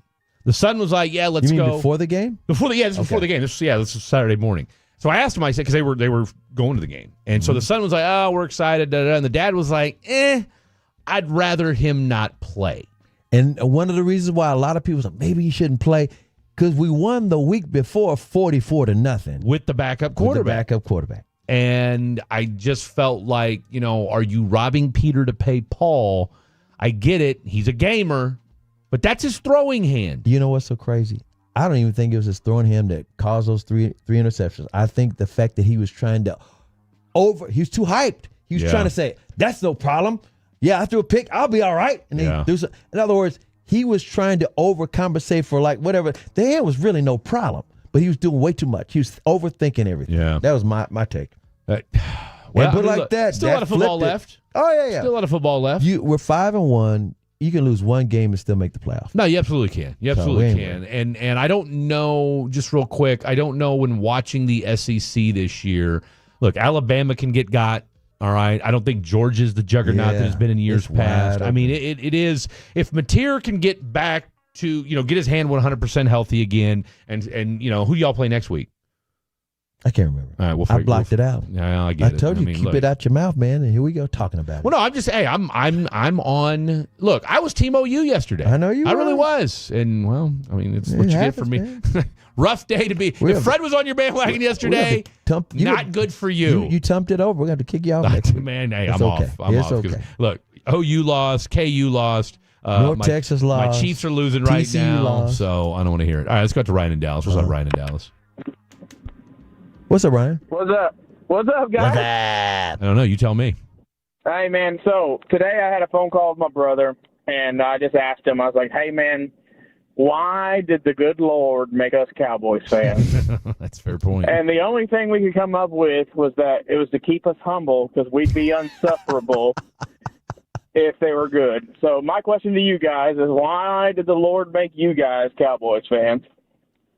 Technically, he didn't make me. I'm a Chiefs fan. I just happen to work for the Cowboys station, and I'm gonna tell you right now. I will say this: having covered the Dallas Cowboys now for a year and a half, and this is not me pandering in any way, shape, or form, but I worked in the Houston market, as a lot of you guys know, for 12 years, and there is something about the Dallas Cowboys.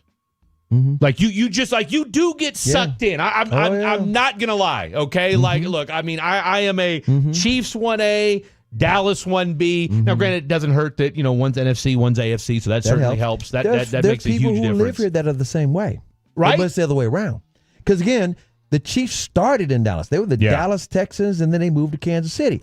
But guess what? They're in the AFC, and since the Cowboys hadn't done anything this century, and the Chiefs have been to 5 straight Super Bowls? They've been to 5 or 6. They've been to 3, 4 of the last 5, and then, of course you got Mahomes being from Tyler, being a Texas Tech guy. Well, he's from White House. So there you go. So you got a lot of, and he lives here in the offseason. He lives here. He's a Dallas Mavericks fan, right? Yeah, so he, a lot of 6 degrees of Patty Mahomes there. But I'm gonna tell you something. I'm not a Cowboys fan. I'm not a fan of any team except for Oklahoma, and the reason why I stayed attached, I've always been a fan of sort of fanatical, and I really, really like sports a lot. Don't get me wrong. But I've never dipped in those waters where they just make me go crazy. I'm with you. Like I said, I grew up with Kansas City. I grew up a Chiefs fan. I love the team because I know the players and the history, and I got a relationship with all those. But I want them to win. Don't get me wrong. But I'm not that fanatical where it ruins my day. Let's put it I just this can't way. do that. There's something about when and this goes to whether you're college, pro, whatever. Like it's just the vibe in the town is different when your team wins. In fact, I would say this all the time throughout these years. Even if you're not a Cowboys fan, you hope that they win if you work in this town because people are just nicer. No, it makes a difference. It makes a whole. How you doing? How you doing? Absolutely. I'm doing all right. How you doing? All right, let's go out to. How your mama now? Let's go out to Hatch and Rockwall. What's up, Hatch? Hey, Hatch. Hey, what's going on, guys? How y'all? Good. What's going on with you? No, not much. Hey, just Texas did what they needed to do. Yeah, they did to survive. Mm-hmm. Cowboys. Dak Prescott is one of the best quarterbacks in the league. He really is. And everybody hates very well. Yeah, and he did last year and the year before and the year before and the year before. But, man, that's all I got to say is, we got to keep faith. And both teams who I love from Dallas, Mom went to UT Law, so I'm a Texas fan, Okay. I guess, at her heart. Right. I ain't mad at that. So, just got how we Oklahoma fan over here. Got you down, Boomer. Yeah, you got me now. Hey, no, it's always a good game between the two, no matter what happens. That's right. It's a rivalry for sure. I appreciate the call, man. Thanks for the call. And he's right about Dak Prescott. The Dak Prescott thing is real simple. If he wins the Super Bowl, I watched it with Dirk. They dogged out Dirk forever. Yeah. And then he wins the ring, and all of a sudden, I never dogged out Dirk. Yes, you did. Yeah. I was here answering these phone calls. So once again, I'm not saying he's generational talent. I'm saying he's a very good quarterback. He just doesn't have the insane arm talent where fans can brag going into the game. Oh, we got a chance. We got Joe Burrow. We got Josh Allen. He can sling it. Dak is not a gunslinger. But if he wins a ring, guess what? You can say, oh, he's always been a nice, complete quarterback. Which I think he is. I mean, I believe that this is a Super Bowl caliber type offense. Like it really could be. Last week you saw the offensive line's versatility with backup players. They didn't do a great job run blocking. The running game was not there. They should have paid more attention to it some kind of way. So it's still, I just think it's going to get better and better, the offensive line. I do too. And it protected Dak well, very well. No, I think, again, it was one of those things where when you needed, the unfortunate part of today, like we said, was that when you need, your offensive line was great for about 87% of the ball game today. From a pass blocking perspective. They were not great run blocking today. That's something that will get fixed. At least you'd like to think it will. But what I think was the most detrimental part was when you need your offense, when you needed your offensive line to make a stand and to give Dak time to throw. They did not do that today. Correct. So we'll see how that whole thing plays out. When it was all said and done, we'll just read off some stats here just from today's ball game. Yep. As far as the Cowboys were concerned, let's see, I got this thing up here somewhere. At least I thought While you look up that one, I'm going to tell you right now because I see a couple of them. George Pickens caught a career-high 9 passes for 168 yards and a touchdown. Pickens' 168 receiving yards were the second most in his career all time. He had a receiving touchdown in 5 consecutive games now. He's the 7th player in franchise history with the 5-game receiving touchdown streak. Dak Prescott, 25 of 34, 261 yards, 3 touchdowns, no sacks. He finished up with a 124.8 quarterback rating with a QBR of 90.2. And then, of course, the aforementioned Javonte Williams, like I said, just wasn't his day on the ground today. 13 carries for 29 yards for a woeful 2.2 yards. He was top 5 carry. Runner going into. I mean, hey, he's been lights out. Now again, they stuffed him. That was the game plan. Stop Javonte, and they did just that. All right, let's go out to Craig in Arlington. What's up, Craig in Arlington? Hey, how you guys doing tonight? Phenomenal. I guess as well as could be, huh? Absolutely. Hey, listen, I'm going to continue the rant if you don't mind. I'm watching this. I've been a long-time Cowboys fan. I'm 65 years old. Okay. I'm watching the game with my wife today. I'm watching every game. A couple of weeks ago, now I'm not a football guy. I'm a fan. I'm not a professional football guy, so I really don't know football. So I'm watching the game. I'm telling my wife, Diggs is playing 7 yards off the receivers. I'm like, why do you not just slow him down off the line. What the hell? What the hell? Today I'm watching the game. I'm watching that touchdown. And Donovan Wilson, I love the guy, but that's not his. He's not a coverage guy. No, he goes quarterback guy. Game, goes after the quarterback. Put a thump on it. He put a thump on a dude on the sideline, and I told the wife, that's what he's good at. Mm-hmm. And it's like the other meetings. What the heck is going on? These guys are going to make me seek counseling. I got you. Well, you and a lot of other people, Craig. Great call. Mike in Dallas, real quick, take us home, 30 seconds or less. What you got? Man, listen, I'm not going to drink the Kool-Aid like that. I'm a Cowboy fan. I don't want anything Jerry Jones. If I get any joy out of this season is watching Jerry Jones spend his money and lose. I'm not a Jerry Jones fan. But I will say, man, this team is not good enough and smart enough Sunday in and Sunday out to win a Super Bowl, let alone probably make it to the playoffs and win in the first round. Dak is a above-average quarterback. He's playing lights out right now, but I'm looking at the longevity and what he's done since he's been here. And when you punch in the tape, when it counts, you don't play for stats, bro. That's the LeBron James mindset. You play for championships around here. He ain't got none. Thanks. Okay.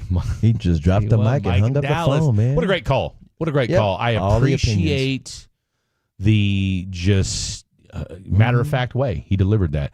All right. When we come back, a little scoreboard action, what went down in the NFL today, a couple more pieces of audio, lots to get to. Don't go anywhere. Tolo means turn it on and...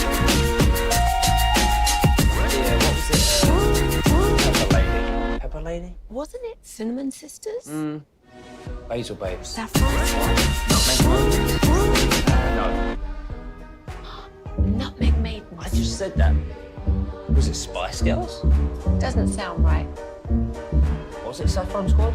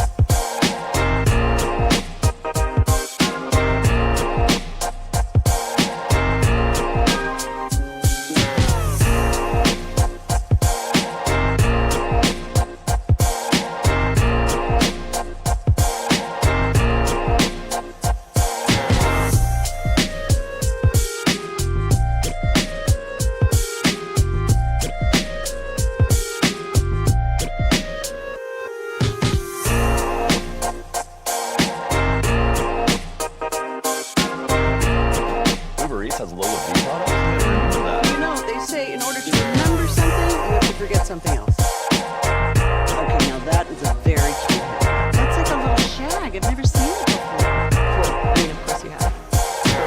Oh, is that your name? No, I mean, what's your name? No, I'm Jen. My name's Jen. Right, but I just mean like this is your haircut. But that's hair on your head. I'm not saying this is your hair. Okay.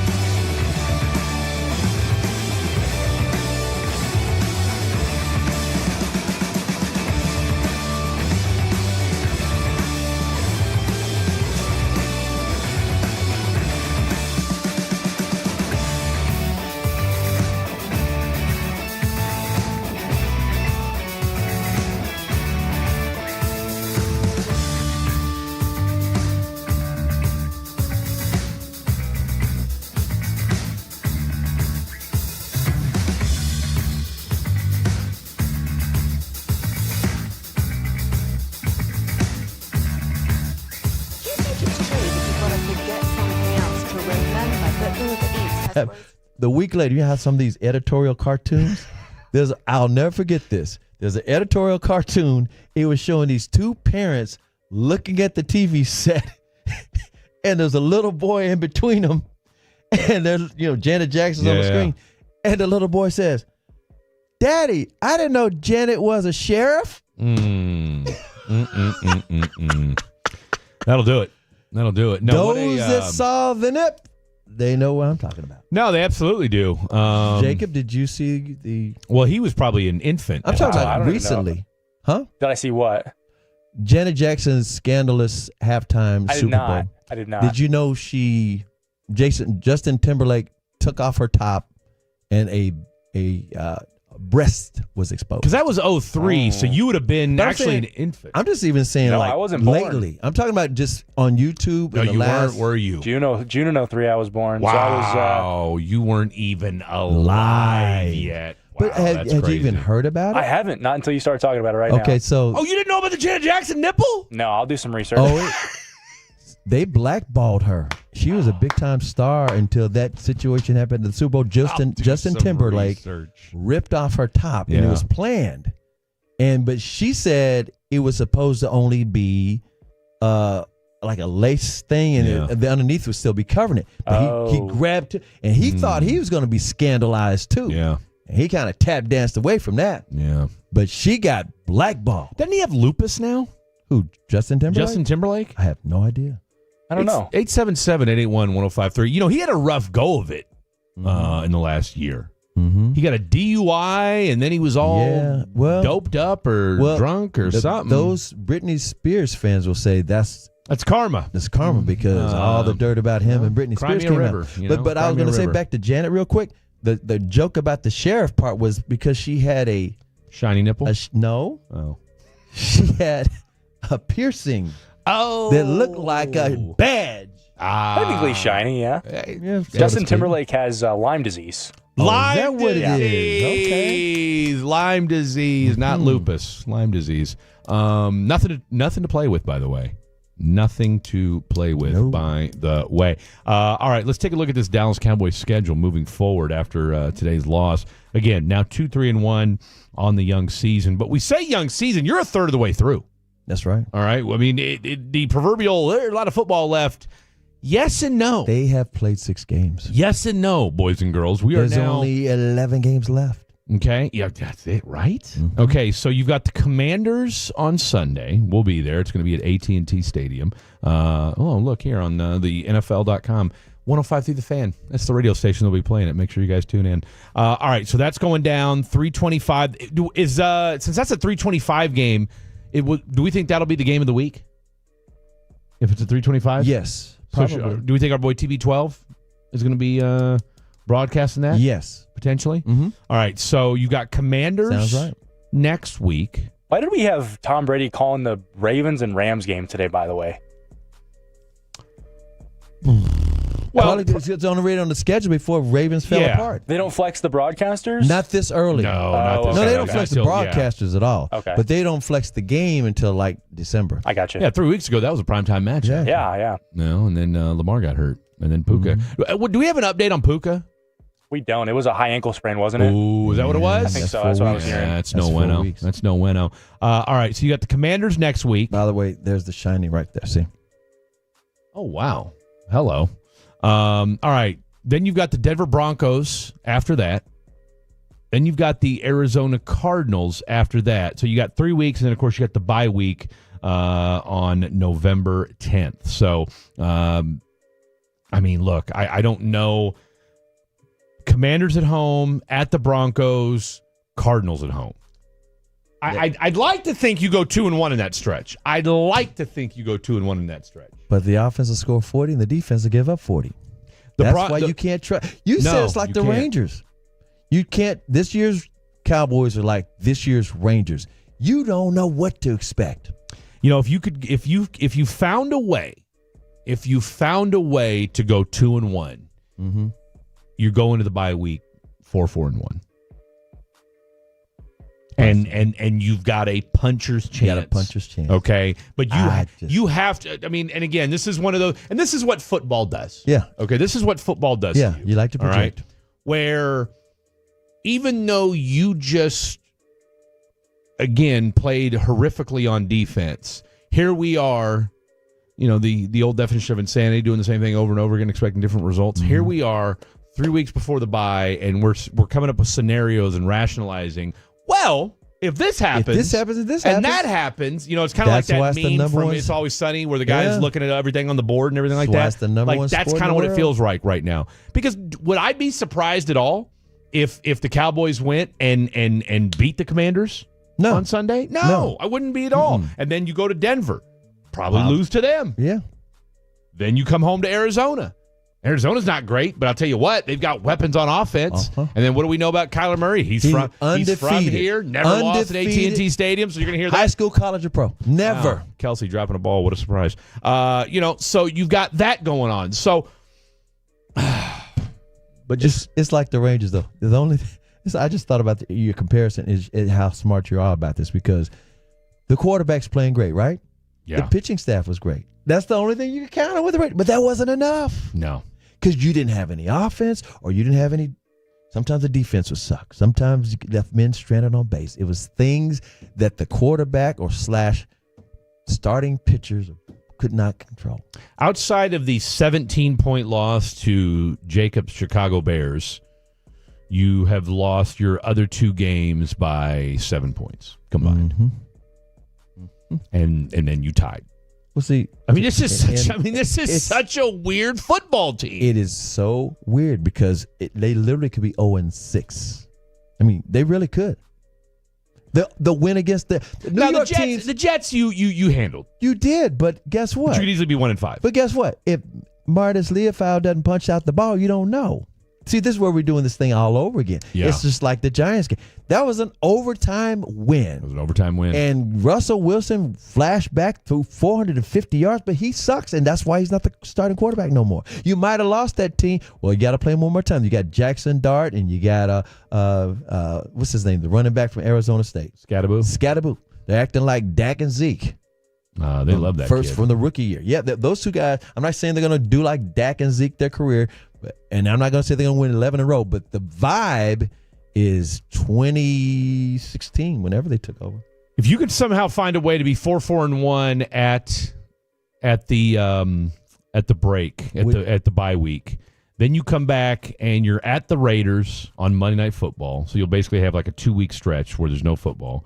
Get your bodies right, get your minds right. Then you're home. Your next 2 games are at home to the Eagles and the Chiefs.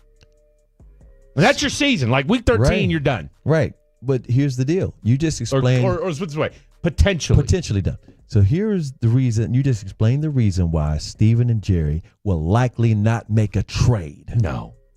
Now, I want to say the trade deadline this year is week 9.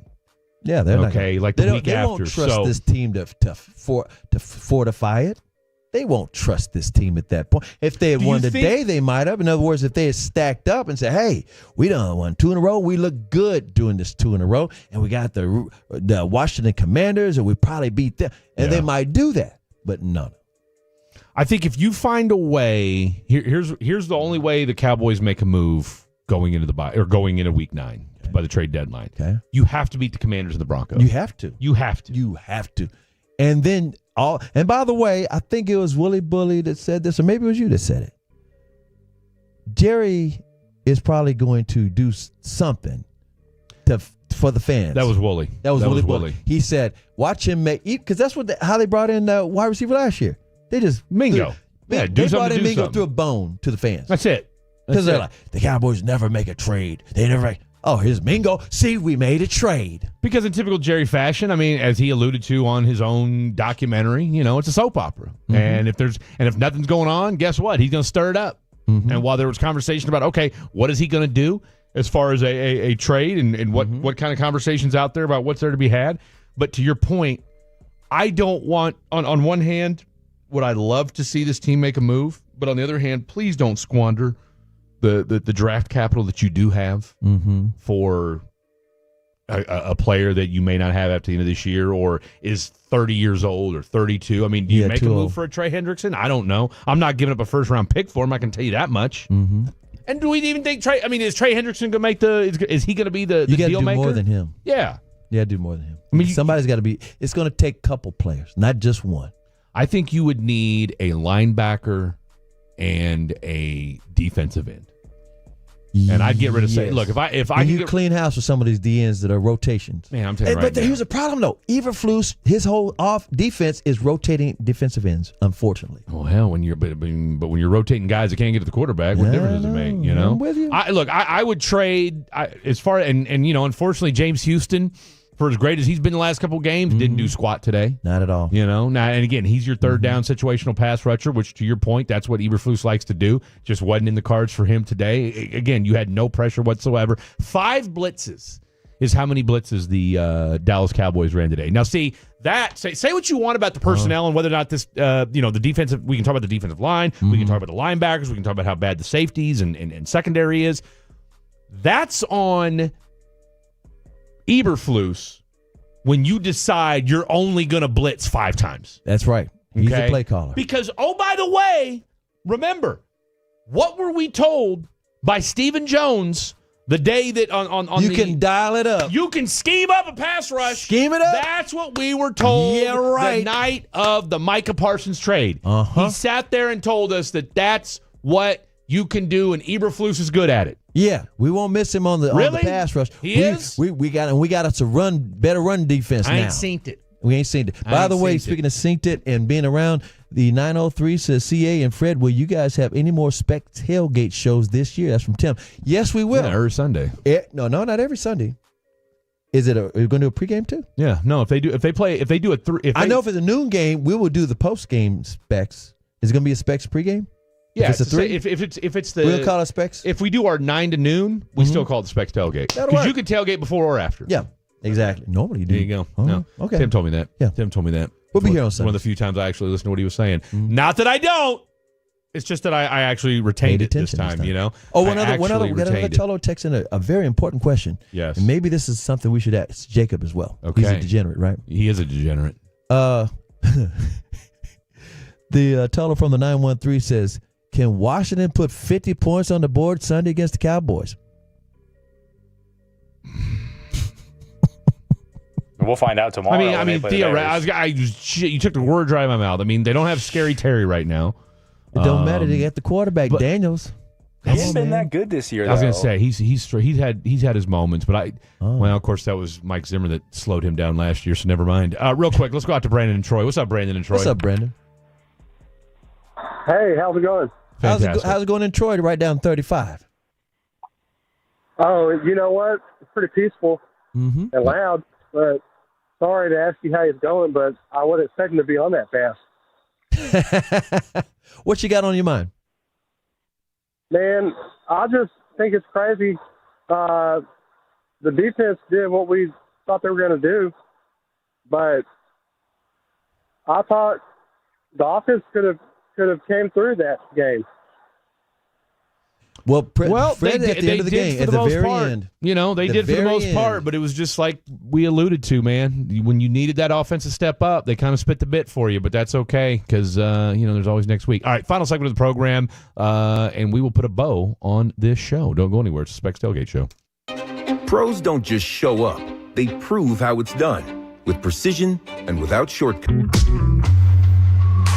Remember when you used to be a, what was it, Pepper Lady? Pepper Lady? Wasn't it Cinnamon Sisters?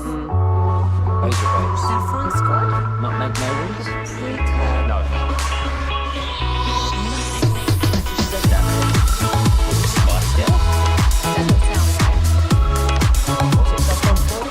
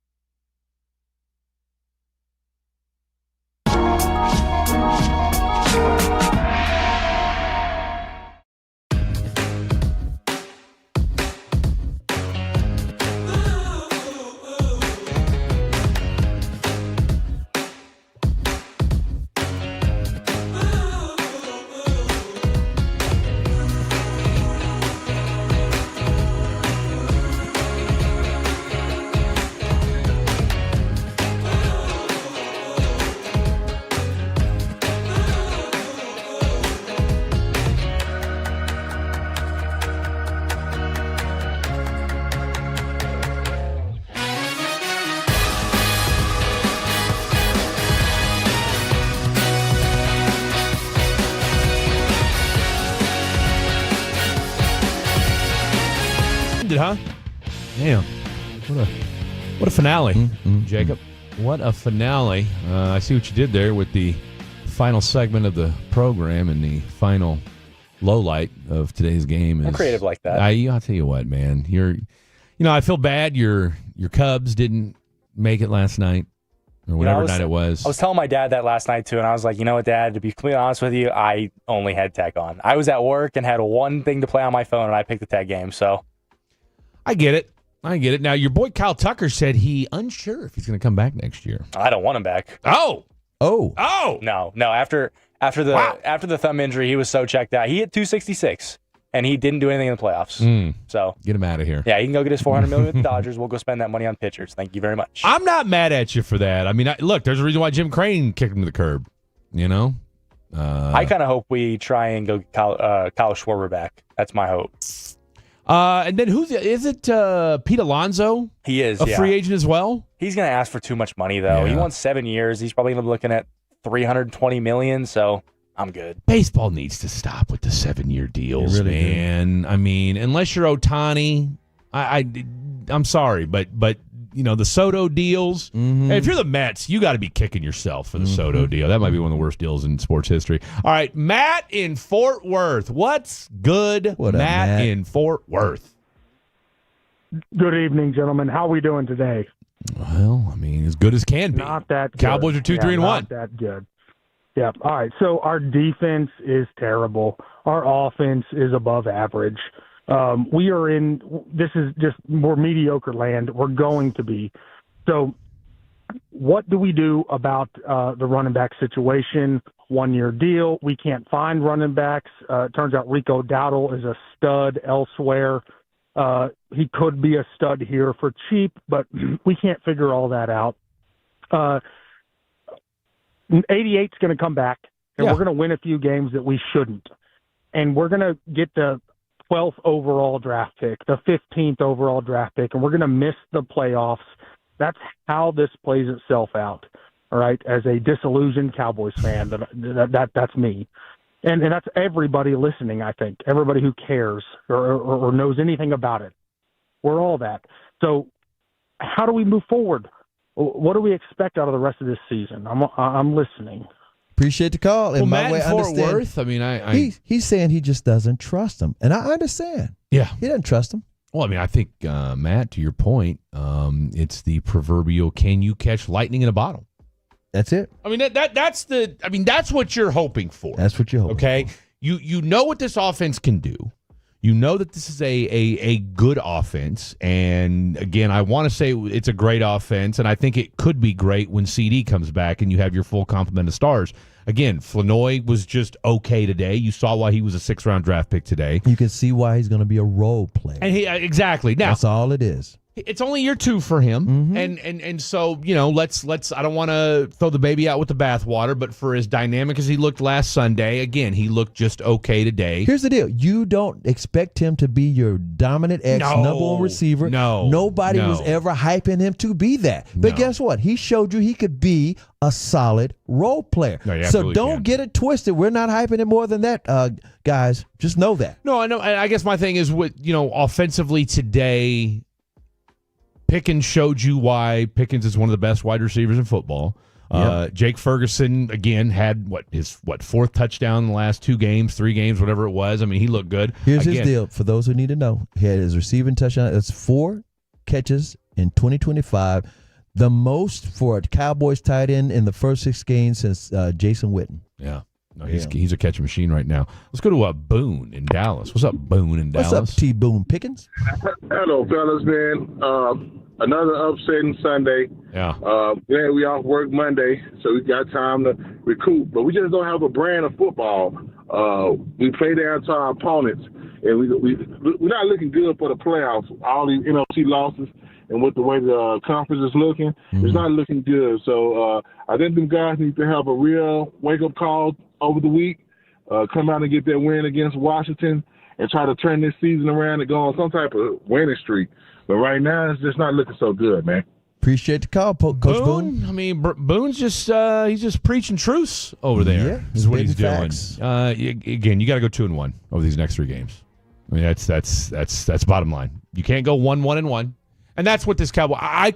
Would you be at all surprised if this team went 1-1-1? Nope. Over the next 3 games? Again, we can't trust them. You just got to see what happens. And could you imagine if this team was 3-4-2? Could you imagine if this team was 3-4-2 heading into the bye week? You just would not know what to think about them. It'd be the most bizarre record in the history of football. I mean, just like this. What are we? What is this team? Yeah. 2 ties. We Who do does not that? even Because know. I'm gonna tell you right now, this team was angling for another overtime game today. Mm-hmm. They just defense couldn't get out of its own damn way. Mm-hmm. Surprise, surprise. Ironically, the offense, as good as it was, like you said, you couldn't make the play at the end of the game. They had only punted twice. That's it. Only 2 3-and-outs the entire game. The first drive and then the last. How do we feel about Jamar Chase doing the gritty when you're down a score? He's from Louisiana. He's from LSU. You got to give him that. That's just what he does. Even when you're losing, still Yeah. strike the gritty. That's what they do. Yeah, who dat? I get it. No, you need to go 2-1, and what rumor is you might get Tyler Booker back next week. Mm-hmm. Rumor is you might get CeeDee Lamb back next week. Mm-hmm. And then, of course, the scuttlebutt is that you'll get DeMarvin Overshown back Earlier than expected. Well, they're saying after the bye. I know that's early because expected was like December. That's early. I mean, I don't. But here's the thing: I feel like it's everything's been just this big, like, kind of to your point, being ambiguous. That's what's been ambiguous. Is the DeMarvin Overshown, like, when's he going to come back? We know he's going to be on the PUP list, and I don't know what you're going to get from him. Yeah, well, we put it like this: you don't know what you're going to get from him. No. He might have lost a step until he builds it up. He also may be completely healthy, but we don't know how long he'll stay healthy because, like Sean Lee, who I loved back in the day, Sean Lee kept getting hurt. And it's what it is. It's going to be watching DeMarvin Overshown is going to be like watching Anthony Davis. Yeah, wondering how long he plays. You're just sitting there just hoping and nothing you're like, bad happens. You enjoy the good plays. You enjoy the him being on the field and how he impacts the game. Mm-hmm. But on the flip side of that, you're saying to yourself, man. But the difference is, unlike Anthony Davis this year, unlike Anthony Davis in the past, and Overshown is right now. Anthony Davis right now, you don't need him to be great every game. He doesn't have to carry the Mavericks. They got so much depth. And with DeMarvin Overshown, they don't have any depth. You're counting on him to change everything. No, they don't. It'd be different if all you had was Anthony Davis with the Mavericks. That's not like the case this year. And DeMarvin Overshown, if you had all these other playmakers and identity and the team from 2023, you say, oh, yeah, come on, man. Take your time. Take your time. Take your time. By the way, this is the Specs Tailgate Show. Specs Wine, Spirits, Finer Foods, proud partner of the Dallas Cowboys. Yeah. Cheers to savings. We've got we'll do one quick rattle through the scores from today for those of you that are just checking in with us, and we hope We got you, man. We hope you're having a wonderful day today. Yeah. We hope you're enjoying your Sunday Cowboy game. Maybe you won your fantasy game. Who knows? Again, it's been a long day of football too. Let's call that what it is. Broncos beat the Jets 13-11. The Cardinals, they fall to the Colts 27-31. Jacoby Brissett, though, if you picked him up on a kind of on a flyer, 27-44, 320 yards and 2 tutties. And then of course Jonathan Taylor just continues to be the maybe the best back in the NFL right now. 21 carries, 123 yards, and a touchdown. The Chargers, they outlast the Dolphins 29-27, and then Tua proceeds to go on a scorched earth conversation tour post-game and decides to tell everybody that, hey, players aren't showing up to players-only meetings, and when they do, they're late. So I'm not really sure what Tua's doing at this point, other than just saying, you know what, I don't care, trade me. And then you got Mike McDaniel wearing capri pants to the post game, and that's your first clue that he's not a very good head coach. The Patriots 25, the Saints 19, Steelers edge the Browns 23-9. They're on this. The Browns are giving up only 265 yards a game. 1-5. The best number ever defensively for a 1-5 football team. Arlington Martin's own Myles Garrett. That's Blake's buddy. That's from high school. That's Blake's days. homeboy, and he'll make sure to tell you 17 times. All right, Claymore in San Antonio. Last call of the night. What you got, big man?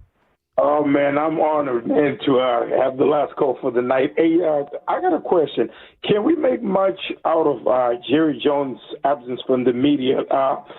is Jerry Jones pissed off enough to make a change, I guess, for the defensive coordinator? Now, I get it. It's probably not going to make much of a difference, but they got to start somewhere, right?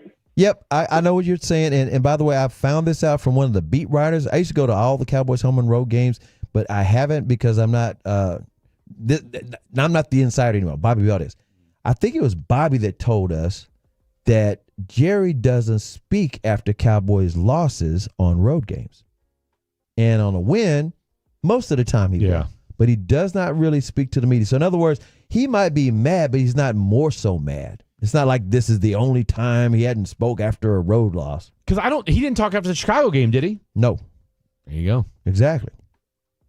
Jerry, you know what? That's self-regulation is what that is. Jerry knows. As Brian Broadus put it, Jerry and Steven took Jerry's plane home, and they're probably sipping on some Johnny Walker Blue. That's it. Debating on what do we do? What do we do with all this draft capital that we got?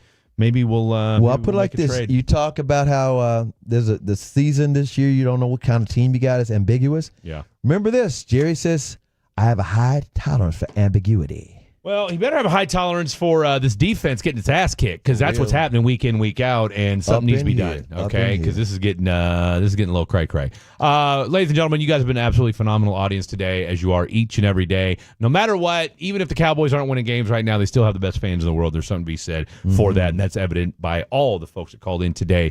Some of you are glass half full, some of you are glasses empty, and some of you have broken the glass, and I completely understand that in frustration as well. So don't forget, full complement of programming here on 105.3 The Fan tomorrow morning. Kicks off with Sean and RJ. And then, of course, you have KNC, G-Bag, Cowboys Hour, and then, of course, Fan After Dark with your boy Freddie D and Mr. Blake Elliott taking you home. For Degenerate Jake, for the three-time Hall of Famer, I'm Fred Davis. Good night. God bless. We'll see you tomorrow. The more time you give, the more our crush grows. Together we continue to build something special. Keep turning.